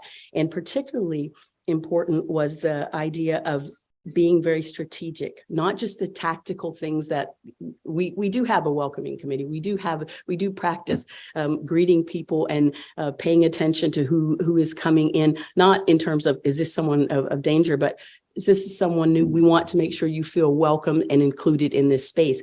And the mindset shift that came during that training really was, we have to implement this, not only the security by design in terms of the physical space, but everything that we do should go through that lens of how do we make sure that this enhances the worship experience and gives our worshipers, gives our guests as well a sense of feeling safe and feeling welcome, and not, as Neha pointed out earlier, not this, it's not a fortress, it is a sanctuary, and it is a space where we can let go of the concerns that are outside of this door. And the only way that we can do that is indeed to be mindful of the need for for the physical security, for the awareness around how each of us has to take responsibility for that. So with that, we still have some new measures that we'll be implementing, and we are looking forward to the report that we haven't gotten the report yet. We've already begun implementing some of the suggestions that were made during the audit, and really, yeah, I think that was it. That was what surprised me, was that the training that I thought would be very tactical was much more about a very encompassing look, about being very strategic in the way that we approach safety and security, and having a very connected approach with the local authorities and going beyond that. So we had the connection with the local authorities, but thinking in terms of how do we reach lawmakers who are beyond that? How do we reach policymakers who are beyond that? Those are conversations that we are now starting because of the training that we had with SOAR and the SOAR team. So when we're talking about strengthening the security and the resilience of our religious sites and communities, we are really talking about promoting peaceful coexistence. And that's one of the most powerful strategies that we can use for preventing violence and destruction. So in summary, if we are enabling community stakeholders to promote that peaceful coexistence through education, through proactive and interactive inclusion, enabling positive multipliers, influencers of the day, right? Even in our space, we need to be thinking about that, because those are the evolving new ways of increasing our security and our safety, which is looking at media training and communication training, which I think that's something that we also need. How do we have the conversations that are going to bring us forward, and they're also going to add to the peaceful safety, to the peaceful element, and also to this idea of safety and security, rather than sort of what could be a reactive conversation if we haven't had that training. And with that, SOAR will enable us to do that, in not only in terms of the safety and security for religious sites and communities, but also as an intersectional, pluralistic society. That's what we are looking to have, to be people of peace, and to be able to worship in peace. And with that, I say thank you and extend our deepest gratitude to Shokat and to the entire SOAR team for all that you have done for us. And we're looking forward to continuing this journey with you.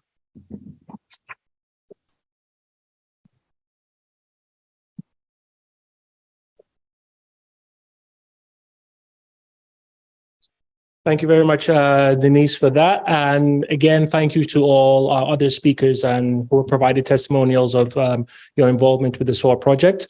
Now, the last half hour of the day, we have kind of reserved. We wanted to make sure that everyone in the room has a chance to speak up, whether that's with any questions or comments you would want to bring up. So at this point, I'd like to invite Shokat up here to help us through this open discussion. Like I said, the floor is open, so feel free, if you have a question for somebody, feel free to direct your question at them, or if you just want to comment generally on something, you could do that as well. Seeing as we're slightly behind schedule, we'll say max 10-15 minutes for this before we'll invite our speaker from the EU to give us a few closing words before we end for the day. And last word would be to Mohammed. But Shokat, please.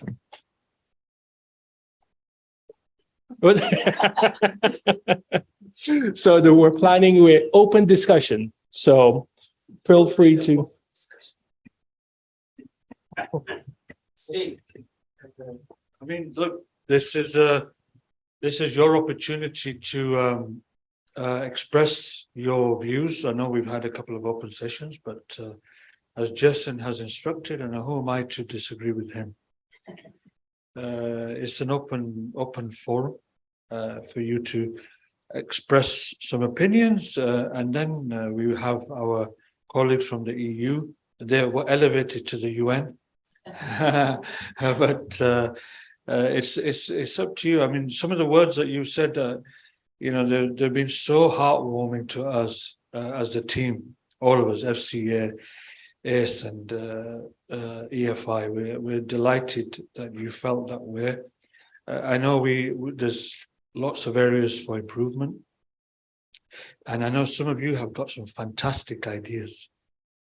Your ideas that you've expressed to me privately about how you want to take your faith communities forward are revelatory.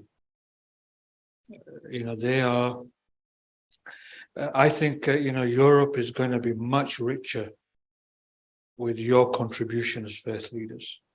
Europe is enriched by your contribution. And I cannot imagine Europe without your faith.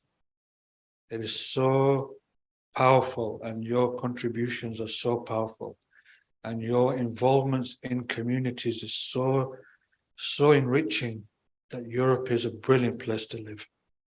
And I cannot imagine Europe without faith.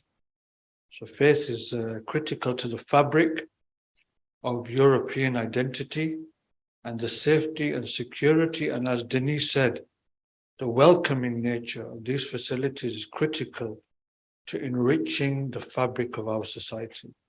Europe isn't Europe without you. So this is just my little sermon.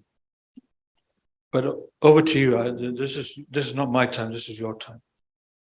Anyone want to contribute? Denise, I loved your accent. Anyone want to say anything? We have an Irish accent, we have American, we have Belgium, we have Holland, we have Austrian, we have French. We have Abdul Qadir sings like Adina is yes, sir. Please. There is a Hungarian accent. The goulash. Wonderful. Thank you, merci beaucoup. So first, thank you very much for the invitation. I'm representing Hungary. My name is Lajos Rajc, and I'm on behalf of my ambassador, Balint Todor, who was invited to this excellent conference. And congratulations for the organization. And for me, it was really very interesting to listen all this ecumenics, religious part of the world and the life. About the security and resilience, I think it is very important to think of one thing, and that would be my only idea. I have several ideas, but this is the only one I would like to talk about. This is the war and conflict zones that we have everywhere in the world.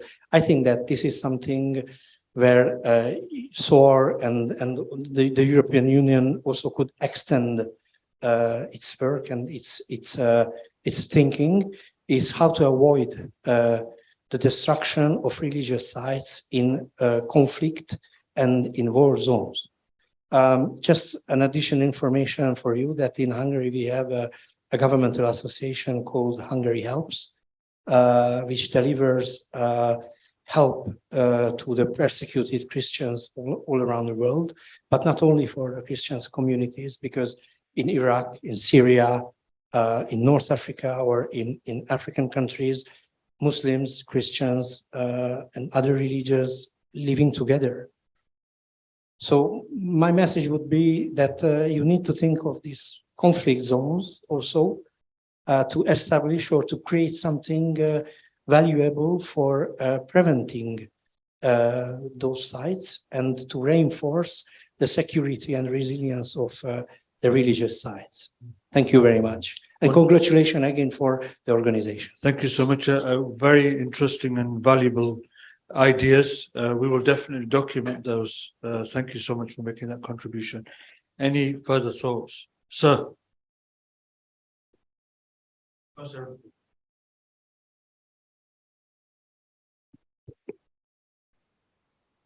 So, Shaukat, thank you that you focus out, that you visit our mandir and you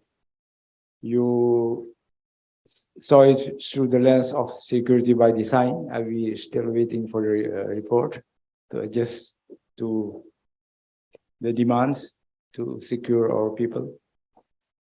But there was a lot of discussion today, and it's frequently said we have to look through a holistic approach to the roots of hatred, etc., etc.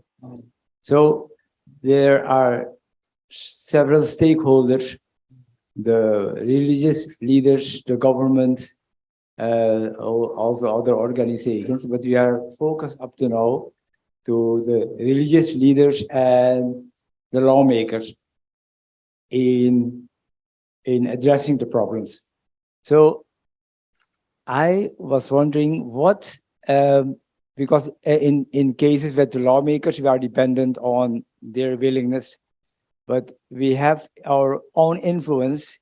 If I say we, then I mean the religious leaders. What can they do to attack or to deal with the problems of hatred, because there are hatred between the religions. So there's a lot of work to do for the religious leaders to mitigate or to solve. Now, solving is a big problem, big word, but to mitigate those hatreds. Are there good practices in this case, or can someone give an example how they have solved this problem?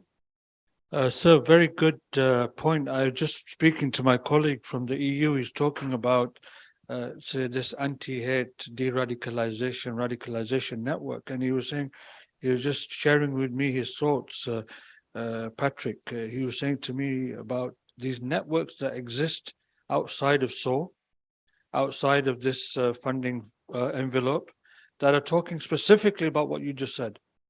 And should we connect with them to solve those problems? And I think you're absolutely right. We should be. We should be. We are problem solvers. We are not problem creators.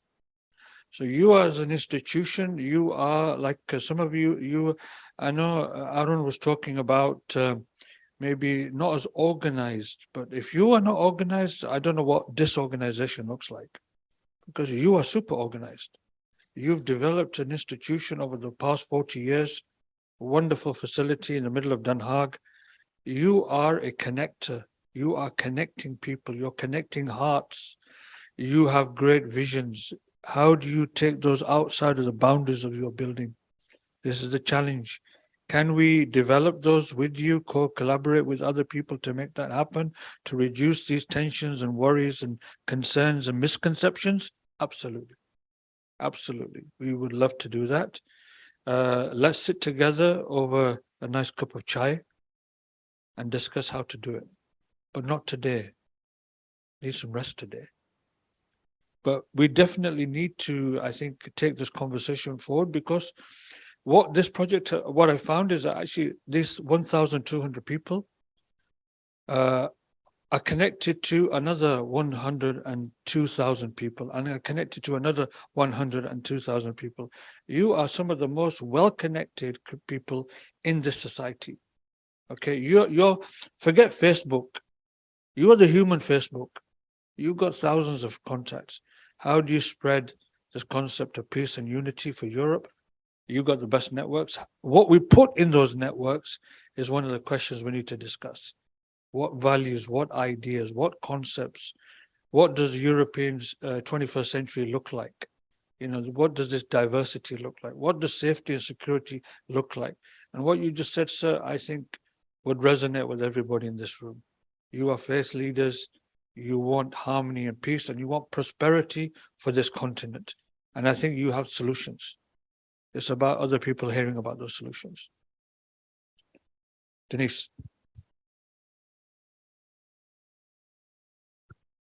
I would just like to address what you said, because with just one example, I think we can feel like we need to boil the ocean all at one time. And one of the things that I've recognized in these meetings is that usually rather small. I mean, about 50 to 60 people. It's not a room of 1,000 people where you might think, okay, we could reach more people. But I actually think that in groups of this size maximum, you're moving things forward because you have a human connection and you're able to really discuss things. One of the things that we had in the interfaith dialogues, everybody wants to come together and this is going to be wonderful and all of the faiths are going to come together and we're going to talk about things. And within the first 15 minutes, the first theological difference came up and we had to go back to what we're here for is not to discuss how our beliefs differ, but how we can make a difference in our community. And so the things that we do not agree on, we don't have to agree on them. What is it that we agree on that we can move forward with? And it's a really important statement to make right at the beginning because everybody's excited about coming together and we're going to do great things. And the moment you get off into the discussion about where we differ in our beliefs, that is what has, and I'm just going to go out on a limb, has caused a lot of trouble over many, many thousands of years.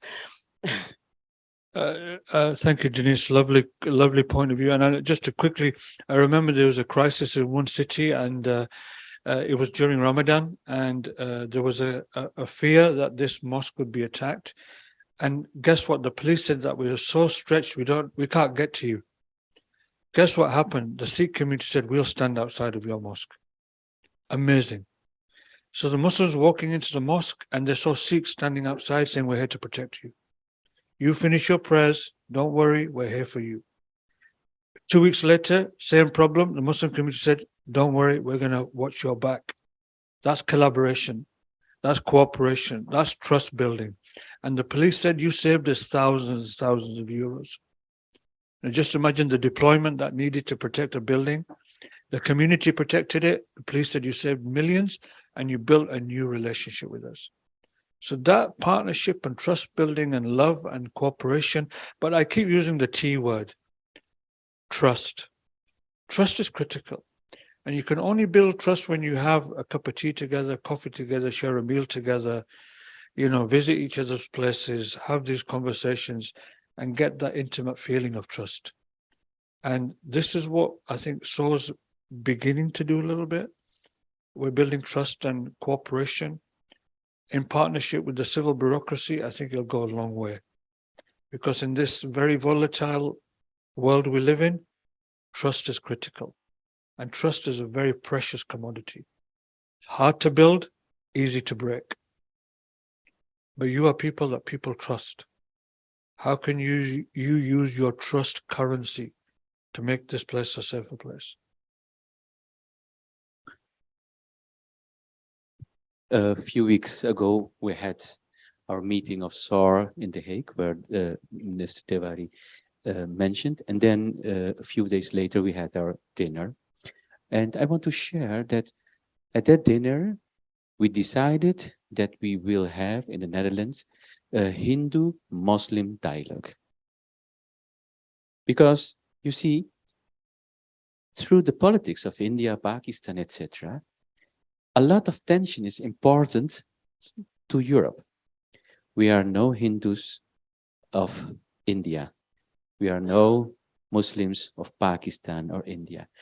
But if we don't manage those information, then the tension is coming to Europe. And we will stand against each other. So we decided after the dinner, so it was a very good dinner, very strategic. It's a very masala dish. Yes.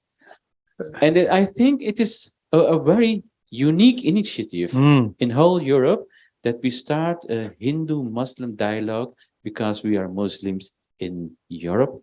We are Hindus in Europe. So we need not to adapt the political tensions of some place everywhere. So someplace else. So within we spoke that how is the project going on. After Ramadan, we will have some concrete steps. But this will be the first time I think in Europe that special Hindu-Muslim dialogue will be held to prevent political intervention from those countries to European countries. That is amazing. That is amazing. I want to know what was in those dishes. Look, that's the power of food. That's the power of food. Yeah, Koshkan. You want to tell me the recipe? He's going to tell me the recipe. Yes, the recipe. Yeah. It was that the first time we came to each other, with each other, sitting with each other, and talking about our common ground.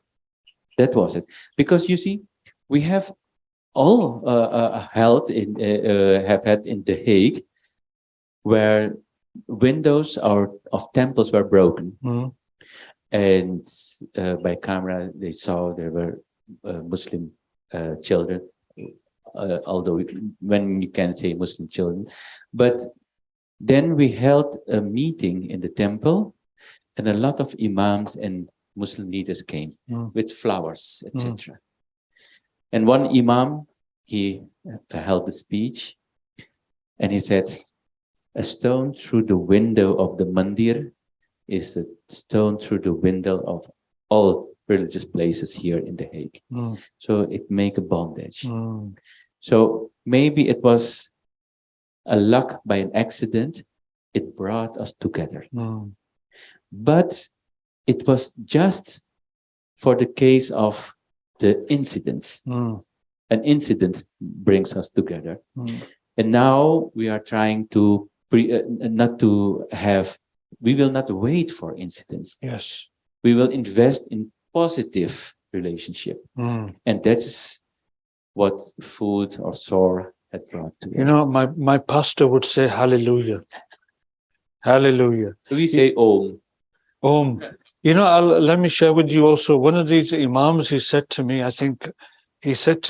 today I realize that when people attack my Quran or attack my religion, I feel upset. Why should I not defend other faiths that also get upset when we misrepresent them? And he said this changed his perception. This was at this event I think you're talking about. And this person, I think he had a light bulb moment, or when you just told me that you're going to meet together outside of this project, well, honestly, my heart is lifted. My heart is lifted. I feel blessed. I feel blessed. I think I'll take Martin, please. I know this could go longer, but Jason, his teeth is showing again. Go ahead, Martin. It's a comment and a question.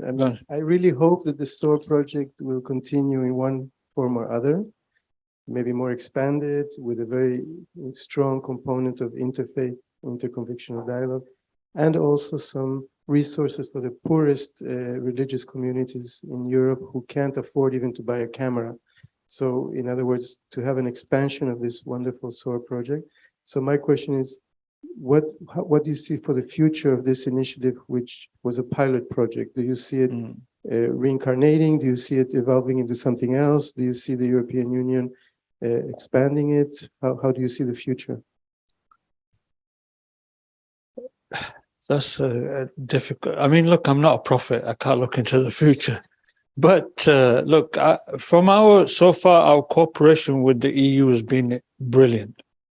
It's been exceptional. I've been pleasantly surprised at the positive feedback from the European Commission, the positive encouragement. I've been delighted by the advice. And I think so far that, obviously this is a bureaucracy, and there's only so much the bureaucracy can say or do, and I'm working within a framework. But so far, my team and I have been very encouraged by the noise from the EU. It's been very positive.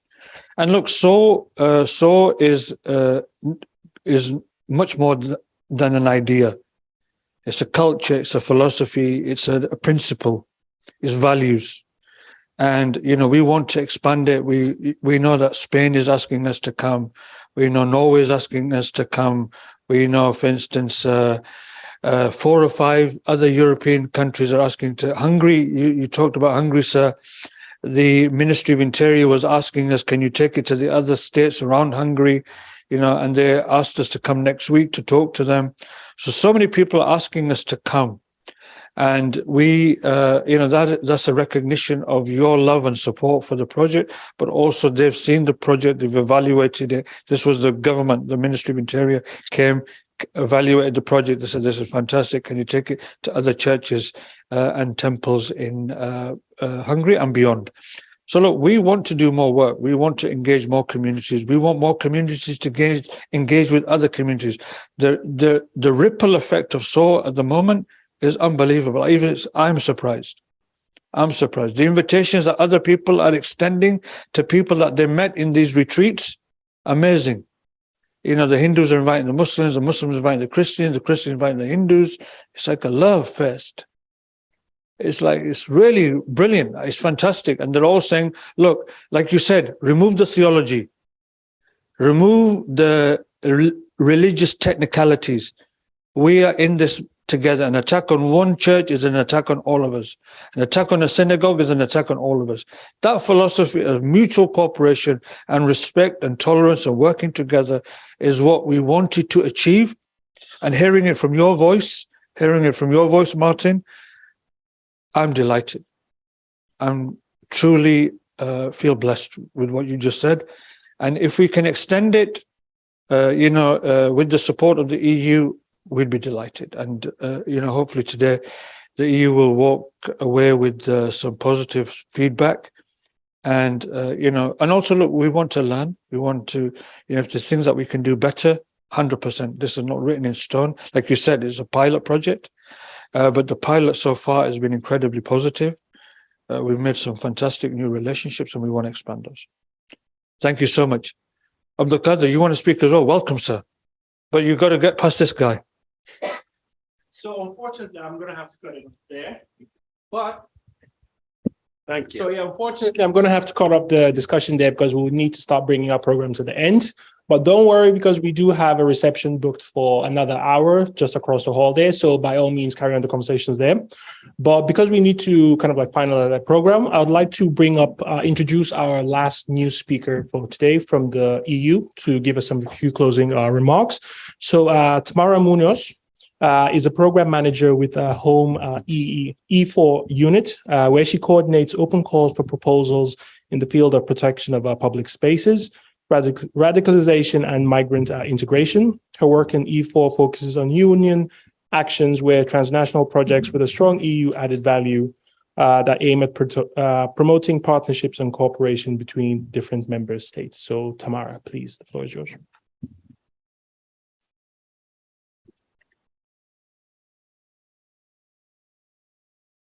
Thank you, Jason, and thanks for the invitation once again to all the members of SOAR. As Jason just explained, I work in DG Home in Unit E4, so it's the funding unit.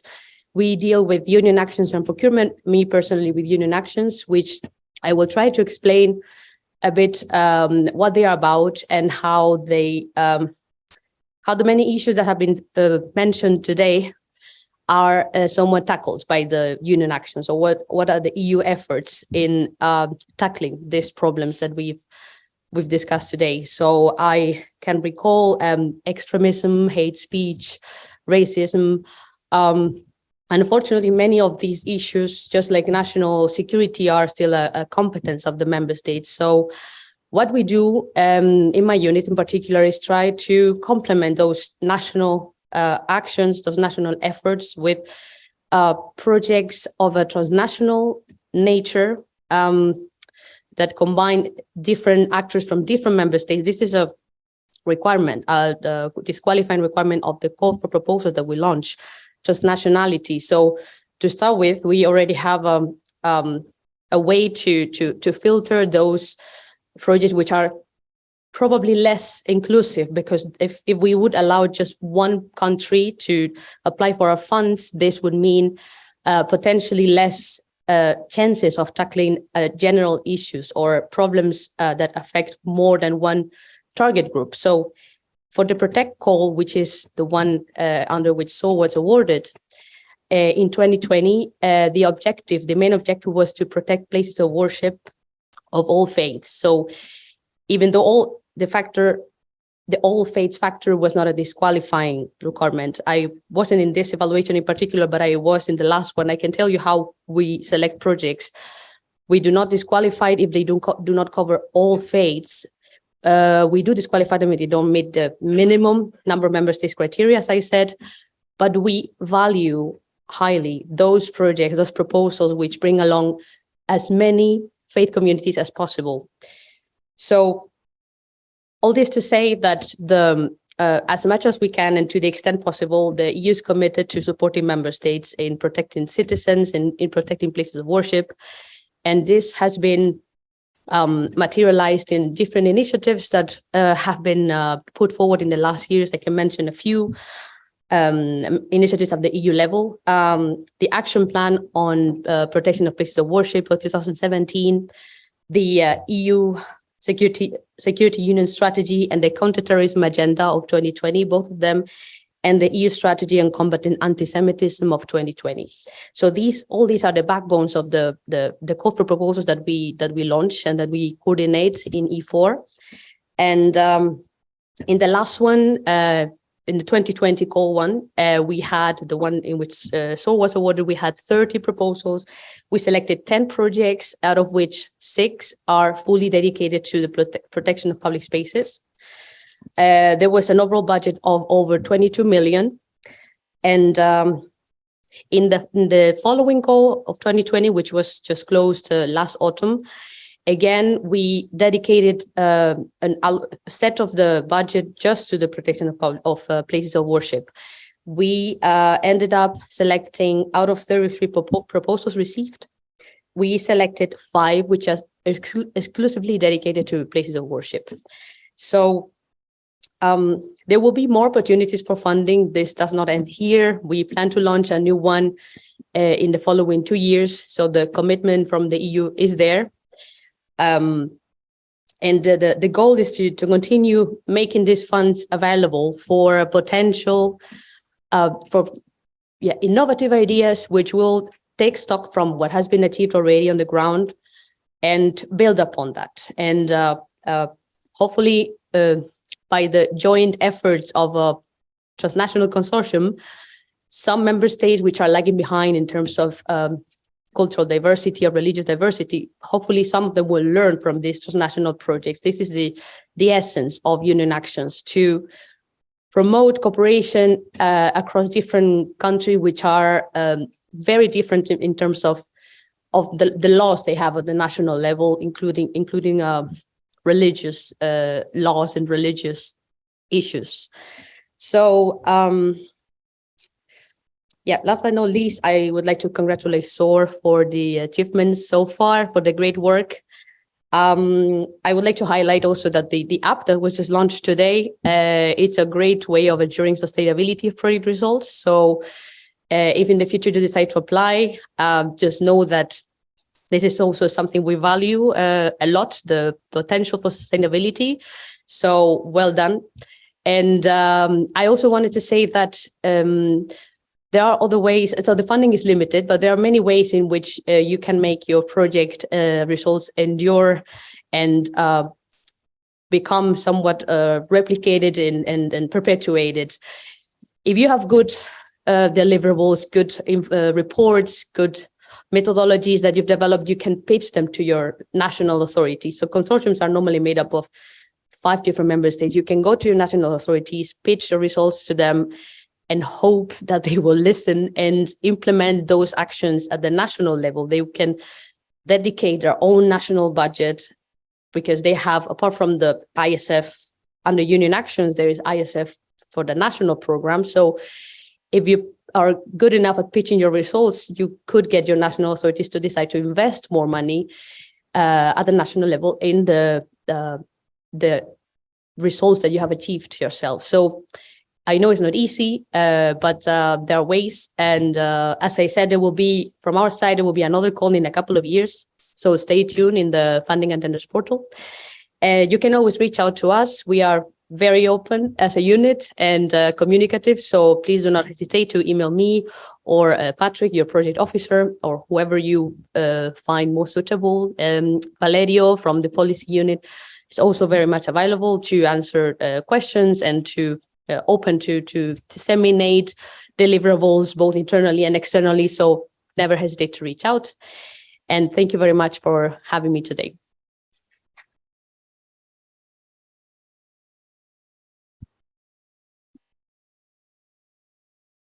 Thank you very much, Tamar, for taking the time out of your very busy schedule to come speak with us briefly. So for the last speaker, I'm going to invite Mohammed back up again to give us a few, share his wisdom to send us on our way. So the floor is yours. Thank you so much, Jason. And first of all, let me begin by thanking you, Tamara, and the European Union for making this possible. I mean, your support and your funding is so critical for these particular projects, enabling civil society to move on and to carry on engaging communities at the grassroots level to protect religious sites. So thank you so much. Please extend our thanks and appreciation to the EU Commission and your particular funding instrument. So we want to just be grateful to that. Second, I wanted to thank definitely the leadership, and because the final remarks here is all going to be courtesy and thanks and appreciation and all of that, and all of you will get part of that. Just bear with me for a couple of minutes here. So my colleagues at the network and Finchurch 8 and Jason in particular, thank you for your leadership for this particular project. This is probably one of your last events in this project, so we will really appreciate your leadership. But here in this room also, I want to thank my colleague Mats. Mats is our director for programs and operations, as well as FIFOS. What is FIFOS? Is the room hiding in the back? Raise hand, FIFOS. And so guys, just get ready to get a lot of clapping here. But you can hold the clapping until I name everybody. And also Sarah Tyler, hand up there, our communications lead at the network as well. And of course, Tom is here. A number of you know Tom with all of this logistics. What is Tom? He's there in the corner working. So thank you guys for your help and support with that. I want to really give a special thanks at the end of this for the leadership of this consortium. And that is under the leadership of Shaukat. Thank you so much, Shaukat, for your leadership to this very important, first of its kind project. And of course, your colleague Kashif, thank you so much. Kashif, very efficient, and we really appreciate working with you. And of course, Dalia and Amra in the room as well. What is Dalia? Dalia is there, and Amra sitting next to her as well. I wanna express appreciation to them as well. The advisory board for this project, you have been working on this under the leadership of the chairmanship of the Alliance of Civilizations. The first meeting of the advisory board was inaugurated by His Excellency, the High Representative of the United Nations Alliance of Civilizations, His Excellency Miguel Martinez, the former Minister of Foreign Affairs of Spain. He inaugurated that and gave us the blessings to move forward. And today also we have with us the Chief of the Cabinet, Ms. Nihal Saad, with us here. She spoke earlier representing the Alliance and the High Representative. She is a part of the advisory group of this project. Of course, Kishan is here. Your wisdom is really valued. We really appreciate that as well, and your leadership to this project as well. Dr. Qadri is here from Dublin, also provided a critical advice to this as well. And Raja is here. Raj, where are you? Raj is sitting there, also in the advisor group. All of them really volunteer to help this EU-supported projects to move forward. And with that, really, we are grateful. This consortium is really one of the unique consortiums. It's not only consists of faith-based institutions, it's not only consists of multilateral institutions, it's not only consists with a council that is a specialist in security, and namely, absolutely, the Architects Council of Europe is in this consortium as well. And the consortium will not move forward with these outcomes and speeds without actually the engagement of the local religious actors at the ground in these 7 countries. So with that, really, we wanna just be grateful and thanks everybody. Today, we saw a number of panelists. The speakers spoke, and it was really candid and open dialogue. You have seen that earlier in a number of panels. So I want to also appreciate all the panelists actually who spoke today in this projects. And of course, I want to thank you, the participants who actually traveled from distances to be here, to attend and to witness this final policy forum, which brought together you as religious actors and policy forums, policymakers and practitioners to discuss how we can move forward. So now, this is a moment that we want to clap for everyone that I mentioned earlier. Now,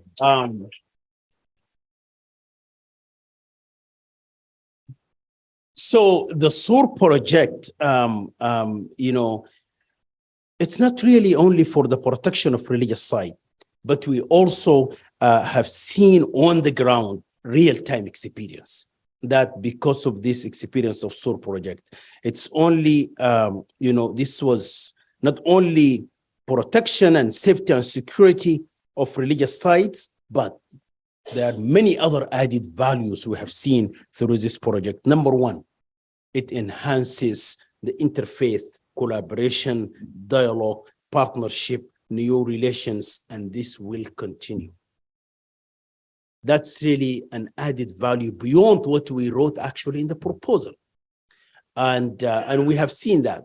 I'm just I now know my brother here from the Hindu community in The Hague. I was in The Hague 2 weeks ago looking for those who travel with me, they know that whenever I travel to a country, I ask Zishan, we're in the Wilton Park sometime, is a remote area in the UK. I said to him, Zishan, I want a place that I can eat spicy food. So he said, yeah, I do have a car. So we drove about an hour and a half, and we found a small shop of the Bangladeshi community with spicy food. And we had a nice dinner. So I was at The Hague 2 weeks ago, similarly, going around looking for spicy food, right? But today I learned that, I can always call you. Absolutely. So that's another benefit of SOAR's project, So it's so enhances that interreligious collaboration and partnership and understanding. And the SOAR project also, the second point, provided that platform for a discussion between religious actors and policymakers. We have seen that today. We deliberately put these panels together to let the religious actors actually speak openly and honestly, and have the policymakers also to speak openly, giving what they are doing on the, to produce all of these documents to protect religious sites and to address issues of hate and discrimination. Third point is that SOAR project also contributed to the reduction of hate speech, discrimination, and hate crimes. And how is that happen? Because we brought the faith communities together, small communities and bigger communities. Again, as mentioned earlier, the responsibility of the bigger religious communities to also speak on behalf of the small communities. So SOAR accomplished that as well, and this will continue. I always say that, government come and go, but our religious institutions are there to stay. They're not going to go anywhere. And they have that credibility and the direct connection with the grassroots. So with that, when we have such projects on the ground, is only strengthening them to move forward with that kind of collaboration. So this is also an added value. We heard earlier today, and this is my fourth point, I promise. We heard earlier today that tomorrow is the 15th of March, the United Nations Day of Combating Islamophobia. That's tomorrow. So we wanted to call upon a day also by the United Nations for the protection of religious sites. So we need to find countries to sponsor that, and we need to build on the plan of action to protect religious sites and come up with the International Day to just honor and respect our religious sites. So all of us, we can celebrate that day and say that today we are committed. Every year we renew our commitment that we are committed to protect our religious sites regardless of any religious affiliation or orientation. And I remember when we had the first meeting of the plan of action for religious actors, I remember that meeting at the United Nations, Sheikh Abdullah bin Bayya called for the International Day to commemorate and to respect our religious sites. So we want to push forward with this. The process is going to be long, but Ms. Saad here, they do have a track record of successes in getting all of this United Nations General Assembly to adopt such days. With that, I want to thank you again for giving us even the opportunity to engage with you and to have such kind of meeting. So thank you so much. May God bless you, travel safely back home, and we hope we will see you again. With that, please enjoy your coffee break. And at the end of the day, we are here, for a time that we need to do good for our communities, for our nations, and for everyone. And our agenda, no one left behind. The table is enough to accommodate everyone around the table, regardless of any orientation. Thank you so much.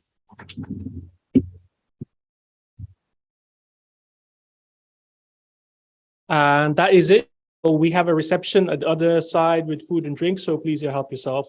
Continue these discussions, and everyone online, thank you very much for taking part. Thank you and safe travels.